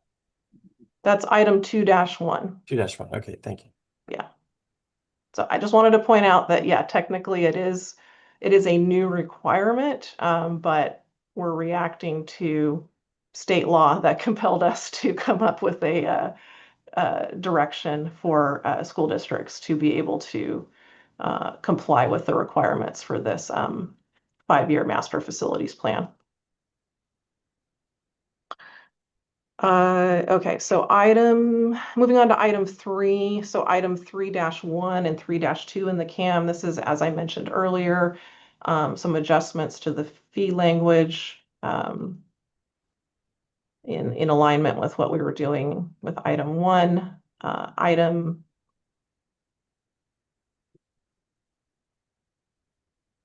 Item 4 and 5 are also similar. We have item 4 is in regards to our Article 10 for inspector certification. This is sections 4-360 to 4-369.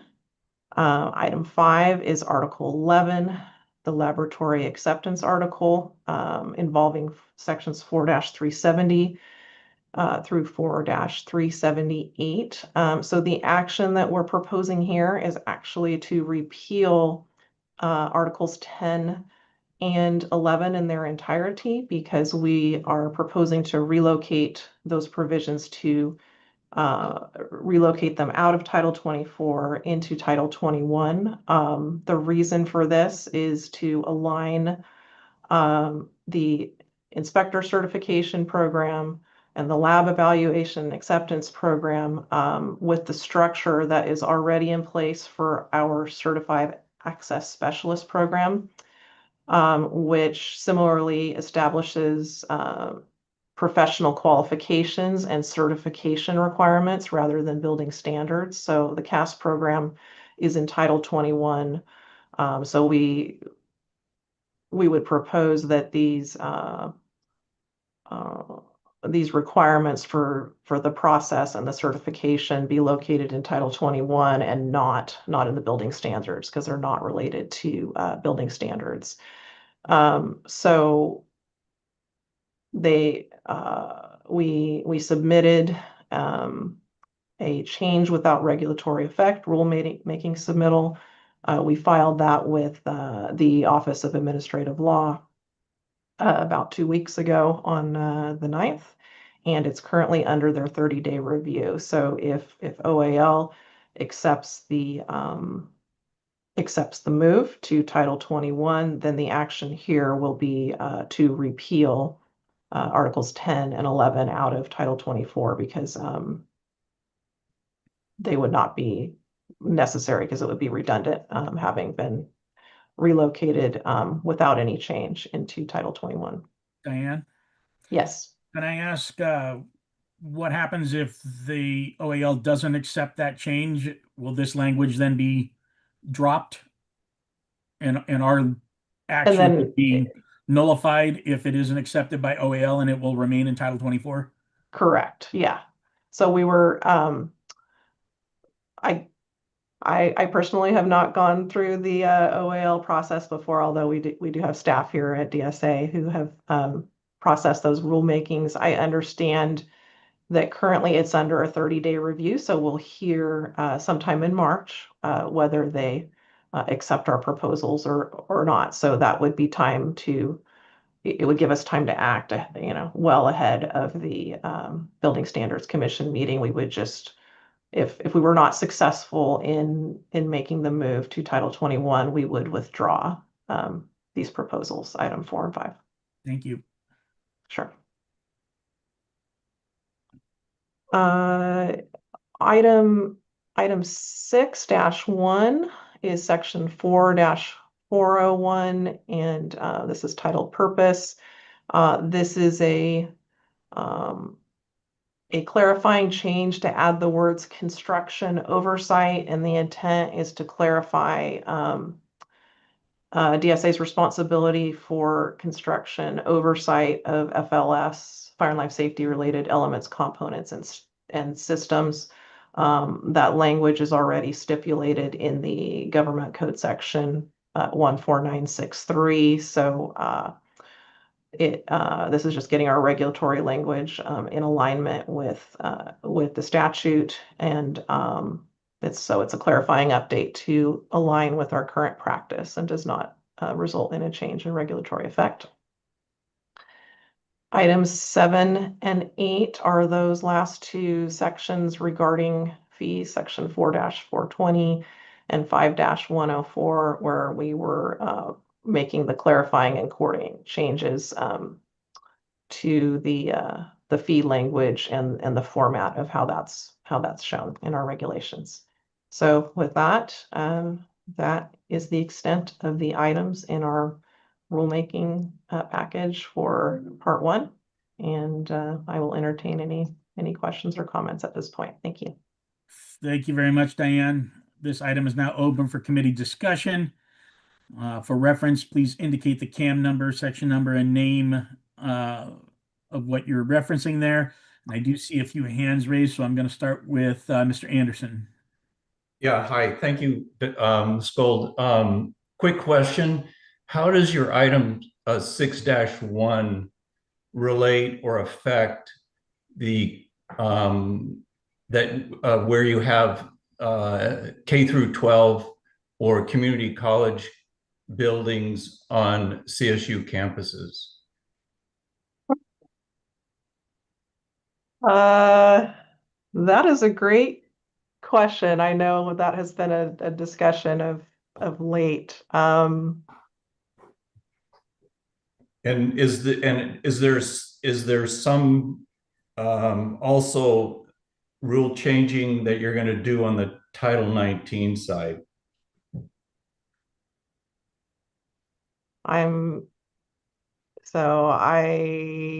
not qualified to speak to the Title 19 part of that, and I don't know that we have anyone from our FLS group, DSA FLS team here today. So I don't have an answer on that. I could try after I'm done with the presentation here to ask that question, but that is unfortunately beyond my scope of knowledge.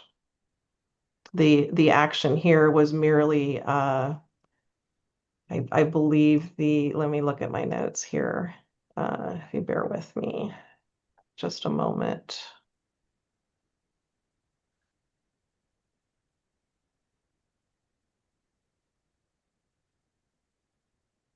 Yeah, the government code section 14963 reads, the duties and functions formerly conducted by the state fire marshal that relate to construction, school, plan checking, and construction inspection are hereby transferred to the office of the state architect. So that is where the authority for fire and life safety review of the submitted plans, as well as the construction oversight, was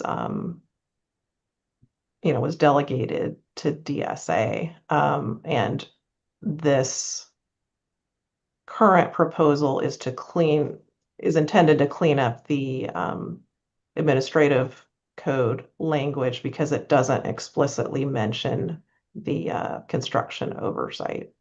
But yeah, I don't have answers for you on the how that would impact if it's on a CSU campus or the Title 19.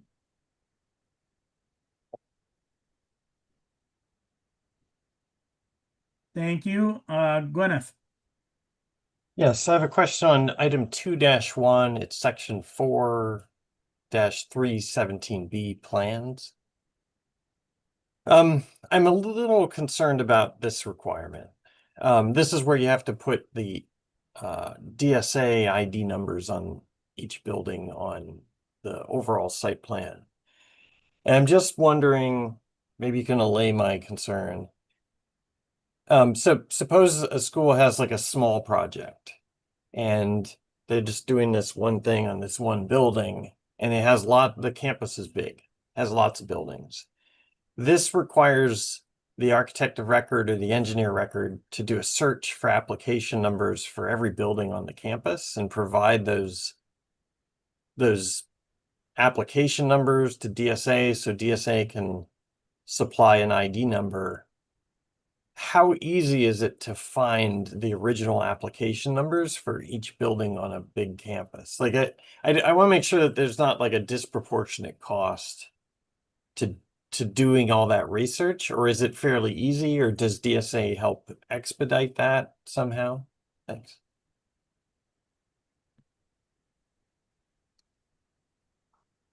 So those are all valid concerns, and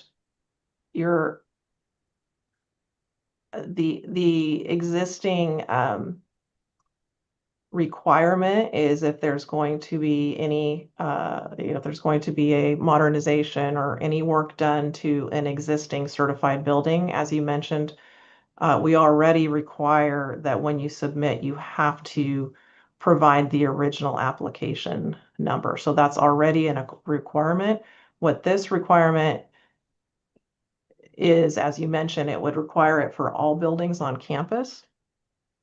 And that's because of the it's in reaction to the requirement if the school is going to apply for state funding for their construction. This is a new law from Proposition 2 that they need to submit a 5-year facility plan in order to qualify for that money. So this is kind of the only way to get that. So I know that doesn't directly answer your question about how difficult or how costly it is. I would say it depends, right? It depends on how good the district has been at keeping records. I mean, we certainly at DSA, we live and die by the application number, because when projects get submitted to us, it could be elementary school number 3. We don't know. Sure. It may not even have an address yet. So the hope would be that this is the start of, one of my colleagues called this like Carfax for buildings, right? We're going to have building facts because we'll have a unique number and we'll know exactly what happened to that building all along the way. But so it's a one-time expense where they'll have to go and try to dig up records, but then once you give them the ID numbers, hopefully they don't lose it and they proceed from then on. Well, and then we will have a record of it, Okay. right? So we will know that Jefferson Elementary has these application numbers, and in fact, this is probably more in detail than needs for this group, but we're going to use whatever was that original application number, and then because the other thing is that our project numbers are not assigned by building, they're by project. So if you have a brand new campus, that gets one application number. So under that model, when it was built in the 1960s, probably had one application number, and now they're doing a modernization. So we would come in, and each of those buildings is going to be that original application number -1, -2, -3. So I'm actually, there's a lot of people who are really excited about this. Is going to make coordination between the agencies and also the work of the district so much easier in the future. But yeah, there'll be some legwork to be done at the beginning, but DSA is always interested in being a partner and assisting to the extent that we can. Okay, thank you. I was going to have some issues with 4.1 and 4.5.1, but as long as you're just willing to withdraw them if your other change doesn't go through, I'm okay with this. Thank you. Thank you, Gwyneth. Do we have any other comments from the committee? One question to Diane. Yes, Mr. Oglesby. If a campus is requesting a panel change out for one building, are you going to require them to identify every building on that campus for a panel change out? Are you talking about a replacement for a PV Electrical panel switch gear?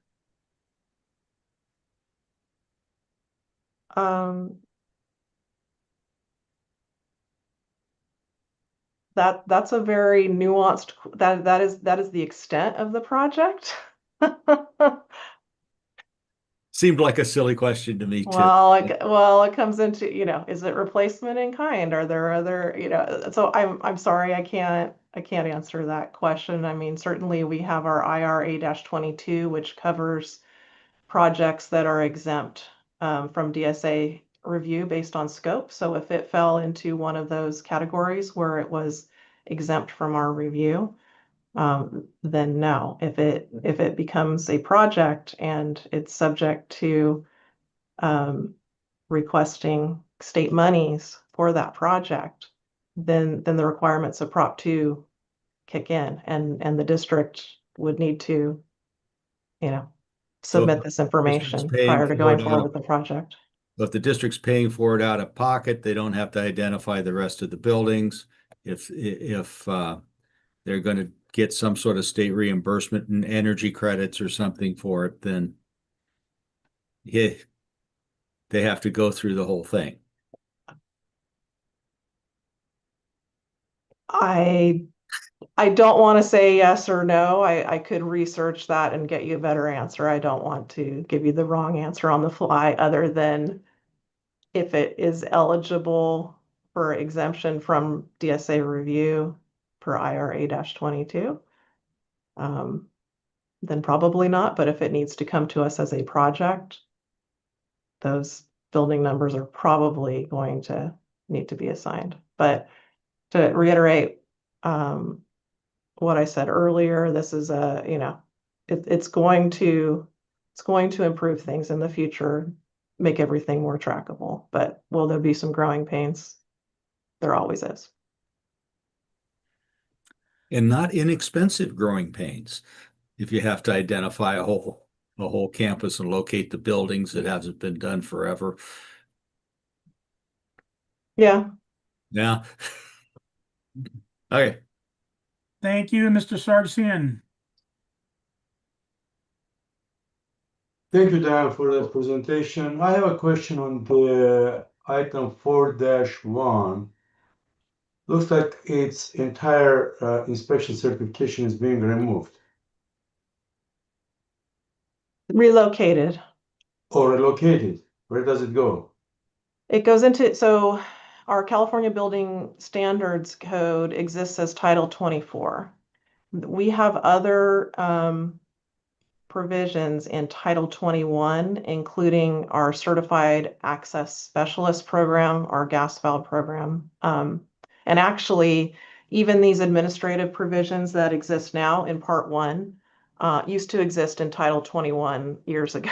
And we move them into Title 24. So we're taking a piece of those administrative provisions because they're not, inspector certification, lab evaluation and acceptance. That's a certification program.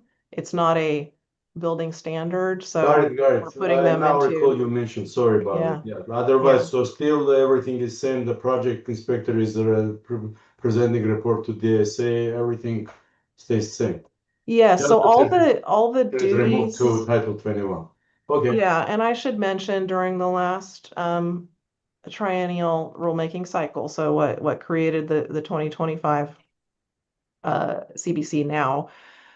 In that last cycle, we did a lot of work because the administrative language had both the duties and responsibilities of the inspector and the lab mingled in with how do you become an inspector? How do you become a lab? And mixing those two was not, it just made the requirements very unclear. So last cycle, we took everything that was about, how do you become an inspector? How do you keep being an inspector? What happens if you misbehave? What are the grounds for action? How do you, how do you submit an appeal? So all of those, administrative requirements were put into Article 10 for inspectors, Article 11 for the labs. And so what we're proposing is because all of that has nothing to do with the actual work that an inspector does or the lab does on a DSA project. We're saying this is just us saying this is how the program is run. These are the minimum qualifications. And like I said, what are the grounds for action and appeal or reinstatement if there are disciplinary actions taken. Thank you. Sure. Do we have any more questions from the committee?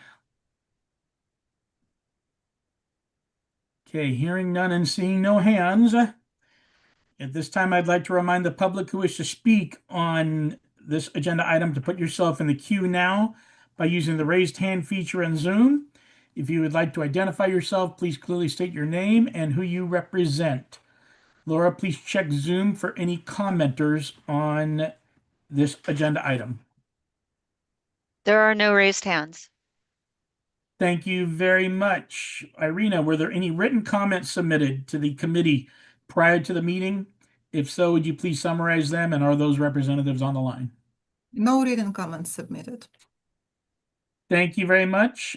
That concludes the public comment portion. And at this time, I will entertain a motion on this agenda item from the committee. Do I have a motion? Move to approve agenda item 10 in its entirety. I have a motion. Do I have a second? Second. Aura here. Thank you, Aura. I have a motion and a second for approval as submitted in its entirety.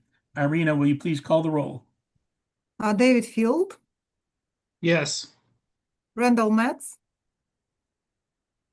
Yes. Ara Sargsyan, Yes.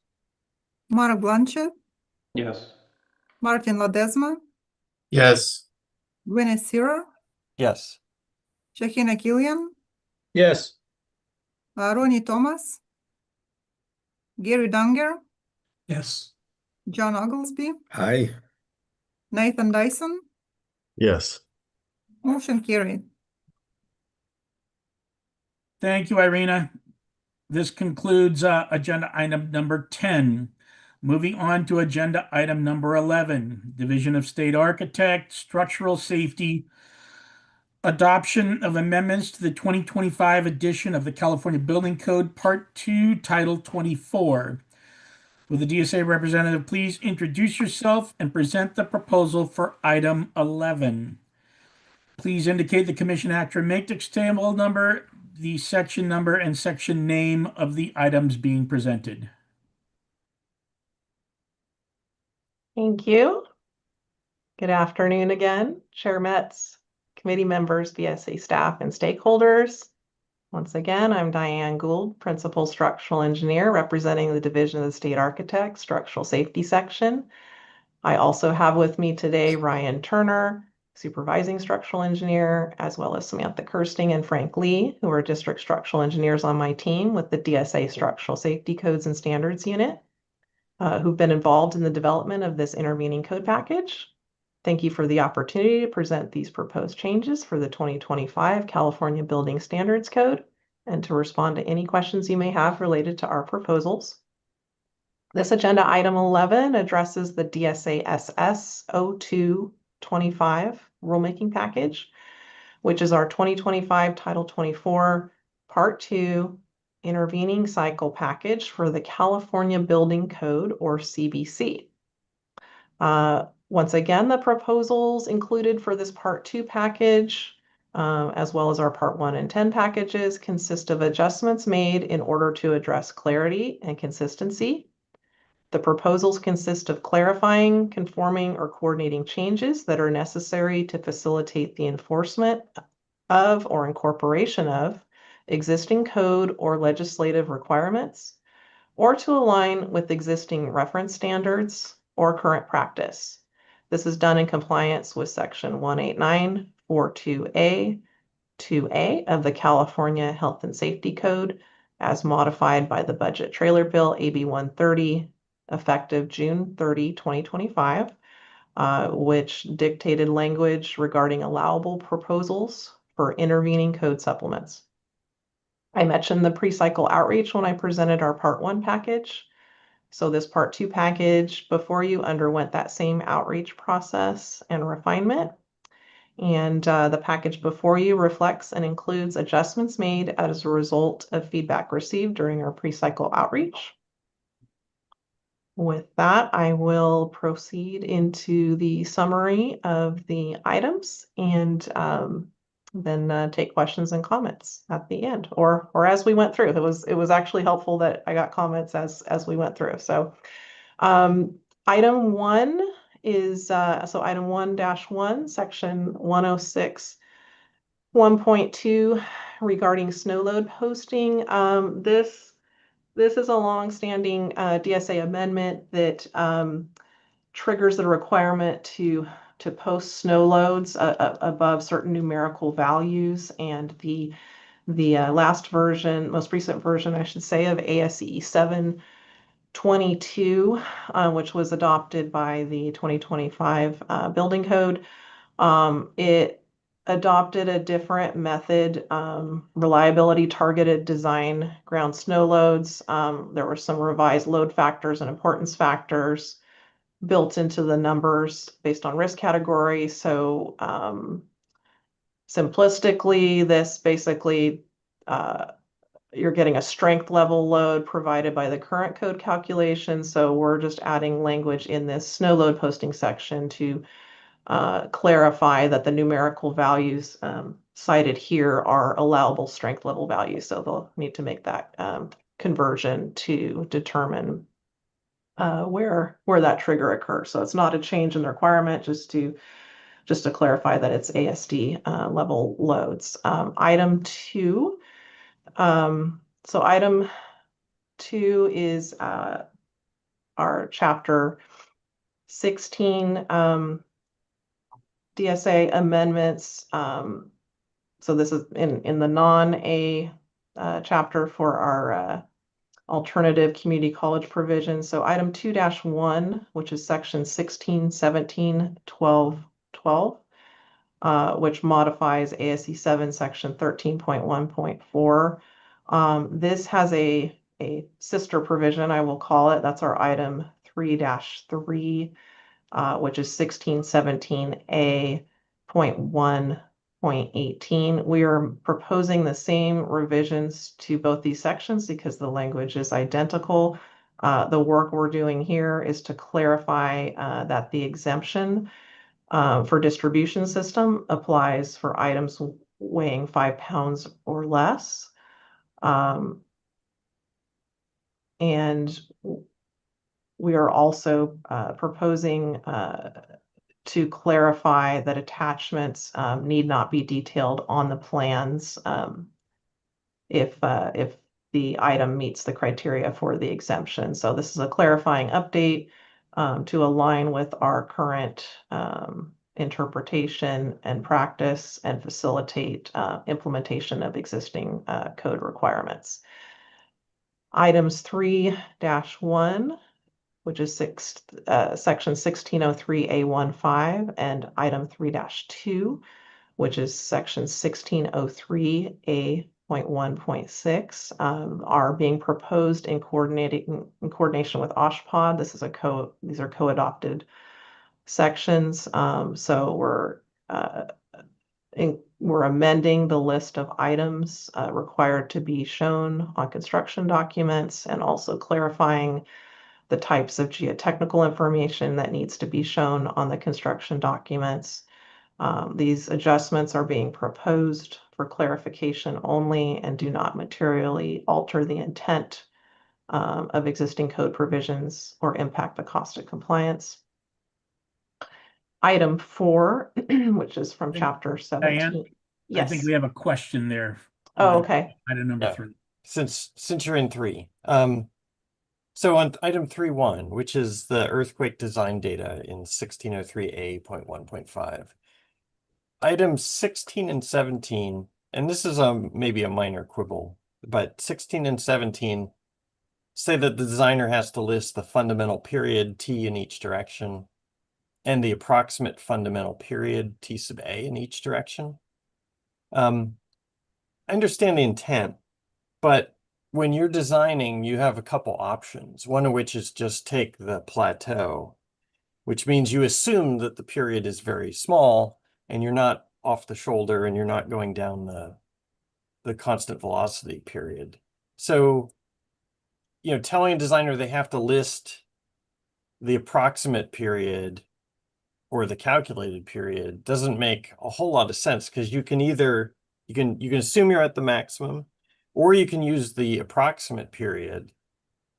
You don't have to calculate the actual period. So I'm just wondering, was that considered? And then, if you had something that said like, where relied upon, if you added those words to the right of items 16 and 17, would that be a deal breaker?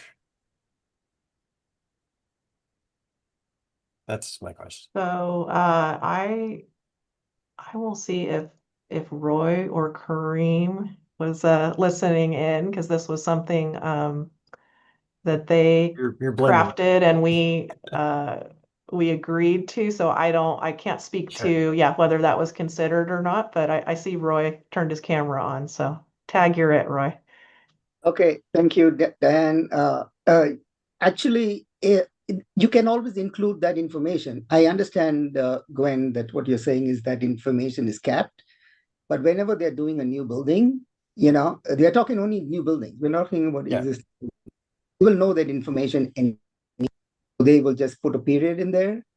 So it helps us, because we have actually created on our website a method to calculate what's your F sub P based on period. Okay, so if you have any hospital, actually you can use it for any building anywhere, but we have it for hospitals where you can go on the website, you can go and click on the thing, you input your period, otherwise you're going to get the default values, right?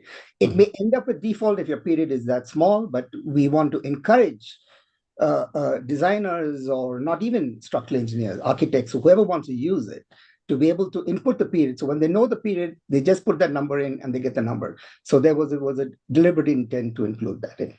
Okay. All right. Thank you very much. Thanks, Roy.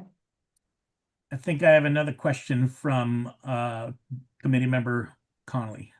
Thank you, Chair Randy. So follow up, but it's about the geotech information. So it's on page 4 out of 8, the 1603A-.1.6. The word, it seems like it's only the strength, but how about the stiffness? if they are modeling for the soil structure interaction, would you require, or would that beneficial to also require the soil spring stiffness also being shown on the construction document, since it's all part of the geotech information? And then my another question is on the page 2. So there's a unit conversion. I don't know if you want to fix it. So 400 pounds, it's 181.4 kilogram, not 18.4 44 kilogram. Oh, there's a typo in 16, 17, 12, 12 on page 2 of the express terms, item 3. Yeah, that's probably a typo. Thank you. You're welcome. Oh. Oh, my question on the geotech stiffness information, Ms. Gold. Oh, yeah, I think I'll tag Roy on that one as well. I think we were trying to be consistent with the, not a change in regulatory effect. And the original language there says the design load-bearing values of soils shall be shown. So we were providing additional language of what do we mean, what do we need for those design load-bearing values? So it didn't mention stiffness or springs before, but I'll let Roy address that. Thank you, Diane. Okay, so when it comes to stiffness, it doesn't have to be included. All geotech reports don't need to include stiffness. So if you're asking them for stiffness, then that will be an additional requirement that the geotech needs to provide. Okay, you can always model your building as fixed base without having your soil spring stiffness included there. So, but bearing capacity is always needed. So that's why the stiffness was not included in the list. Yeah, I understand. It's if the stiffness is modeled, it's applicable, then they would have that information. I understand not all the structure that they would model as a soil structure interaction. Thank you, Roy. Okay, all right. Okay, you can go ahead and, oh wait, we've got another hand, Shaheen. Yeah, since we're talking about soil, I guess, since the new ASC 722 requires that you calculate shear wave velocity in order to determine the site class that you need to design for. I might advise also to include that value to see whether they design based on a default or the worst case scenario, or did they somehow calculated the shear velocity to determine the exact site class. So just a recommendation. Go ahead, Roy. I saw you raise your hand. Okay, yeah.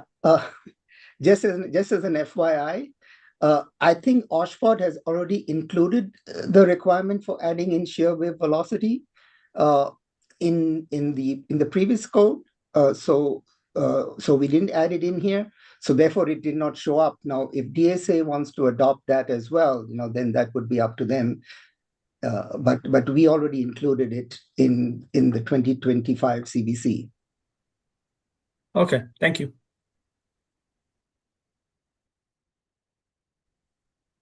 Okay, back to you, Diane.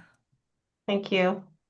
All right, so moving on to item 4-1. This is an amendment to section 1705A55 regarding structural glue laminated and cross laminated timber. The work we're doing here is to remove language that refers to the sourcing of the glue lambs because the procurement method is irrelevant and shouldn't affect special inspection exemptions for standard glue lambs. So by removing this language, we're making it clear that so long as the glue lambs meet the size and span limitations and are non-custom with the appropriate markings, then we will allow the exemption from the special inspection. So this is a clarifying update to align with our current interpretation and facilitate implementation of our existing code requirements.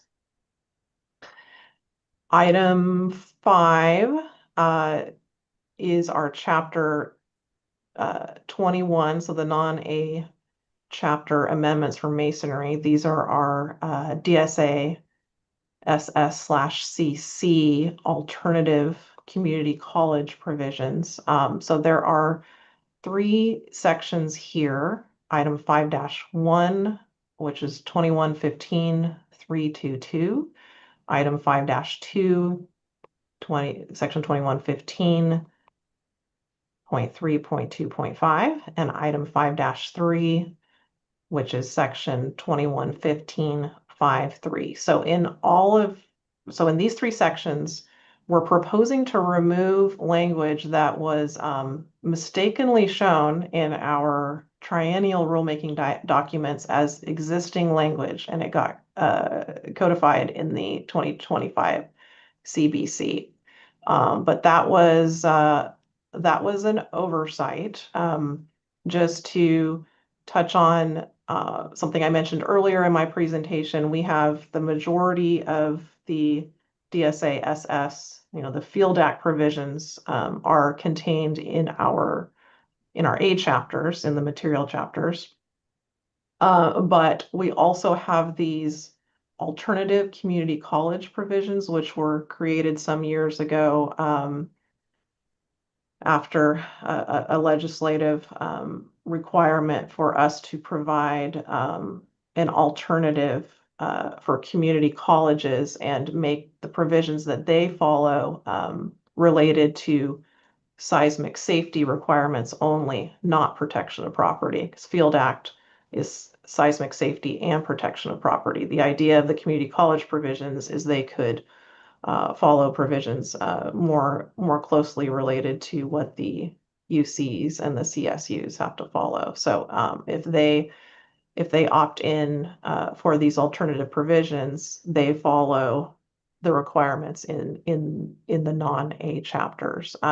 So the language is similar between the two, and I think we just made an error when we were putting that together. So these the portions that we're removing is language that is in the A chapter provisions, but never belonged in the community college provisions because they need to be related to the seismic safety requirements only. So this work that we're doing here is to correct this oversight, and it would not be, as they exist now, they're not in alignment with what we are enforcing. Item 6 is chapter 21A for masonry. Again, this is correcting an error in language. We have some redundant language in item 6-1, which is section 2104A135. There's language included.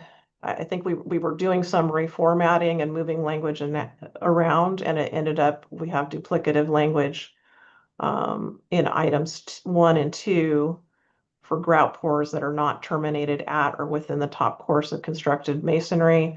We already have that condition addressed in item 3, so we don't need to restate it in item 1 and 2. So we're proposing to remove that language.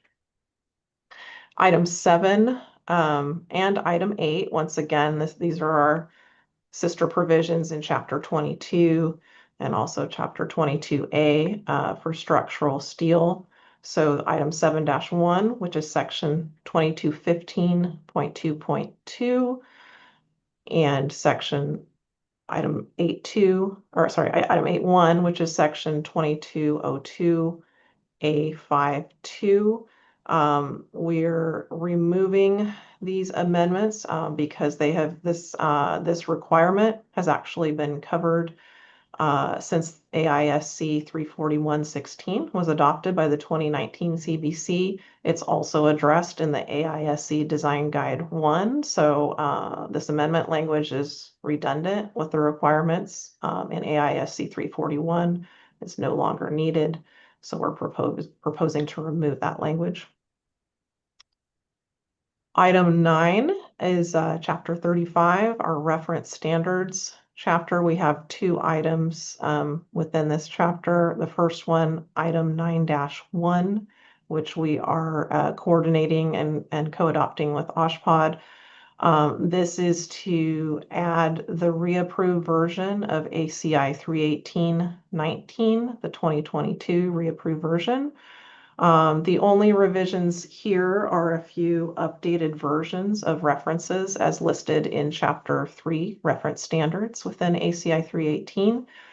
So aside from those changes to the reference standards, ACI 318.19 and ACI 318.19 reapproved 22 version contain identical requirements. So we're doing this for clarification only and not to material alter the intent of existing code provisions. Item 9-2, this is another correction item. We're deleting the reference to ASCE 4117 because that's no longer adopted by DSA. During the triennial code cycle, we added ASCE 4123 as the intended reference standard, but failed to delete ASCE 4117. Our Part 10, the California Existing Building Code, currently correctly references only ASCE 4123. So leaving the 4117 as a reference standard here potentially creates confusion and a conflict. So we're striking the reference to ASC 4117. With that are all, I think, yep, that is all of the items that we have in our Part 2 intervening code package, and I will entertain any comments or questions. Thank you, Ms. Gould. Committee, this item is now open for committee discussion. For reference, please indicate the CAM number, section number, and name and IET page. Committee members, do you have any comments regarding the proposed amendments?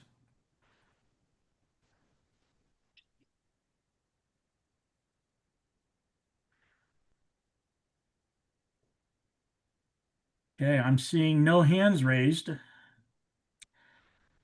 With that, at this time, I'd like to remind the public who wish to speak on this particular agenda item to put yourself in the queue now by using the raised hand feature in Zoom. If you would like to identify yourself, please clearly state your name and who you represent. Laura, please check Zoom for commenters on agenda item 11. There are no raised hands. Thank you, Laura. Irina, were there any written comments submitted to the committee prior to the meeting? And if so, would you please summarize them, and are those representatives on the line? No written comments. Thank you very much. That concludes the public comment portion, and I will entertain a motion on agenda item number 11.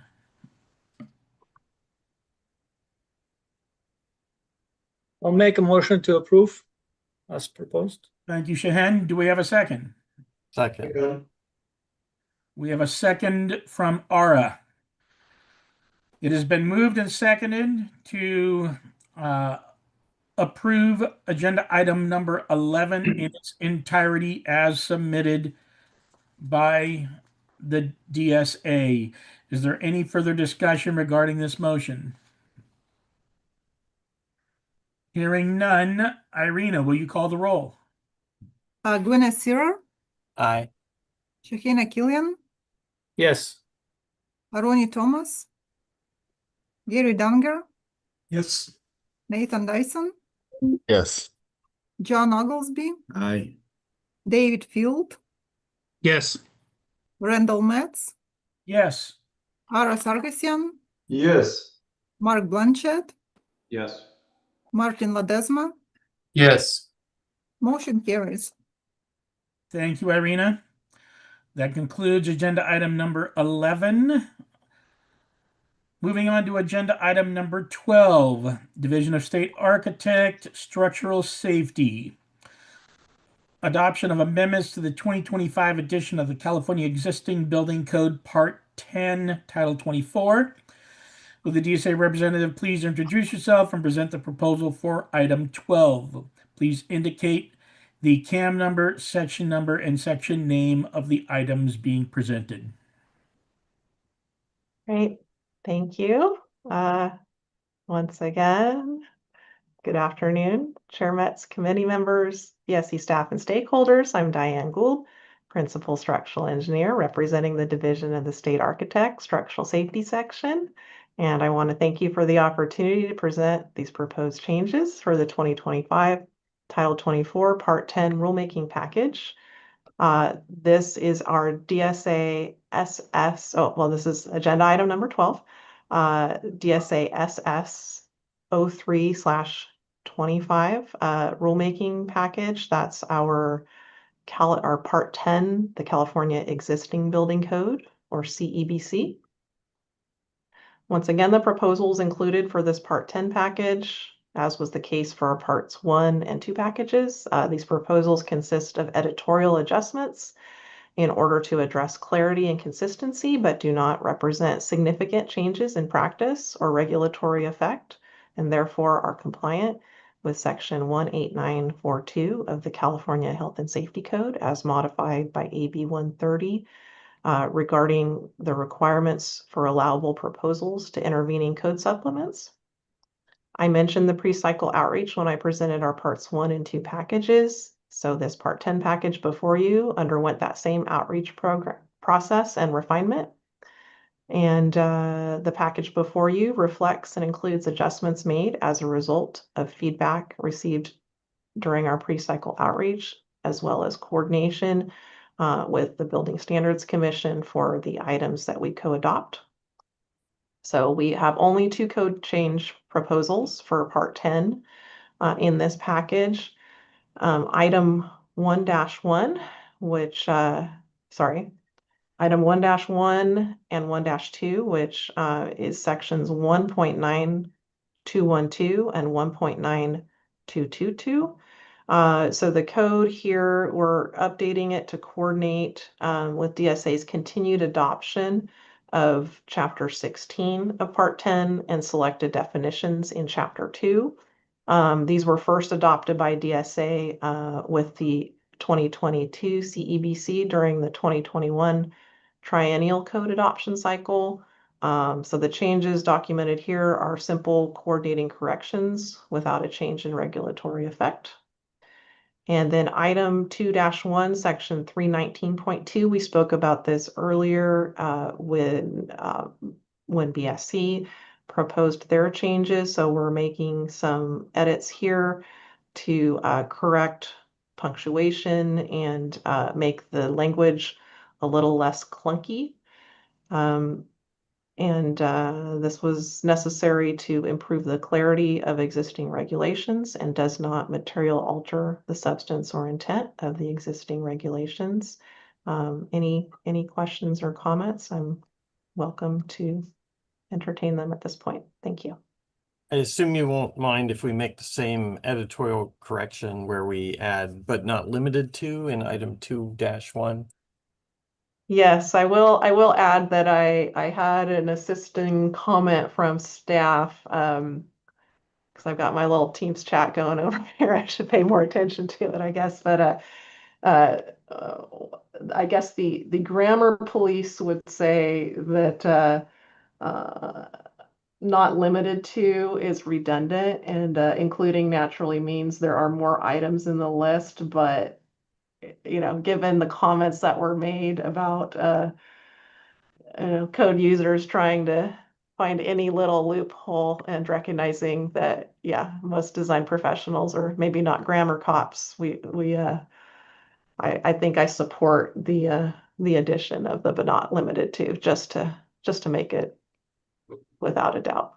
Thank you. We are recommending it for further study. So if you decide whatever, it's yeah. so. Thank you. Shahan, I did see your hand up. Was that your same comment? Yes, go and cover it. Thank you. Perfect. Thank you. Committee, do we have any more discussion with the DSA representative? And just a note that for BSC package, that was approved as amended, I think, recommendation. That is Not- correct. Yes. Okay, sorry, yeah. Same, thank Oh, you. so it's not a further study, it was a, No, we approved it as a friendly modification. Mhm. okay. Okay, this item is now moving on to the public hearing process. I'd like to remind the public who wish to speak on agenda item 12 to put yourself in the queue now by using the raised hand feature in Zoom. If you would like to identify yourself, please clearly state your name and who you represent. Laura, please check Zoom for commenters on agenda item 12. There are no raised hands. Thank you very much, Laura. Irina, were any written comments submitted to the committee prior to the meeting? If so, would you please summarize them? And are those representatives on the line? No written comments submitted. Thank you, Irina. That concludes the public comment portion of this agenda item, and I will entertain a motion on agenda item number 12. I'd like to move that we approve item 1, which consists of just 1.1. Second. Okay, I have a motion and a second to approve item 1-1. Irina, will you please call the roll? David Field, Sorry, David Field? I'm sorry, Yes, was David. that to me? yes. Okay, yes. Thank you. Randall Metz, Yes. Ara Sarkisian, Yes. Mark Blanchett, Yes. Martin Ledesma, Yes. Gwyneth Searer, Yes. Shahina Killian, Yes. Ronnie Thomas, Gary Dunger, Yes. John Oglesby, Aye. Nathan Dyson. Yes. Motion carries. Thank you, Irina. Do I have a motion for item 2-1? I would like to modify item 2-1 to be consistent with our prior action. And the modification would be to add the words comma, but not limited to, comma, right after the word including. Including. Yes. And that would be criteria 6. Thank And you. Irina is right that we modified it, not kicked it back for further study. Correct. I have a motion. Do I have a second for as modified? Second. Okay, I have a motion and a second from Aura. Any committee discussion? Hearing none, Irina, will you call the roll? Mark Blanchett, Yes. Martin Ledesma, Yes. Gwyneth Searer, Yes. Shahina Killian, Yes. Ronnie Thomas, Gary Dunger, Yes. Nathan Dyson, Yes. John Oglesby, Aye. David Field, Yes. Randall Metz, Yes. Ara Sargasian. Yes. Motion carries. Thank you, Irina. Now, can I get one final motion to accept all actions by this committee on agenda item 12? So moved. Do I have a second? Second. I have a motion and a second. Irina, will you call the roll? Mark Blanchett, Yes. Martin Ledesma, Yes. Gwyneth Searer, Yes. Shahina Killian, Yes. Ronnie Thomas, Gary Dunger, Yes. Nathan Dyson, Yes. John Oglesby, Aye. David Field, Yes. Randall Metz, Yes. Ara Sargasian.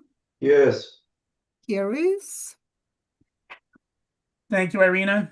Now, can I get one final motion to accept all of the amendments and actions of this committee for agenda items 11, 12, and 13, 10, 11, and 12 on behalf of the Building Standards Commission, or sorry, on behalf of the Division of State Architect.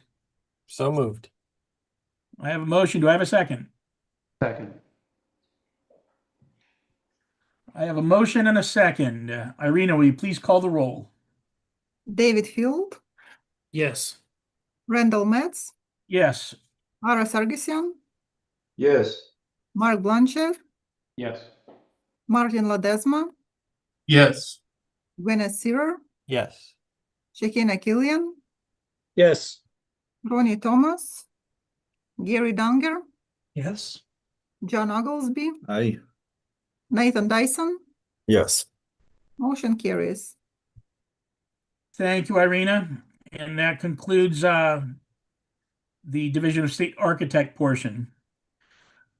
Moving on to the next agenda item, we're moving into the Office of Statewide Hospital Planning and Development, also known as OSHPD. Next on the agenda is agenda item number 13. OSHPD adoption of amendments to the 2025 edition of the California Building Code, Part 2, Volume 2, Title 24. Will the OSHPD representative please introduce yourself and present the proposal for item 13? Please indicate the commission action matrix table number, section number, and section name of the item or items being presented.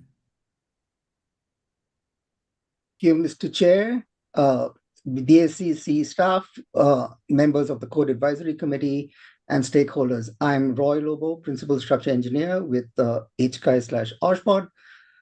We are presenting agenda item number 13, OSHPD rulemaking number OSHPD 03-25, adopt amendments to the 2025 edition California Building Code, Part 2, Volume 2 of Title 24. I'm going to give you our agency summary. The California Department of Healthcare Access and Information, which is HCI, Office of Statewide Hospital Planning and Development, proposes to amend the 2025 California Building Code. I will give you the highlights of the major changes. Item 1-1, we updated the reporting requirements for information that needs to be on the construction documents to address changes in ASC 722, new requirements for design of non-structural components. And with that, we also included other items that we thought was necessary to be included on the construction documents. Agenda item, CAM item number 2, we revised information that is required to be on the construction documents. Item 1-3, we clarified that ASC 7 allowable stress design section 2.4.5 exception 2, which is a tension load combination, is not permitted for masonry, as adjustments to steel allowable stress is already addressed in TMS 402 and is clarified in the commentary of ASC 7. Agenda item number 1-5, we clarified that when flow accelerations are referenced in the building code, they correspond to the absolute acceleration.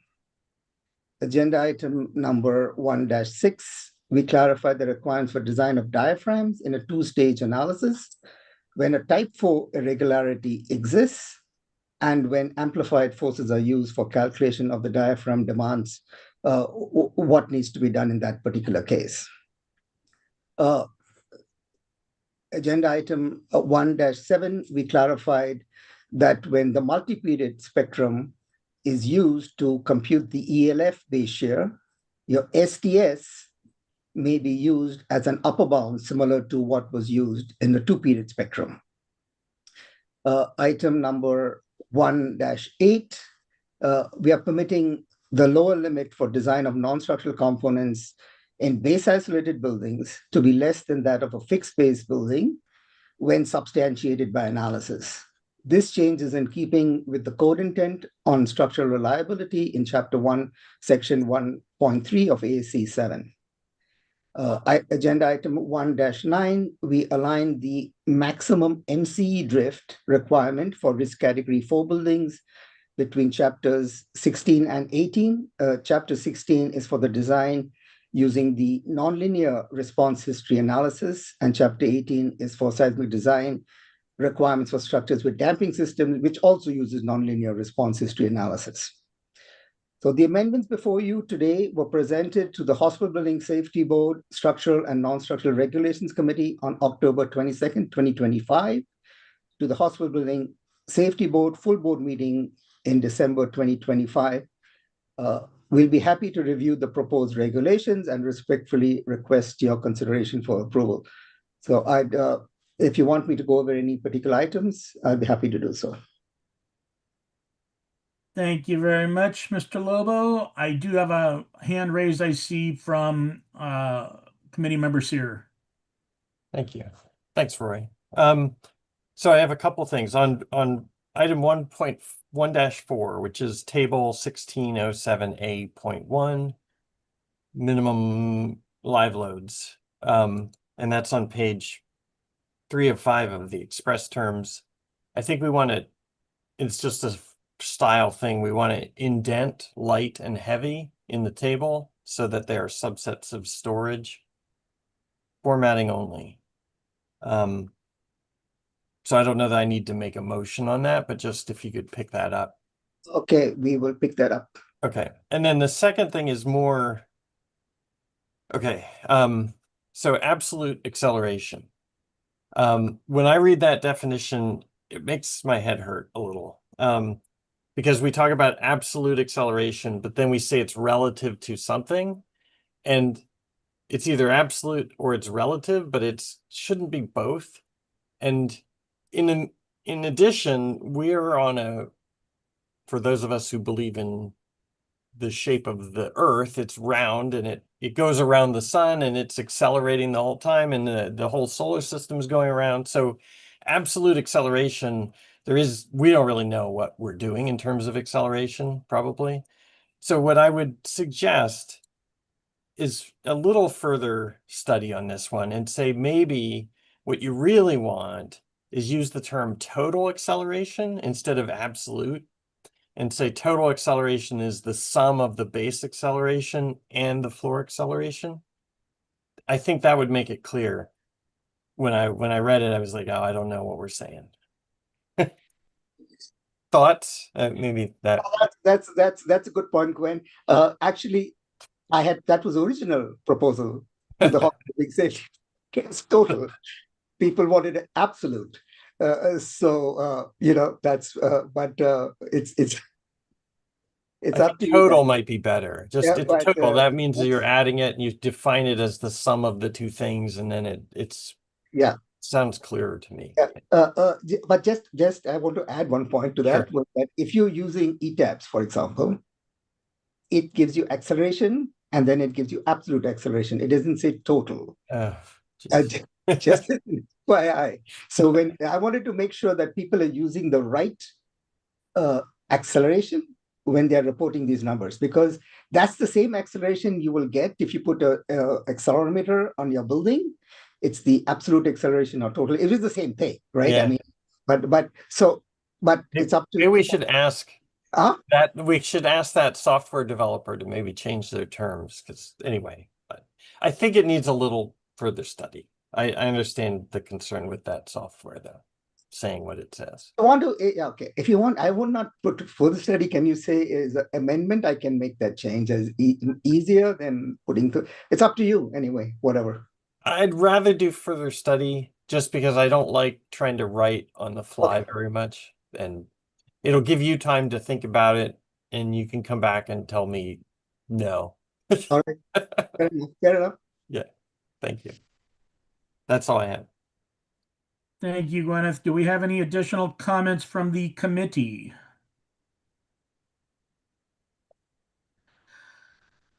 Okay, hearing none at this time, I would like to remind the public who wish to speak on agenda item 13 to put yourself in the queue now by using the raised hand feature in Zoom. If you would like to identify yourself, please clearly state your name and who you represent.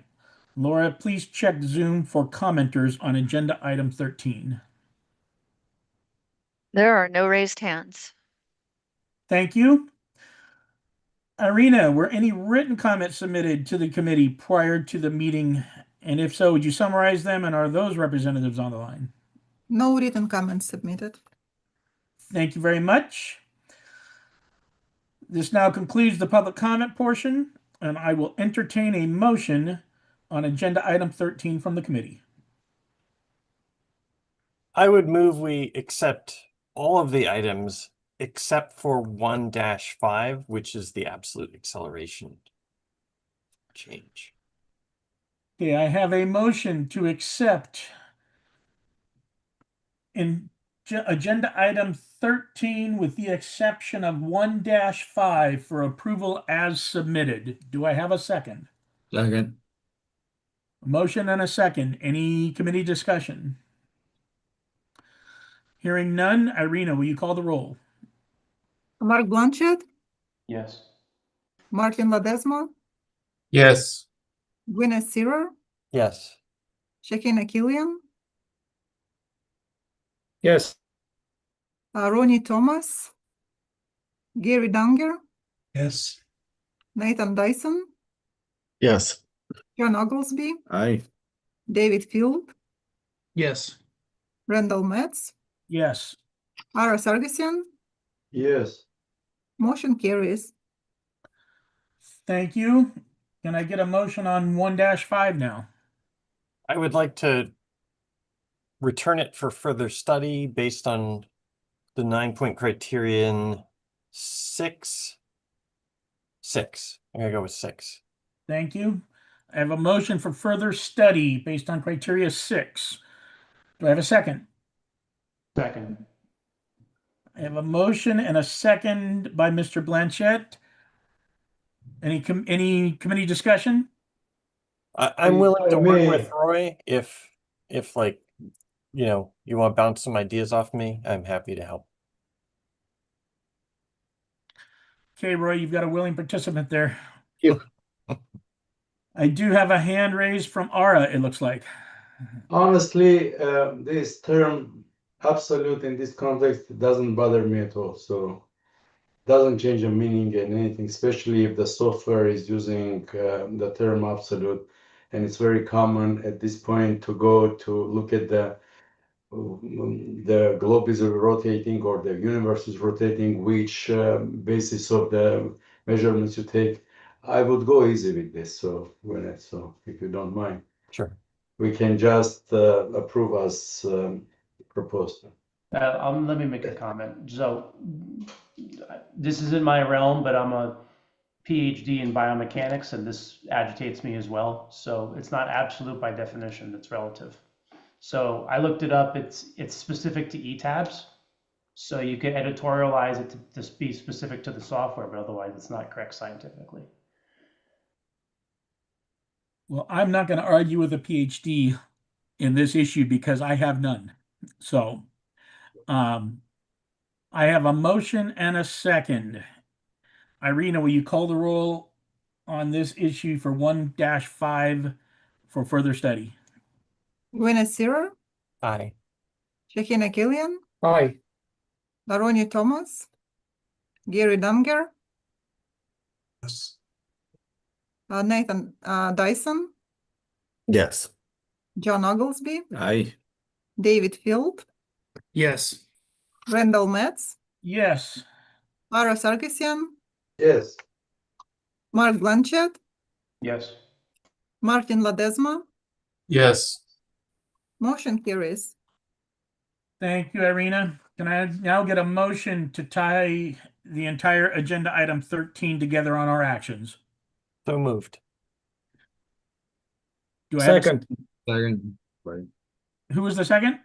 Shahan. Shahan.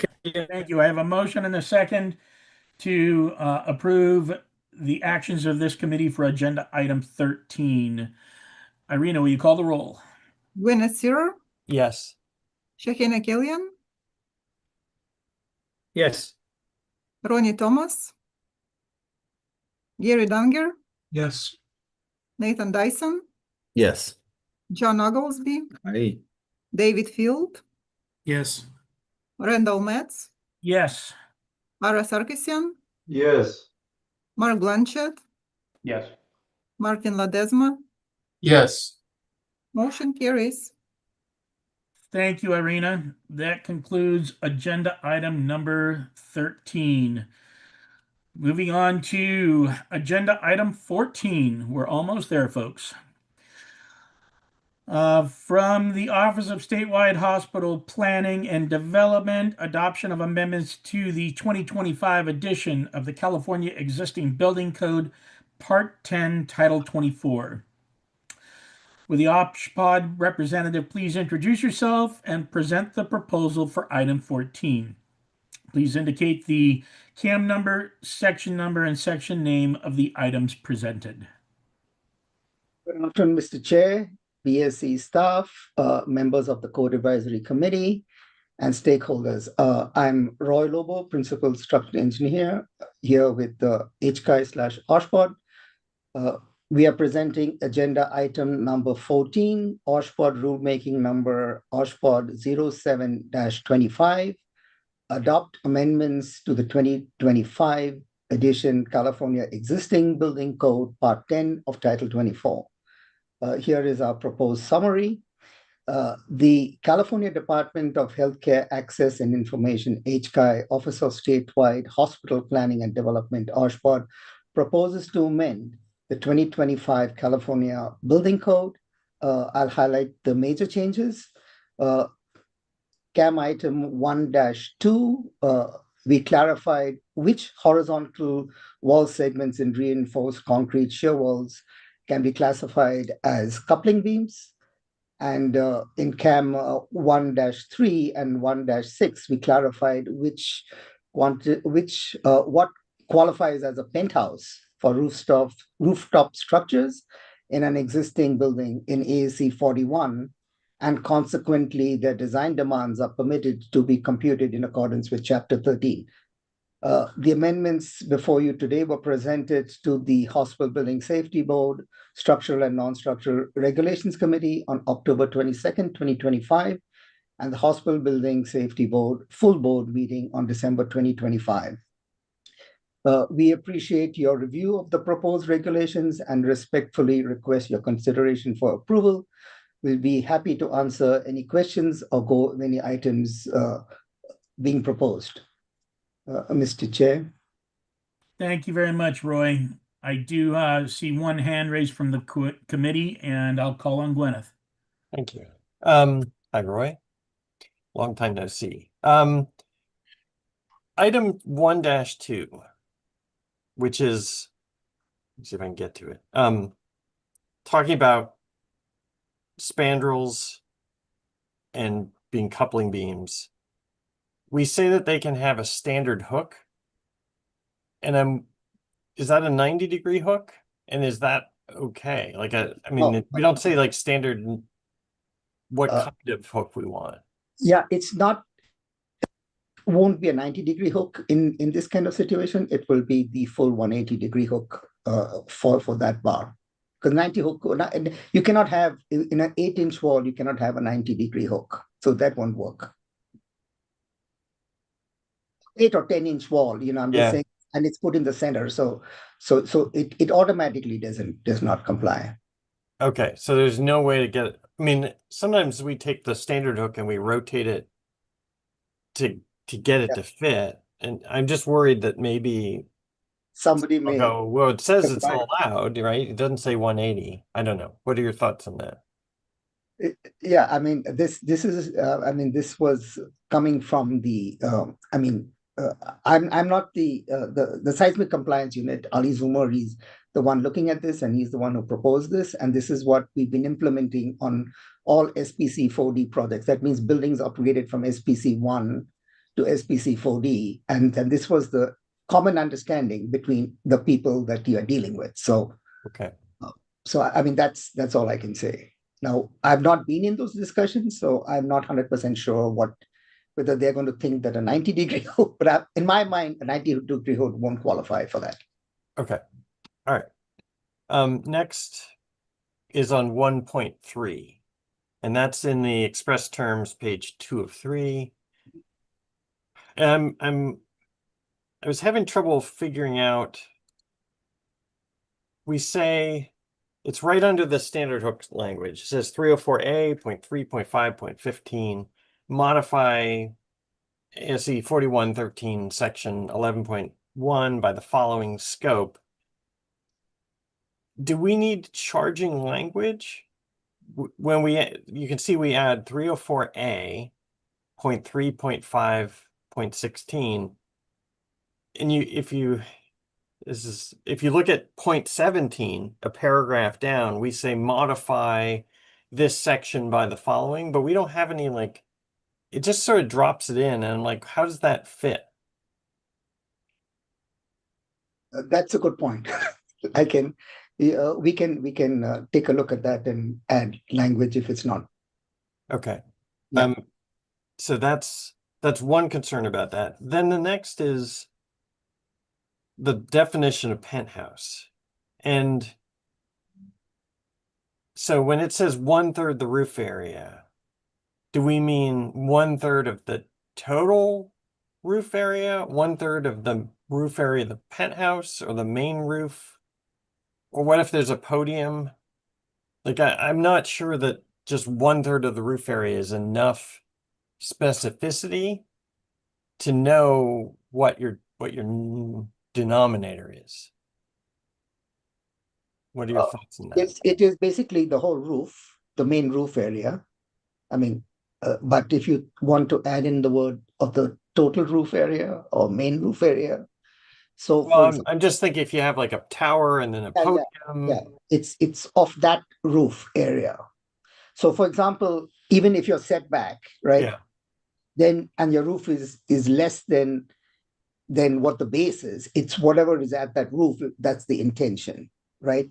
So it's not like I'm going to have a extended podium and it's just 1/3 of that. That was not the intention. It's whatever the footprint of your roof is. And then a penthouse structure is basically a non-occupied space, right? Only for mechanical units and stuff like that, right? So that's what we're talking about. So if it's not clear, if you want to suggest a language to make it clear, we may consider Maybe that. 1/3 of the surrounding roof. Like, I'm not sure. When I read it, I'm not sure. Like, it could be the main roof or the surrounding roof. Yeah. I don't know. I view it as fairly vague. And Would then, you want to exclude overhangs in that statement? Because they'd be outside the outside walls, so it's probably part of the shear transfer assembly. They would exclude overhangs. They Yeah. would exclude overhangs. So I could say main roof area if that's what you want to, if that helps. that I think main would probably be good enough for me. And then I think there's a subject verb alignment here because we talk about penthouse structures with aggregate area that is less. Oh, the aggregate area that is less than 1/3. Or is not. Okay, so the second is where it says or is not an extension, but we say penthouse structures. And then we say is not an extension. So we have subject verb disagreement there. Or are not an extension would probably be. They're two different things. Right. So if it is not an extension, then it cannot be part of the building. See, if you have a structure that is not an extension of the building, then it's difficult to say, okay, now I'm going to add it as a new story when it is just sitting on the roof and it's not really part of the lateral system of the main building, right? So that's why we said, this is what a penthouse is, because that is a structure on a structure, so that you get automatically chapter 13. If you include it as part of the building, then your whole building mass gets included up the top, and then your whole penthouse gets stepped. So that's why we were trying to make that distinction between those two. I know why you're doing it. The reason is my concern is the subject of the sentence is penthouse structures, and that's plural. And then you say, or is not an extension. So it would be penthouse structures is not an extension. It needs to be the word are, A-R-E, after the or. Okay. It's Okay. a grammar. Penthouse structures are, okay. And then when I look at the express terms, say to modify, this goes back to what are we doing here? It says to modify section 11.1. I think that's definitions, but then this is adding something to chapter 13. I don't know. I was really confused as to what we're doing there. So I'm going to recommend further study on that one. Okay. Just because I think it needs to be clear what we're doing. And that's the same thing for item 1.6. Yes. And then, not to give you a bad day, but item 1-4, where we're talking about, I need to move some, renumbering the sex changes. I think we need to hold off on that until item 1-3 is figured out. Like, are we adding it in section 11.1? Are we adding it in section? Yeah, I'm not sure. It looks like maybe it makes sense to renumber 17 and 18. But I was confused by the stuff about section 11.1.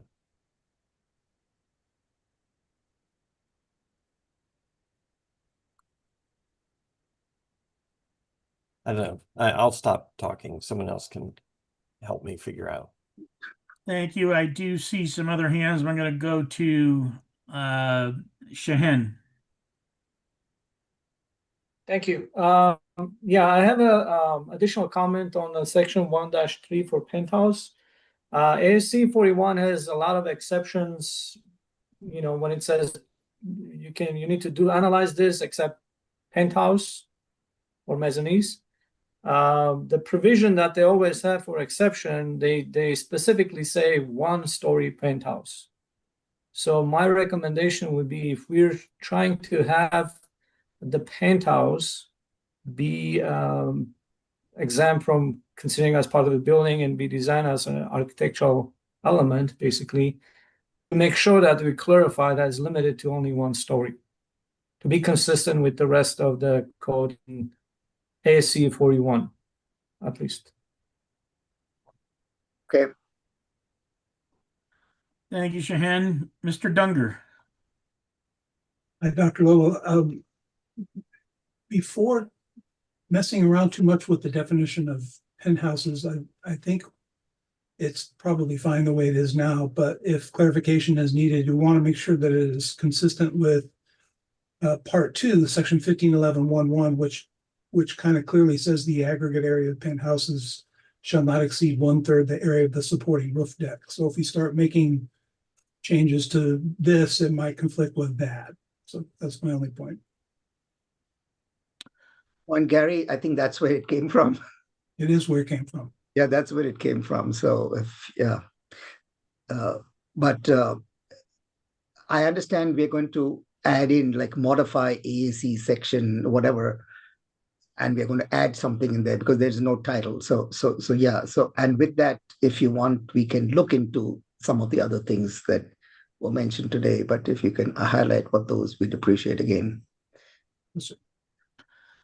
Thank you, Gary. Ms. Wayne Connolly. Thank you, Chair. Also about the penthouse. So the 2 rules, one is with area less than 1/3, and then use or is not an extension of the building frame. And then the second category is larger than 1/3 and or an extension of the building frame. So based on the current language, if you have the penthouse less than 1/3, but not an extension of the building frame, and or you have a smaller than 1/3, but is an extension of the building frame, would fall into the both category. So I wonder, that if the language you meant, the first one is less than 1/3, instead of or, if you meant that's an and. This is a good point. For the first one, we mentioned it was not or, it was like part. It's if it considered part of the building frame system, then that would be included, can be considered upon down, even if it was, because that's also an exception in AAC 7. AAC 7 permits you that you can use that as a penthouse.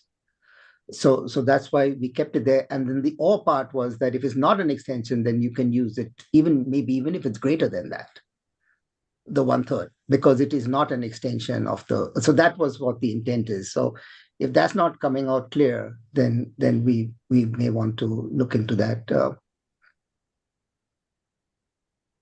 To respond to Ms. Wang Connolly's comment, I think it's okay. When you were talking, I thought you'd convinced me, but then I looked at it again. The first part is if you meet this or that, you may evaluate it using either of those criteria. If it's larger than 1/3, well, and or an extension, then you shall evaluate it. I don't know, maybe I think this needs further study. I will say that I like the idea of, instead of saying like main roof, the supporting roof deck or supporting roof level, something like that would be better. The supporting roof deck area, that would work for me. And I did manage to answer my own question about 1.4 and 1.7. What's in here, and next time it would be helpful if you like put the numbers in that thing so it pops out. But the reason why there is 304A, this is on 2 of 3 of the express terms, 304A.3.5.15, is you're giving context. Here's our change in 15. We want to add 16, and then you have here's the change in 17. We're not actually touching it, and here's our change in 18. We're not touching it. We're just renumbering them. That's what was going on there. It just had me kind of confused. So I think I'm straightened out. Okay, thank you. So we're not making changes there. No. Yeah. Okay. All right.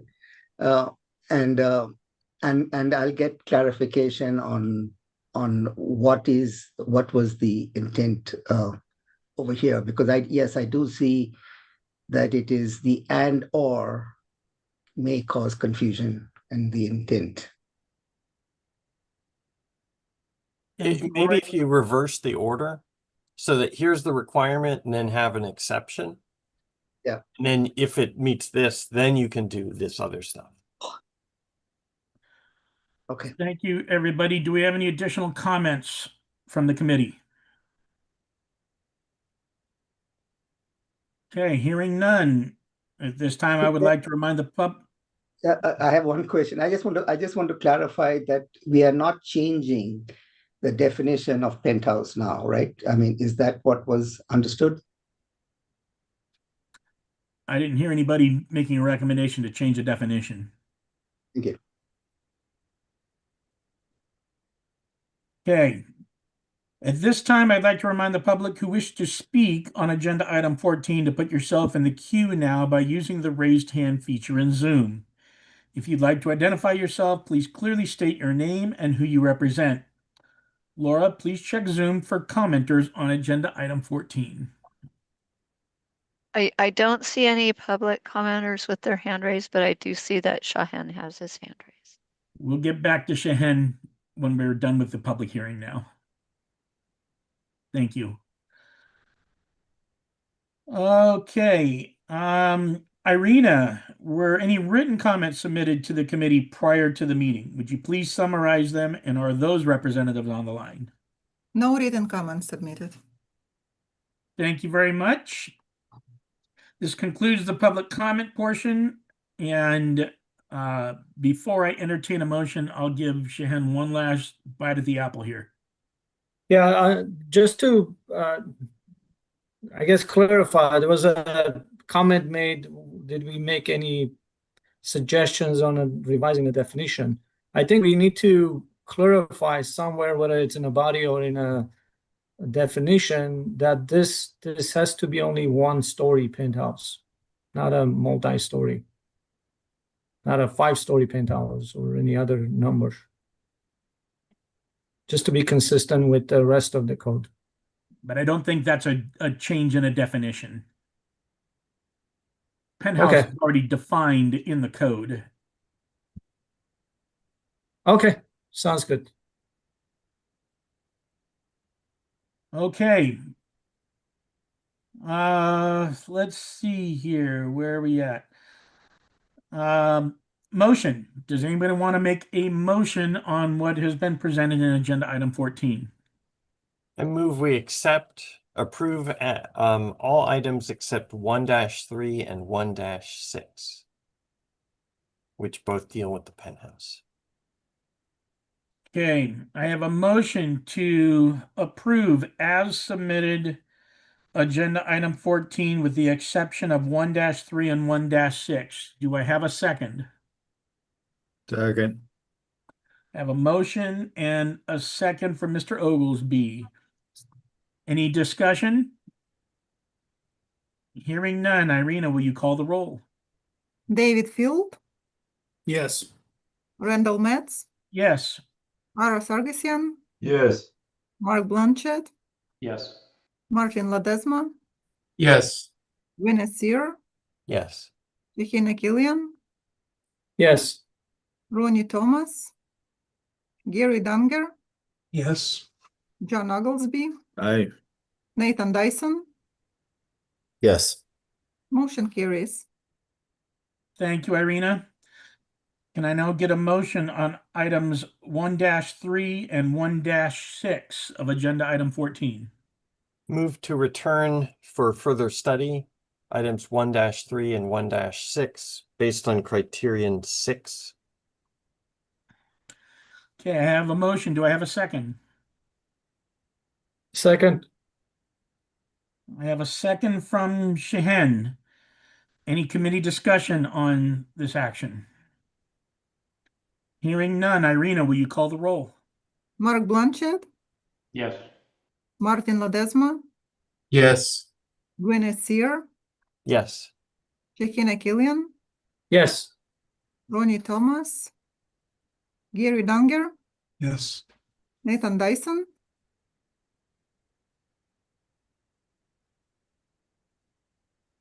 Sorry, struggling. Yes. John Oglesby, Aye. David Field, Yes. Randall Metz, Yes. Ara Sargsyan. Yes. Motion carries. Thank you, Irina. Can I get one final motion tying everything together for agenda item 14? Move we accept our actions on agenda item 14 in the entirety. Thank you. A second? Second. I have a motion and a second. Irina, will you call the roll? Gwyneth Sear, Yes. Shahina Killian, Shahin,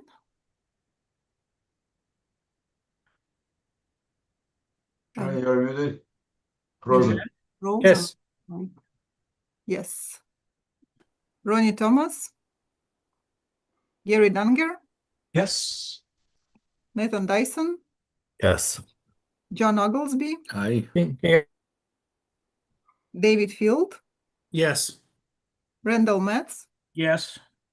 Ara Sargsyan, Yes. Mark Blanchett, Yes. Martin Ledesma. Yes. Motion carries. Thank you, everybody. That concludes agenda item 14. I now need one final motion. This is a global motion to tie all of the actions of this committee together on agenda items. I think it will be, is it 4 through? Well, do we have to do 13 and 14 first? We just did that. Wasn't that 14? Nope, that was tying everything together. Okay. No, that was for 14 only. So we need to do 14 and Okay, 13. I thought that was tying everything together. We'll do one. I I need one agenda that ties everything together for all of OSHPOD 13 and 14. So moved. I move we accept our actions on agenda items 13 and 14 in their entirety. Thank you, Gwyneth. Do I have a second? Second. The motion and a second. Irina, will you call the roll? David Field, Yes. Randall Metz, Yes. Lara Sarkisian, Yes. Mark Blanchett, Yes. Martin Ledesma, Yes. Gwyneth Sear, Yes. Shahina Killian, Yes. Ronnie Thomas, Gary Dunger, Yes. John Oglesby, Aye. Nathan Dyson, Yes.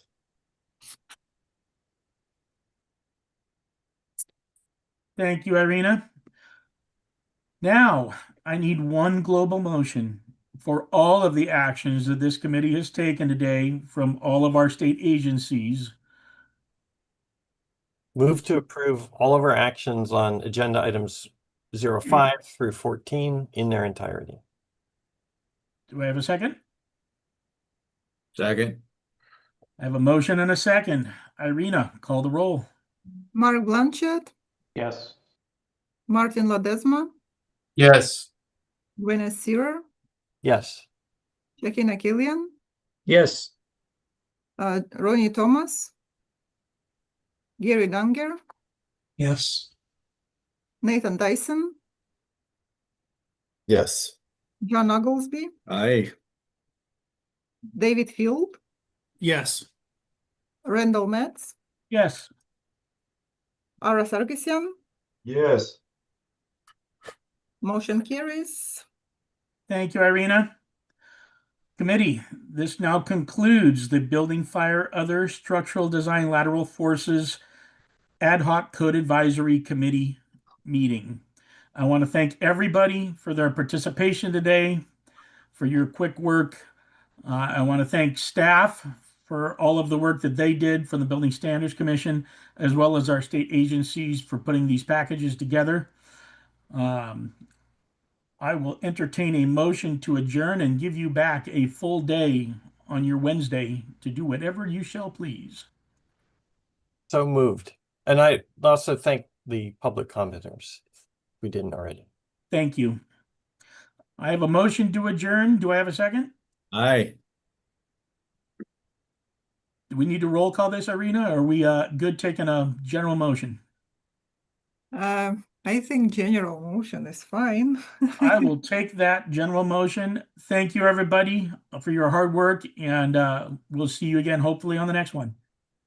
Thank you, Mr. Chair. Thank you. Thank you. Thank you so much, everybody. Good to see you. Thank you, everybody.